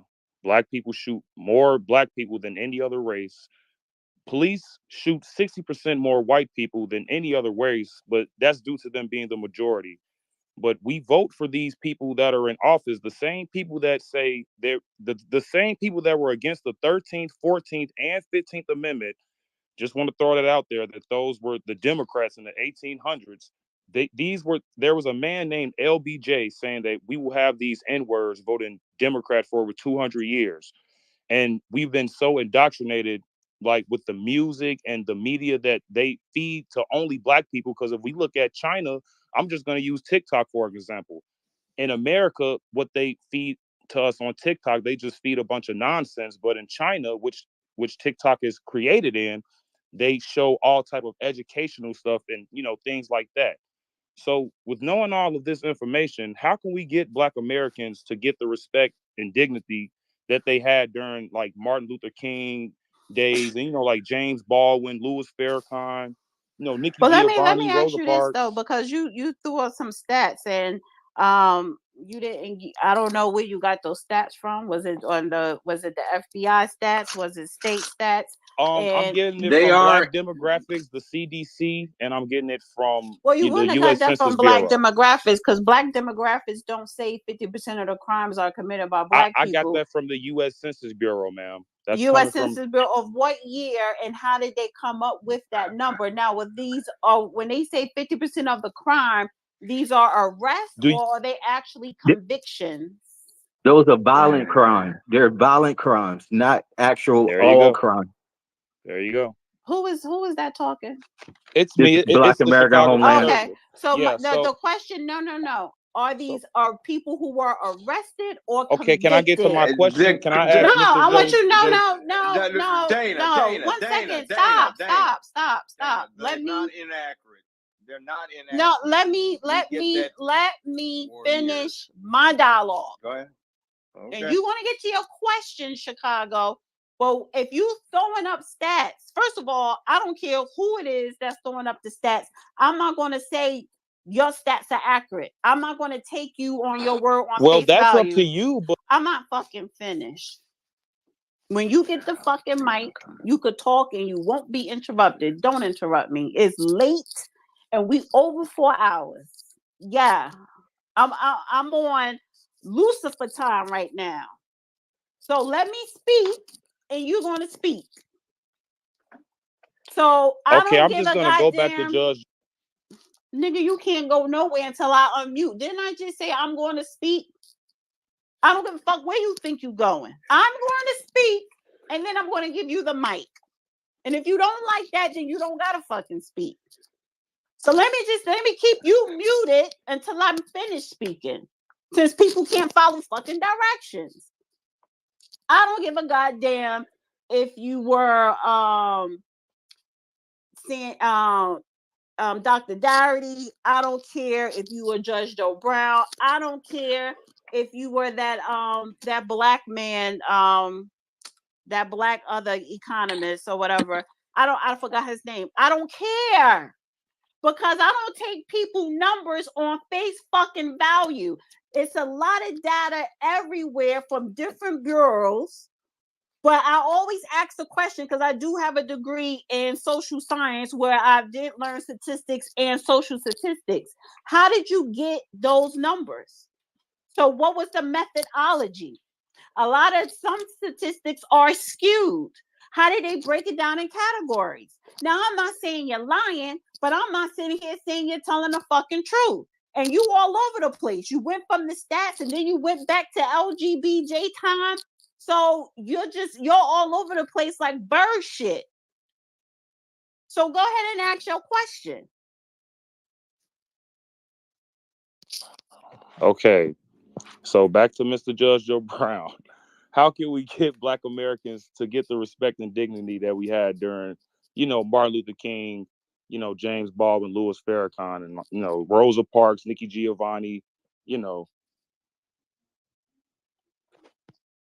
Well, you said the wrong name. That last name you shouldn't have fucking said. But go ahead, Judge. What are you talking? Oh, all right. It's an inside joke between me and the judge. So get out your feelings. I consider Nikki Giovanni a treasonous piece of shit. She started talking garbage back in the 60s, going all over America, the college campuses, telling young women that they didn't need to get married, that men weren't shit. I did not know that one. Yeah, I cussed her ass out at a BSU meeting in 1968. The bitch got on stage and started talking about find you a fine, tall, smart, athletic man, fuck him, bust your nut, get knocked up, and don't tell the sleazy bastard that he's the daddy, because the dad won't do anything but fuck children up. She was giving that message all over the country. Okay, let me just but I use guess you missed that in your data let me research. just use some different. Hold on. Back to your point. He missed that in his research. Yeah, but you make a point here. What you have is a perception of heroes, and that is important. See, you're talking about She would prefer somebody like Glorilla or somebody like that, I believe, right? No. That was corny. If you want, I mean, if you trying to make fun of Nikki Giovanni, like who is better? Who would you use then? Who would be your example? Who would be your example for a woman leader nowadays? Listen, Chicago. If you want, who would be your example for a woman leader nowadays? Miss Funny ass. Corny. I don't have a woman leader. Me, nigga. Not- Me. I'm my own hero. Me. Me. Yeah. Okay. All right. So that was Dana corny. That hero. shit fell flat. If you want to take a shot, don't miss. Okay, time out. You sound very unprofessional, by the way. I sound very intelligent. Not really. All right, so then get the fuck off my stage then. How about that? Time out. The question was for the judge. The question was for who the question was. I don't care. Nigga, didn't I say I'm on Lucifer time right now? Time out. I'm on evolutionary time. Talking about getting free, damn it. Don't worry about getting sleepy. You'll be dead soon enough and sleep forever. So let's deal with getting the shit free and worked out. I listen to women, but I provide the guidance in my life. No woman leads me. I will listen to some of them, but I don't get led. I'm sorry about that, Judge. So how can we get the now, respect that we had back in the day? That's just because you ain't like if I get a chance, I'll be very quick on this one. You set out a slate of heroes, and at least the perception is that they're doing something to move the race or humanity, one or the other, if not both, forward. All right. Now, who do we have like that right now? Nobody. That's the problem. We have become that's the point I was trying to glorifying goddamn dysfunction. Now, we have to stop thinking the way we're doing. Propaganda in the communications networks that we have right now can be started and successfully imposed inside of 6 days to 6 weeks. But don't you think things like, but I'm saying, like, don't you think the rest of the world is looking at things like for example, like illiteracy rate? Like we have the lowest illiteracy rate in America. Like, you know, like how do we fix things like this instead of going back and forth bickering about nonsense? Okay, I'll give you a look, facts. Ulysses Simpson Grant in his memoirs wrote about it. He implemented a study in the Union Army at the end of the Civil War. Tell that. 1/3 of the Union Army was black or colored volunteers. And he said he was initially astonished when the survey came back to show that the only completely literate units, company size or larger in the whole Union Army, were colored. And then he said, when he thought about it, he wasn't surprised. He said, because you never saw a colored soldier who didn't have a book to read, didn't have a letter to write, wasn't trying to learn his math or better himself, and they didn't get drunk like white troops. They were focused, they were brave, courageous, and they took care of their business. Now, what the hell happened? See, if you can do that then, you can do it now.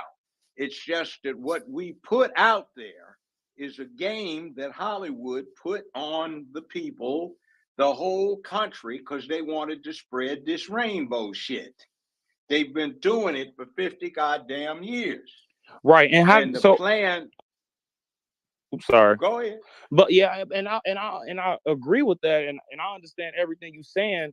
But the things that Black people know, how do we like get out of this as far as like the stuff that's being put out there, like in the music, like with all the stuff that we got on social media that the Black community promote? How do we get out of that and go into a new sphere as far as getting into things that really matter, like education? Okay. And okay, all right. The people that are doing it have to start saying to people who aren't, man, that ain't cool. This is. All right. Look up my brother. His name is Clifford Stewart, late of Los Angeles, California. Grand Master of Martial Arts. They have him down as bodyguard to the stars. Muhammad Ali's bodyguard for 6 years, personal bodyguard and confidant. He was with him with the Thriller in Manila. He has so many damn black belts and grand masters of Kung Fu and everything else. He had 5 members of SEAL Team 6 on the Bin Laden raid were his students. Man is ferocious, most dangerous human alive in North America, according to Black Belt magazine for 15 years. But he also was a PhD, taught history at the University of Maryland. The Klan even wound up loving him because he could whip ass and keep things under control so well. He got 2 degrees at the same time. He was magna cum laude in his degree in geology and petroleum production at Cal State UCLA. He got a summa cum laude degree from UCLA in television and motion picture production at the same time. He went to 2 4-year colleges at the same time and is the baddest son of a bitch walking around on North American continent. Now, what he would tell you after he became co-executive producer on my show, because I brought him in, is a whole lot of stuff about getting your head together and your rest of yourself together. It's all a package. So we ran a playground at Trinity Avenue Elementary School in Los Angeles. And we put together something that works. We turned the whole damn community around. He was the playground director. I worked for him. There was another guy named Ron Chappelle, Dr. Ron Chappelle, another martial arts badass. And we turned that place around, and you've heard of 2 of our students. I bet you have. One of them was the late singer Barry White, who we first knew as a skinny little 12-year-old. And also the last person executed on California's death row, Tookie Williams, who was one of the co-founders of the LA chapter of what's now known as the Crips. He was 14 years old. He was a volunteer. We talked him into doing that. One of the smartest kids I've ever run into in my life. And he wrote all these kids' books trying to carry on what we were teaching him. He should have had his sentence commuted, but chicken shit Schwarzenegger let him go on and get executed because he didn't want it out that he and Tookie used to pump iron together and spotted for each other at Gold's Gym out in Santa Monica. See, shit works. And talking about keeping kids under control, the 3 of us used to take 200 kids every Wednesday night to downtown LA to the movies. they would be between kindergarten and the 7th grade. We keep these 200 kids, just the 3 of us young men, so quiet that patrons would say they didn't even realize there were any children in the show. Now that can be done. How fast do you You know what, Chicago? I gotta go on to other speakers. I have to go to other speakers who've been waiting. Thank you for your time, Judge. Okay, well, it can be done. We just gotta do it. All right. I need to go to the Life and Newsy. And then it's some speakers that's requesting to come up. It's some hands that's people that have raised. So I'll organize that once these two go. So go ahead, the Life. Don't let the rest of these brothers speak. Who is that? News and nails. Let the rest of them speak. I said the Life and then Newsy. So if you don't want to speak, I'll have somebody go ahead of you. I want to speak, but I take the last part in line. That's just like my granddaughter did. I mean granddaughter. No, you're gonna go after the Life because it's people requesting to come up, and then I have to get to the hands. It's an order for a purpose. So Okay, go ahead, the Life. You got it. Y'all hear me? Yes. Yes. What's going on, Dana? What's going on, Judge Joe? Hello. Hi. All right. I'm from Atlanta, but I moved out here to Seattle. Whole big culture shock and everything like that. I just found out about this FBA thing probably like last week or something, and I'm hearing all this political shit, and all I know is like Wall Street and where the money at. I don't follow the narrative, I follow the money. And like a lot of the media is all bullshit. You can just up here look at the earnings, look at earnings calls, read earnings calls. They tell you what they're gonna do. Like, for example, like Nike. Nike said they were gonna support women. Out of nowhere, they cut Tiger Woods deal and they gave it to Caitlin Clark, whatever the white girl name is. Same thing with Disney, Bob Iger. He was up here saying he gonna push the wokeism. He said this in the earnings call. Like they say all this. So like I say like to like all y'all FBA folks that try to make a move is like get into the market. Soros, I don't know if I should say the name, but I'm gonna say it anyway. Like Soros made his money off like the market. He went in, invested in all these schools, the open society. You know, I ain't trying to get too much in detail, but he done paid a lot of these Democrats. He paid a lot of these Democrats. If you just follow the money, he paid all these Democrats. He doing it in Brazil too. What else? Rockefeller in it too. If you understand where the money goes, you understand who to vote for. Like, it's just that simple. But y'all keep looking at media. Or who not to vote for. So yeah. Yeah. But like people look at the media and all that and they believe that bullshit. And it's all bullshit. If you up here control the market. Judge, can you stop stirring the grits, honey? Well, it was actually cheese. If you control the market, like you can up here tell these politicians, like donate money to these politicians and start foundations and all that stuff and start getting control with the government and all that stuff and let them know. Cause money talks. Money talks. Like all this talking, where the money at? They're just point blank simple. These folks paying. We not. Mm-hmm. Thank you. All right. We sure and is you know paying. what? You know what? That and I appreciate you, Life. Because I do agree with what you said. You always have to. You gotta follow the money. Gotta follow the money. Get a lot of answers, a lot of questions answered. All right, Newsy. Yes, ma'am. Oh, and real quick, Tabitha, honey, if you think this is too much cursing, then you need to, come on a Thursday show, because we up right about now. Go ahead, Newsy. Well, look here. I got a whole. I've been listening for a couple hours, man. I got a whole book I want to talk to you and Well, the judge about. just get to one No. chapter. What chapter you want to talk about? The first one. Because I know the first one. Oh, let me scroll up real quick. Well, but man, let me tell you something. I'm gonna come back on the next one. But I want to say the sister that's homeschooling her kids. I want to shout out to her. That's a hard job. That's a tremendous thing. Judge, I've been watching you with my grandparents in the late '90s.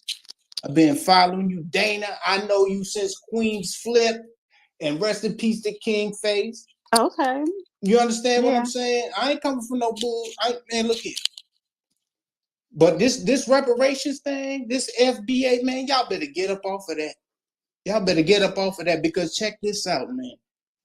Who you think gonna pay for them reparations? It's gonna be all of you Negroes. All y'all gonna pay for that. What you mean so? How you gonna get reparations? We paying Ukrainian reparations. All right, now I would love to have that conversation. I want to give. I'm an American. Remember how we was talking about? I ain't no African. I ain't never been to Africa. My grandfather fought in. My granddaddy fought in World War II. He picked out bloated bodies out the River Thames. He was in the Battle of the Bulge. He ain't never been to Africa. He was in that theater. He was never talking about no reparations. And when he came back, he went back down to Texas, and he got sent to the back of the line 3 times trying to collect his paycheck. And once he got to the counter, the motherfucker at the counter was talking about, he called somebody up in Dallas talking about, oh, how's the weather up there? My grandfather told me this story since I was a kid. He told me this story since I was a kid. He said, fuck Texas. Came all the way up here to Massachusetts, got a house, had a whole life, had kids, had a house. I can't speak on this right now. I got to get back with y'all on the next one, because these folks want to speak their mind. And I got some chapters for y'all. Well, we start the space at 9 p.m. Eastern Standard Time every Tuesday. I just got here. I will be here, but I'll be listening, and I appreciate y'all. And I wish you would unban me, and I wish you would stop interrupting the judge when he start talking about some shit I'm trying to hit. Well, I don't. No, girl, you ain't got the. I know the line. She not your girl. Thank you, woman, Miss Dana. I'm just trying to tell you, when the judge get to talking about some shit sometime, you know, some of us that's much more well versed in this, we want to hear what he got to say. And I'm not down. I'm not down. Don't. But you know what I'm gonna say to that? I don't give a fuck. So you're not gonna come up tell me what I can and cannot do or whatever. I don't cut him off, and if I do cut him off, and if the judge thinks I cut him off, then he gonna come back and cut me the fuck off and tell me to shut the fuck up. 100. So don't come up in here telling me how to regulate shit, and especially if this is your first time coming up in here. When you talk about something, you got a whole fucking book, and you coming in damn near close to 1 o'clock in the morning. So yeah, that don't fly. Stop cutting him off. Listen, he live on YouTube Monday and Thursdays, 9 p.m. Eastern, every Tuesday here on X. So if you really want to listen to him, then you need to follow him. And you need to listen when he says, go read this, go research that. Instead of just sitting here listening and trying to tell me don't cut, but no, that's not working. That's not. And especially when a woman says she's on demon time. Please don't. Sorry, Dana. I just had to say that. I thought it was just the time of the night, but now I'm realizing what you're actually talking about. Well, yeah, it's vampire time, it's late, it's demon time. Dana, I do not respect the devil, and I was not coming up well, here. I do. We all got a little bit of devil in us. The devil was an angel Dana, at one point. Dana, I was not coming up here to tell you to be quiet. I'm just devil telling wasn't you. an angel. The white man's the devil. Okay. I'm just telling you. Now telling Brooklyn you. won't come off his goddamn mic. He been quiet all night, and now he won't come off when we bring up religion. Let's wake this shit up. No, I'm already woke. I'm about to take my ass to sleep. We too woke right about now. Well, You got news can Yeah, I put talking some see about that. something respect You don't on the on touch me the judge's tonight, judge name? Dana. off. It's all good. I got your back. Can I at least put some respect on the judge's name? No, you cannot. He has enough. He had enough. He Ain't had that something? enough people kissing his ass and licking I the wasn't trying to kiss his ass. I used to Yeah, watch him well, with my you know, but grandparents, World War that's II lovely. veterans. Thank you, thank you, thank you so Ain't that much. something? Ain't that something? You gonna meet me again? Now I'm about to go to April. Then I'm gonna go to Adam. Okay, go to April. And then I'm gonna go to let these people Indy. talk. And then I see two people, and then I'm gonna bring up Dr. Mark. So go ahead, April. Thank you. I'm gonna be short as well. I'm glad I'm glad that was a short book. You know, all you did was hate and show some Wasn't the whole nonsense. one, girl. Wasn't the whole world, girl. I stayed on mute though while you spoke. Yes, she did. So mute respect up, me. Lucy. Yes, You thank you. said Well, that you were gonna stay on mute. as you disrespected my ancestors, right? I am a Black American. I do not self-identify as an FBA, but those are still a part of my lineage. And it has nothing to do with Africa. So I don't even know why you said reparations How in many of your Africa in the ancestors same fought in sentence. World War II? Again, why are you interrupting me? Oh, well, because I'm on Dana time. You don't I'm have on Dana impulse time. control. No, you're not. No, Do you're you not. No, you're do you not. not? Oh, because if You're you not want to the get on host. demon time, we This could is do Yeah, that. please. I Dana's respect house. that you want to No, do I that, don't want Lucy. April. So what you should Yeah. do is just mute the fuck up. Yeah, I don't Because want you don't April. want demon time with me.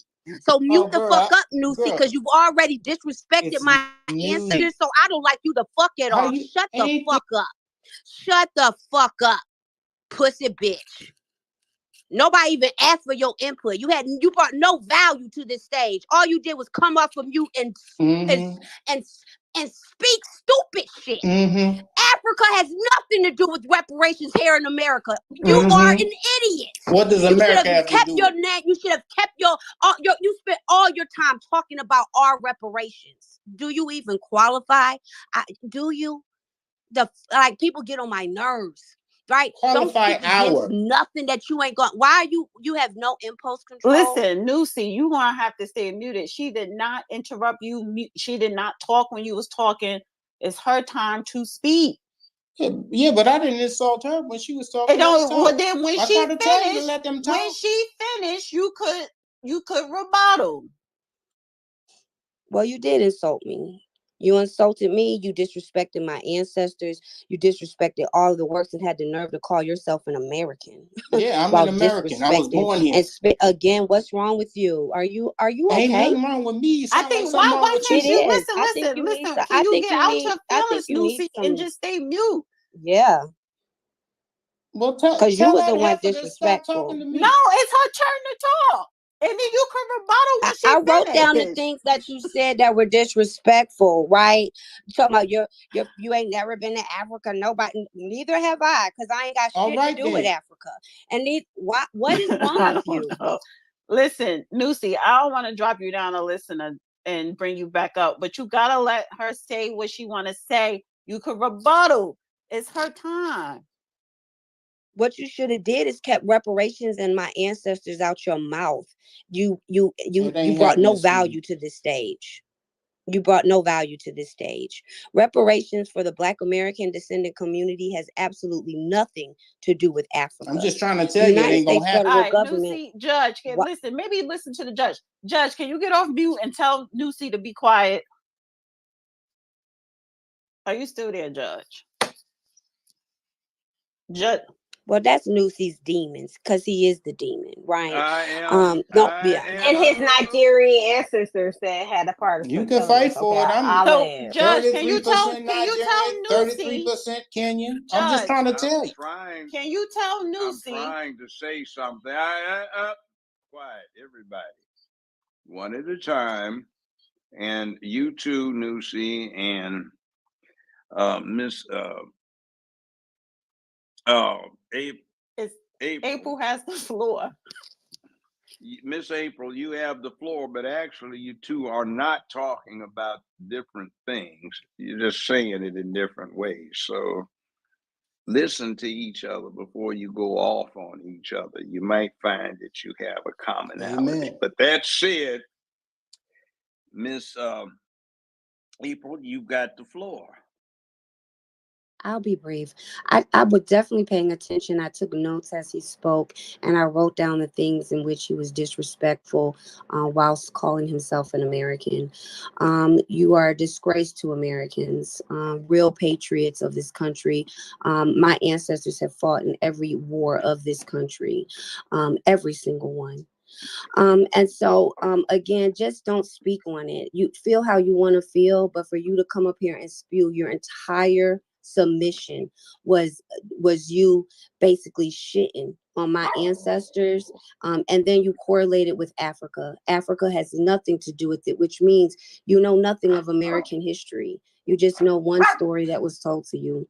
That's my only request. Don't speak on our ancestors, or otherwise you're always going to be met with this type of response. And this isn't a reaction. This is a response because you were disrespectful. Nobody disrespected you. Thank you. You were the only one that felt disrespected. I got a flag over my mantelpiece. So I don't know all that bullshit that you talking about with your feelings. Now I came here to pay respect to the judge and hear what the judge had to say and try to give y'all an opportunity to speak your mind. I don't know why you were so give offended. us an opportunity to speak? What? Who are you? What do you mean you giving us an opportunity? Because excuse me, you tried to bring me up and I said let these people speak. They were already speak. Listen. But that's what I said. Okay, I'll go to the back of the line. I'll go to the back of the line. No, I want you to speak so you can move out the goddamn line. Ladies, the gentleman is right. He said, no, call what everybody and let me come up later. Exactly. He did say that. But and the you point, insisted that that was the order. That was the order. Well, and the reason why Thank I you, have Judge. the order, the reason Love, why peace, and respect, Judge. the reason why I have the goddamn order is because he's been sitting here for over an hour, and I'm glad I asked him to go when he was supposed to go, because what the fuck he was saying was some silly shit. And I damn sure don't want to end the space and have him be the last speaker on some silly shit. So no, nobody tells me, well, let them go, let this person go, and I'll be the No, you don't run shit here. And that's what the fuck I'm talking about. So you ain't doing nobody a favor. You're not being a gentleman. What you being is a fucking yielding. asshole. It's called yielding. No, it's called just shut the fuck up. That's what it's called. It's called stop being annoying. Stop being an asshole. Stop being a passive aggressive asshole. That's what it's called. Oh, I could get aggressive. No, you can't. So anyway, everybody, let's settle down and let's get back to resolving how black folk and other folk are gonna get and stay free. And I'm already free. Collaborate so we get a piece of this action. I'm free. I'm already free. So let me go to Adam and then Indy. And then it's two people requesting to come up. Dr. Mark and Jay Rogan. So once Adam and Indy speaks, I think Indy wanted to say something. He had his hand up before. I'll drop some people down to bring the two up, and then we close out. So go ahead, Adam. Yeah, I'll be short. I'll admit off rip. I did follow Newsy. He had Thomas Sowell, one of my heroes. Greatest of all time. I love him. I'm very libertarian minded, and I went through all the the greats of libertarianism, and definitely in that regard, I respect him. He's one of my favorite people I look up to. Can I say something? Can I say something real quick? Well, you're interrupting again, but that's I'm busting your balls, bro. I'm busting your balls. No, go ahead, you're real not quick. busting my balls. Just real quick. Go for it. Did you see what these goof ass? I'm a libertarian registered since I got my learner's permit at 16 and a half, right? Did you see what they did this weekend nominating that libertarian? Yeah, they've been infiltrated since 2015, around that time. Listen, Davy Smith 28, and that's all I'm gonna say. Good night, Dana. Yeah. I was Gary Johnson 2016, man. And then I saw Trump and the establishment go after him, both sides of it. And that's when I jumped on his board. I back that man up. But yeah, real quick, let me hit on the points that I raised my hand for. In regards to Second Amendment, I want all black people armed, straight up. Represent there. I'm not afraid of that. I love the idea of that. I am. I'm very afraid of that. But go ahead. Well, because they could be able to protect their communities. That's my personal opinion. I believe all Americans have the right to the Second Amendment. Thirdly, I wanted to hit up on what Indy was talking about and his worries about what Trump said, because I felt the same thing. When he said that he's going to take away immunity, I'm like thinking, what do you mean to immunity? There's got to be accountability for these people. If they do something wrong, they commit a crime while they're on duty or off duty or whatever, they need to be held accountable. So I looked into it a little bit, and the thing with the defund police, that kind of tied their hands as far as enforcing. Somebody on mute. Oh, sorry. No, but mute up, Judge. Oh, it's all good. So as far as enforcing crime, they weren't able to actually enforce it and protect. Wait, what do you mean by that? You said defund the police, tied their hands and prevented them from enforcing. Go ahead. You got to elaborate. There was a on that, story man. somebody just said earlier. Some lady was in low income neighborhood, right? Some lady in a story don't help. I need you to explain. Dana, you brought up the lady that she lady? called for police help and the police said no. Who? The black woman. That was it. Look, man, you just freeballing, man. What the fuck are you talking about? Stop, Brooklyn. Wait, what lady? You're interrupting me and not allowing me to complete my thought process. So, right. What do you expect? It's going to sound broken up. Hold on. I remember what he's talking about. It did come up. Yeah. So it's been interjected in this session here about 2 hours, 15 Jasmine? minutes ago. Right, but how does that make his supposed point about? Let me finish my thought process. Let him finish. Let him make the okay, so point. It's the logic of the thing. So the police, they're afraid to go and enforce law right now in different areas, different cities. Not in Florida. They'll enforce the law here in Florida. That's why we didn't have any summer of love down here. But the one thing is, I looked at that, the immunity. The immunity is basically that that they don't have to pay the legal fees to fight their case. Basically the police department would have those funds to cover them, right? So you'd essentially be suing the police department rather than the individual, and they would front the fees to cover that police officer. That's what's holding them back, actually, from going and enforcing laws. And one thing I would like to say is, in objection to defunding the police, I want to fund the police. I want mental evaluations of these people, because I've gotten cracked over the head with a mag light by a police officer for no necessary reason at all. I've gotten thrown against the back of my car with second-degree burns on my wrist and got handcuffed. And I've taken plea deals that came over and screwed me over in the end. But I've gone through all these things, and I might be light skinned, but I'm Middle Eastern and Slavic. So, I don't fall under that white, black, whatever color scheme thing, in that regard. I'm just coming from real life experience, right? So, I think the thing is, he's saying that, but what does it mean is the question. Now, Judge, is that true with the police immunity? Does it, are they non-suable all of a sudden, or are they suable as the police department and then held accountable and then in that regard? They're not immune. You have to be acting reasonably within the line of duty. You can get way, way far out of it. And if you do, you're not entitled to the protections that would accrue from you being a representative of the sovereign. Now, there is a gentleman, look this lady up. Her name is Cheyenne Bryant. Dr. Cheyenne Bryant, a very good friend of mine. Now, she has implemented a program with the Los Angeles Police Department where she personally and some of her designated assistants on a regular basis interview and debrief every single officer to determine whether they are fit psychologically to continue to serve and whether they are fit psychologically to stay armed. It is an idea whose time has come.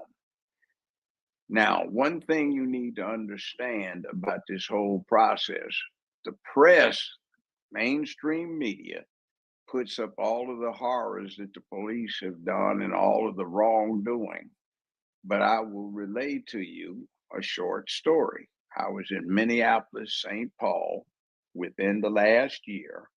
I was moving barbecue products, and me and my crew, we went to the cupcake shop, outside of which George Floyd met his end.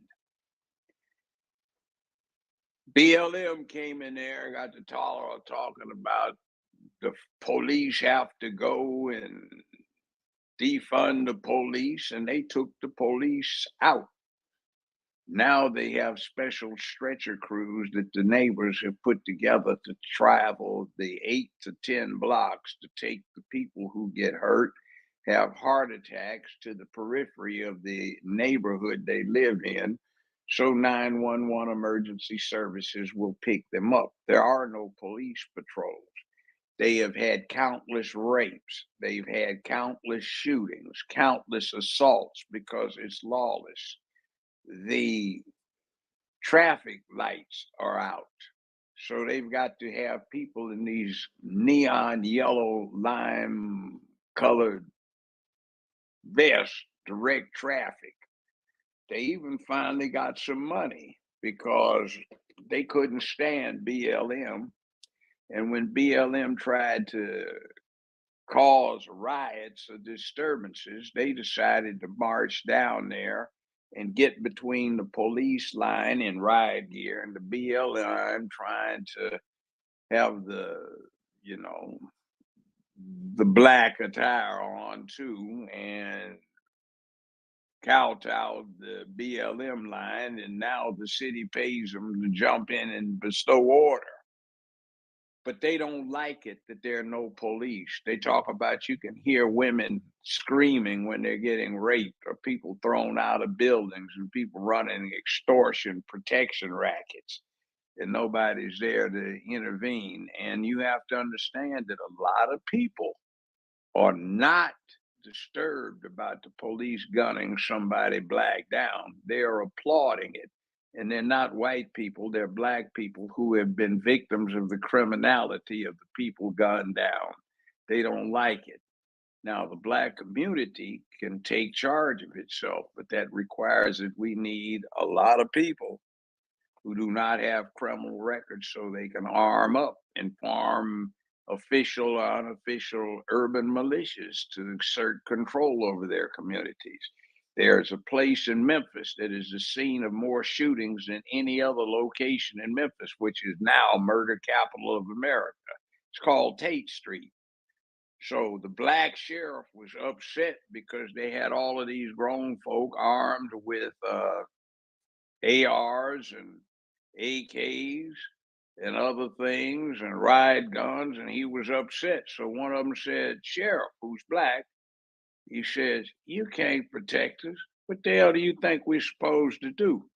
Come over here and let everything go to hell? We've moved out, but our relatives and our grandparents live over here. It's our duty to protect the place."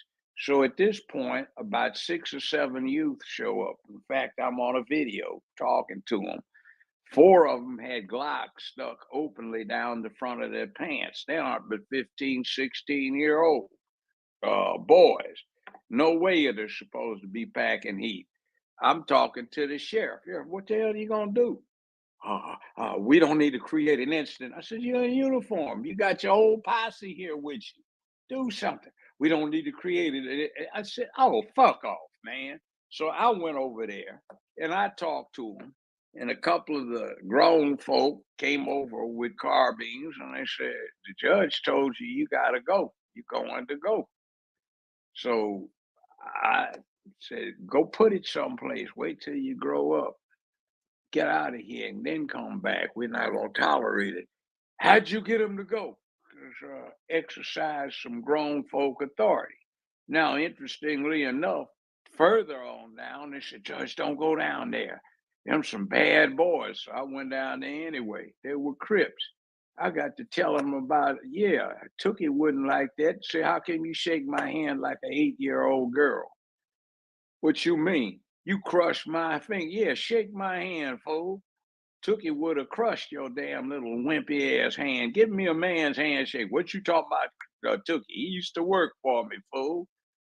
So we went and had this discussion. I shook hands and made them reshake hands until they shook hands with me like a man, about 35 of them. It was interesting. The next day, Judge, did you see this? What you talking about? Right where you were standing, man, about 3 hours later, they shot somebody in the head twice. Ain't that something? Yeah. See, it's about taking goddamn charge of some shit and acting like a man instead of half-stepping scared to death. We got a new mayor that can't walk his ass up in a goddamn luxury restaurant without 8 cops as his bodyguards. How the hell is this Negro ass gonna get out there and take control of the streets? Judge, real quick. You must be talking about Chicago. What I wanted. Memphis, Tennessee, and his name is Paul Young. I don't know about All right, that. so go ahead, finish up, Adam, because I gotta go to Okay, thank you. Indy. All right, yeah, Judge. What I meant by fund the police, like make sure that the funding goes to better trained officers that could handle themselves with an unarmed man without having to shoot them. Like some of these DEI, like shoot gay. the motherfucker if he gets out of Well, line. but I'm saying, like, hey, We are on YouTube community. hold on, real quick. Yeah. What I mean is, like you said, you have a cop out there that could be scared, right? And they're shook at the moment, and they're quick on the trigger. So that's an issue. Like it's definitely needs to be addressed. That you don't have soft cops out there. You have people that could handle themselves. If it gets to a point where he's threatening the cop's life and trying to kill him, then yeah, I guess he's in all of his rights, of course, to kill the motherfucker. Sorry, we're on YouTube. Sorry. If I may, then I'm gonna get the fuck up out of here because I know Dana don't like me. But what the judge is talking about is we come from we was raised by a different type of time, the greatest generation. Okay, so we was raised not to do that. And if you do it, be ready for it. It ain't got to be right. It ain't got to be, man. Look, you could get your ass a George Floyd monument everywhere you want. But listen, them people out here trying to do their job. They ain't all perfect. They ain't all angels. But we was all raised by the greatest generation. And you don't do that. You don't even you don't even appear in that situation. What you got right now is people listening to Sexy Red. And they all about it. And they don't know what the fuck they talking about. They don't know what they doing. They don't know what Let me ask you a question. Yes, sir. Let me ask you a quick question. You said your grandfather was at the Ardennes. No. But I ain't got his military records. My grandfather was a World War II veteran with 3 Bronze Stars. Passed away in 2012. Full military arms. Was it with the Red Ball Express? That was a black unit on the 761st. My grandfather was Red Ball Express all day. My old man was Master Sergeant with the Red Ball Express. Grandfather was a Master Sergeant too. Master Sergeant. No, my father was. He got caught up in the Ardennes. The trucks he had, they were going up there delivering stuff to Patton's folk. They got all shot up, so they had to hit the slid trenches. He got a Silver Star out of that bad boy. which is about the highest rank somebody black got I out know, of there. I He know. got 2 Bronze Stars. So black folk fought Yes, their sir. ass off. And my old man did not take shit. You I know what? that's right. He could not stand civil rights. He said them punk ass Negroes down on their knees letting the redneck beat the shit out of them till more of them got to feeling guilty, and half of them sissies any Yes, goddamn sir. way. Hell Yes, sir. He no. didn't take no shit. None of his life, and he taught me to not to take no shit neat. And Judge, I still can't pretend to comprehend what that means, but I know that spirit that he instilled in me, and I will never He's sitting, man. Look here, that flag sitting on my mantle. You know. Let me say something. See, I'm a judge. You think I'm above it all. I was at one time the highest paid man, black or white, in all of Hollywood I think outside you a of man, Leslie Judge. I Moonves. think you a man first. But no, wait. I was the last judge on that James Earl Ray Martin Luther King All thing. right. That did not come without cost. I know that's right. It was 3 o'clock in the goddamn morning. I had nodded off because I was up doing some charges for a murder case, and I was late getting home. I'm sitting in my house. There's some shit going on. 5 people tried to break in. There was a damn shootout, about 30, 35 shots exchanged. That early in the morning, I blew the fuck out of these son of a bitches, and there were blood trails front and back, and I think I killed them all, and I hope I did. I called up the director of police, who was a client of mine. His name was Winfrey. He's dead now. And he brought in one of his senior detectives, also a client of mine. He's dead now. We went over the place, half a dude's ears laying up on my windowsill. And these son of bitches tried to kill me. So it ain't safe anywhere if you start trying to do the right thing. So fuck all this bullshit when somebody pushes out and starts talking the shit to me, and I say, I know folk, including self, that it put it all on the goddamn line, and your little pussy ass, chicken eating ass don't know shit, and you talking about being black. Fuck you. I do get angry sometimes. Pay your damn dues. Some folk paid them. And by the way, on my Native American side, my grandmother was a Choctaw. And I know this. If you wanted to be a chieftain, you were supposed to have counted coup, struck a blow on your enemies. Do you know the Native Americans, in spite of the bullshit that we had to put up with what our ancestors went through, it also counted towards your chieftainship or your leadership in the tribe if you were performing as a hero in somebody else's war. It didn't make any difference who you were fighting for as long as you would fight. And that is something that black man in America does not understand. We're always shuffling around, song and dance, monkeys on a goddamn silver chain, while some son of a bitch is playing music and we bucking up. Or else we being good house wenches, bed wenches, and when we get gray in our hair, being 3rd floor bed wenches, and they make us mammies in charge of the rest of the niggas. And you got a goddamn son of a bitch talking about he understands the Negro. Hey, you ain't black if you don't vote for my goddamn queer ass, goddamn pedophile, child sniffing punk ass, then something's wrong with you. See, that's what we vote for. And we always do that shit and we get nothing out of it, because if you don't have to do shit to get the Negro vote, and if you try to do shit you won't get the Negro vote, then what the hell you got to do anything for the Negroes for? Meanwhile, you got some black folk to say, oh, hey, ain't going to be no time like that. We going to pay some dues here. Some of us have paid some damn dues. I'm 76 goddamn years old. Will be 77 in a few months. And goddamn it, I'm sick and tired. I am sick and tired of this goddamn bullshit where we have the opportunity to get someplace and we still running around acting like it's goddamn early 20th century. Now let's get our shit together and get it on. And stop trying to punk out and get shit the easy way. The only way any son of a bitch on this planet Earth has gotten shit is by hard goddamn work and application. And if something's on your ass, white supremacy or whatever in the fuck it is, God damn it, it's just adversity. And some of our ancestors might have called adversity Simba. 480 pounds of big fang, big clawed, maned, eat your ass up for breakfast, lunch, and or dinner or midnight snack. And when they were 13 years old, had to go take one down with a wooden spear without even having an iron head on the damn thing. And I know some people who have done that, and they're some badass son of a bitches, but they're smart. They are not down in their education, and they ain't taking no little lightweight bullshit social amenities crap either. And they're real live men.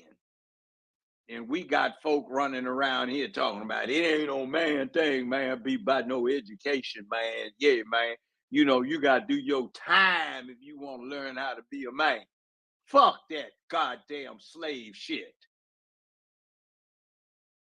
See, ain't nobody willing to die for a goddamn thing now except stupidity and suicide.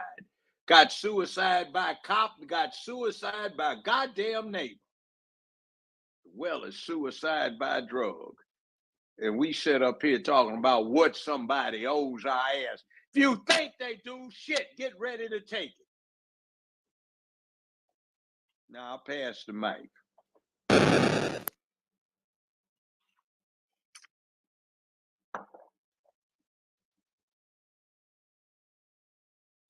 Can you hear me?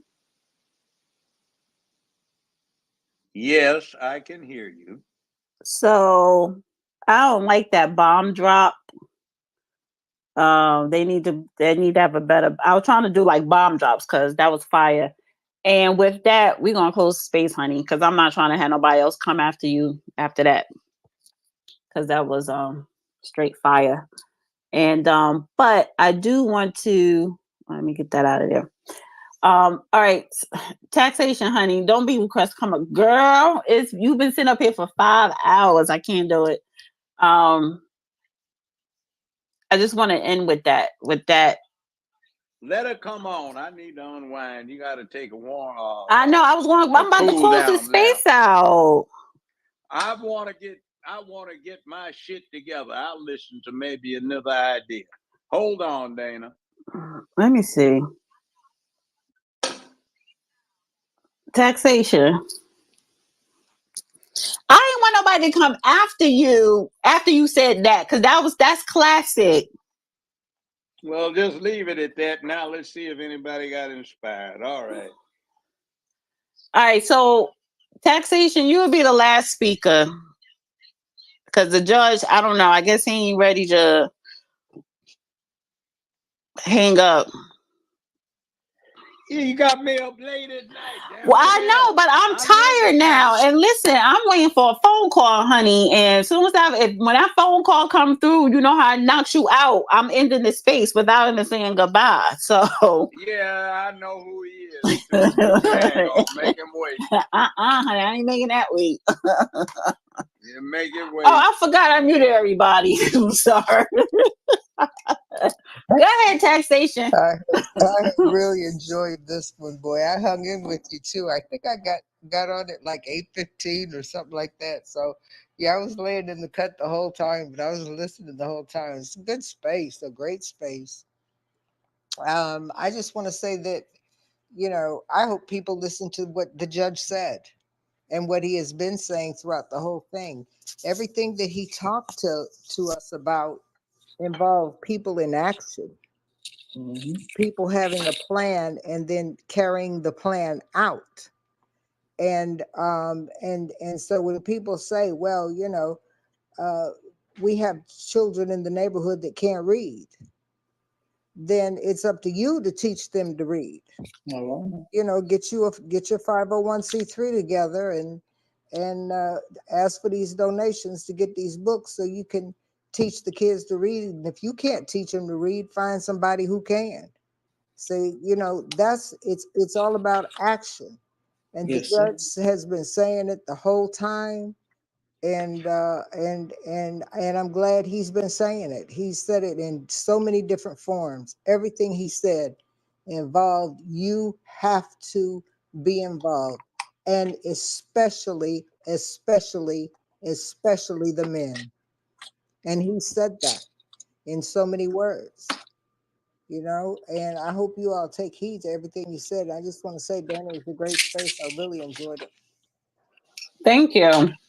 There's a couple of people in this YouTube chat complaining with the curse, and I'm like, listen, y'all don't listen. If y'all got problems cursing, tune out. Don't listen. Listen, you know they get mad at you, and then they get mad at how you and the judge go back and forth. I say, y'all leave that alone. That's that dance they do, you know.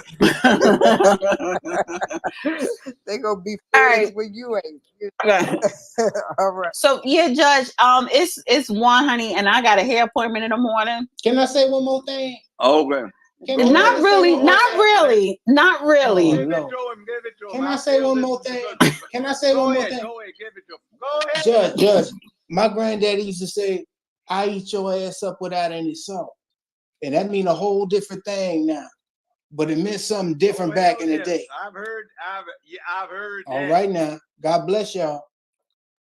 Now let me close bless us you out too. so we can get the hell out of here. Look, everybody came up out of Africa. Some went to Europe and got mighty pale. Some went to Asia, got yellow. Some came over to the New World, they got red. Some came back around and they got brown. But we're all from Africa, so it's time to get down. We got to get it together before we get used on up, because we got control of our situations. We can remain and move on out, or we can go out with a whimper or a shout. So anyway, the choice is ours. With that, I conclude.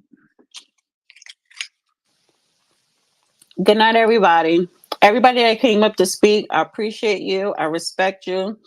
I don't love everybody, so I'm not going to say I love you, but I respect everyone. Appreciate you guys. And if you started with us at 8 p.m. Eastern, and you stayed the whole time, you know, shout out to you.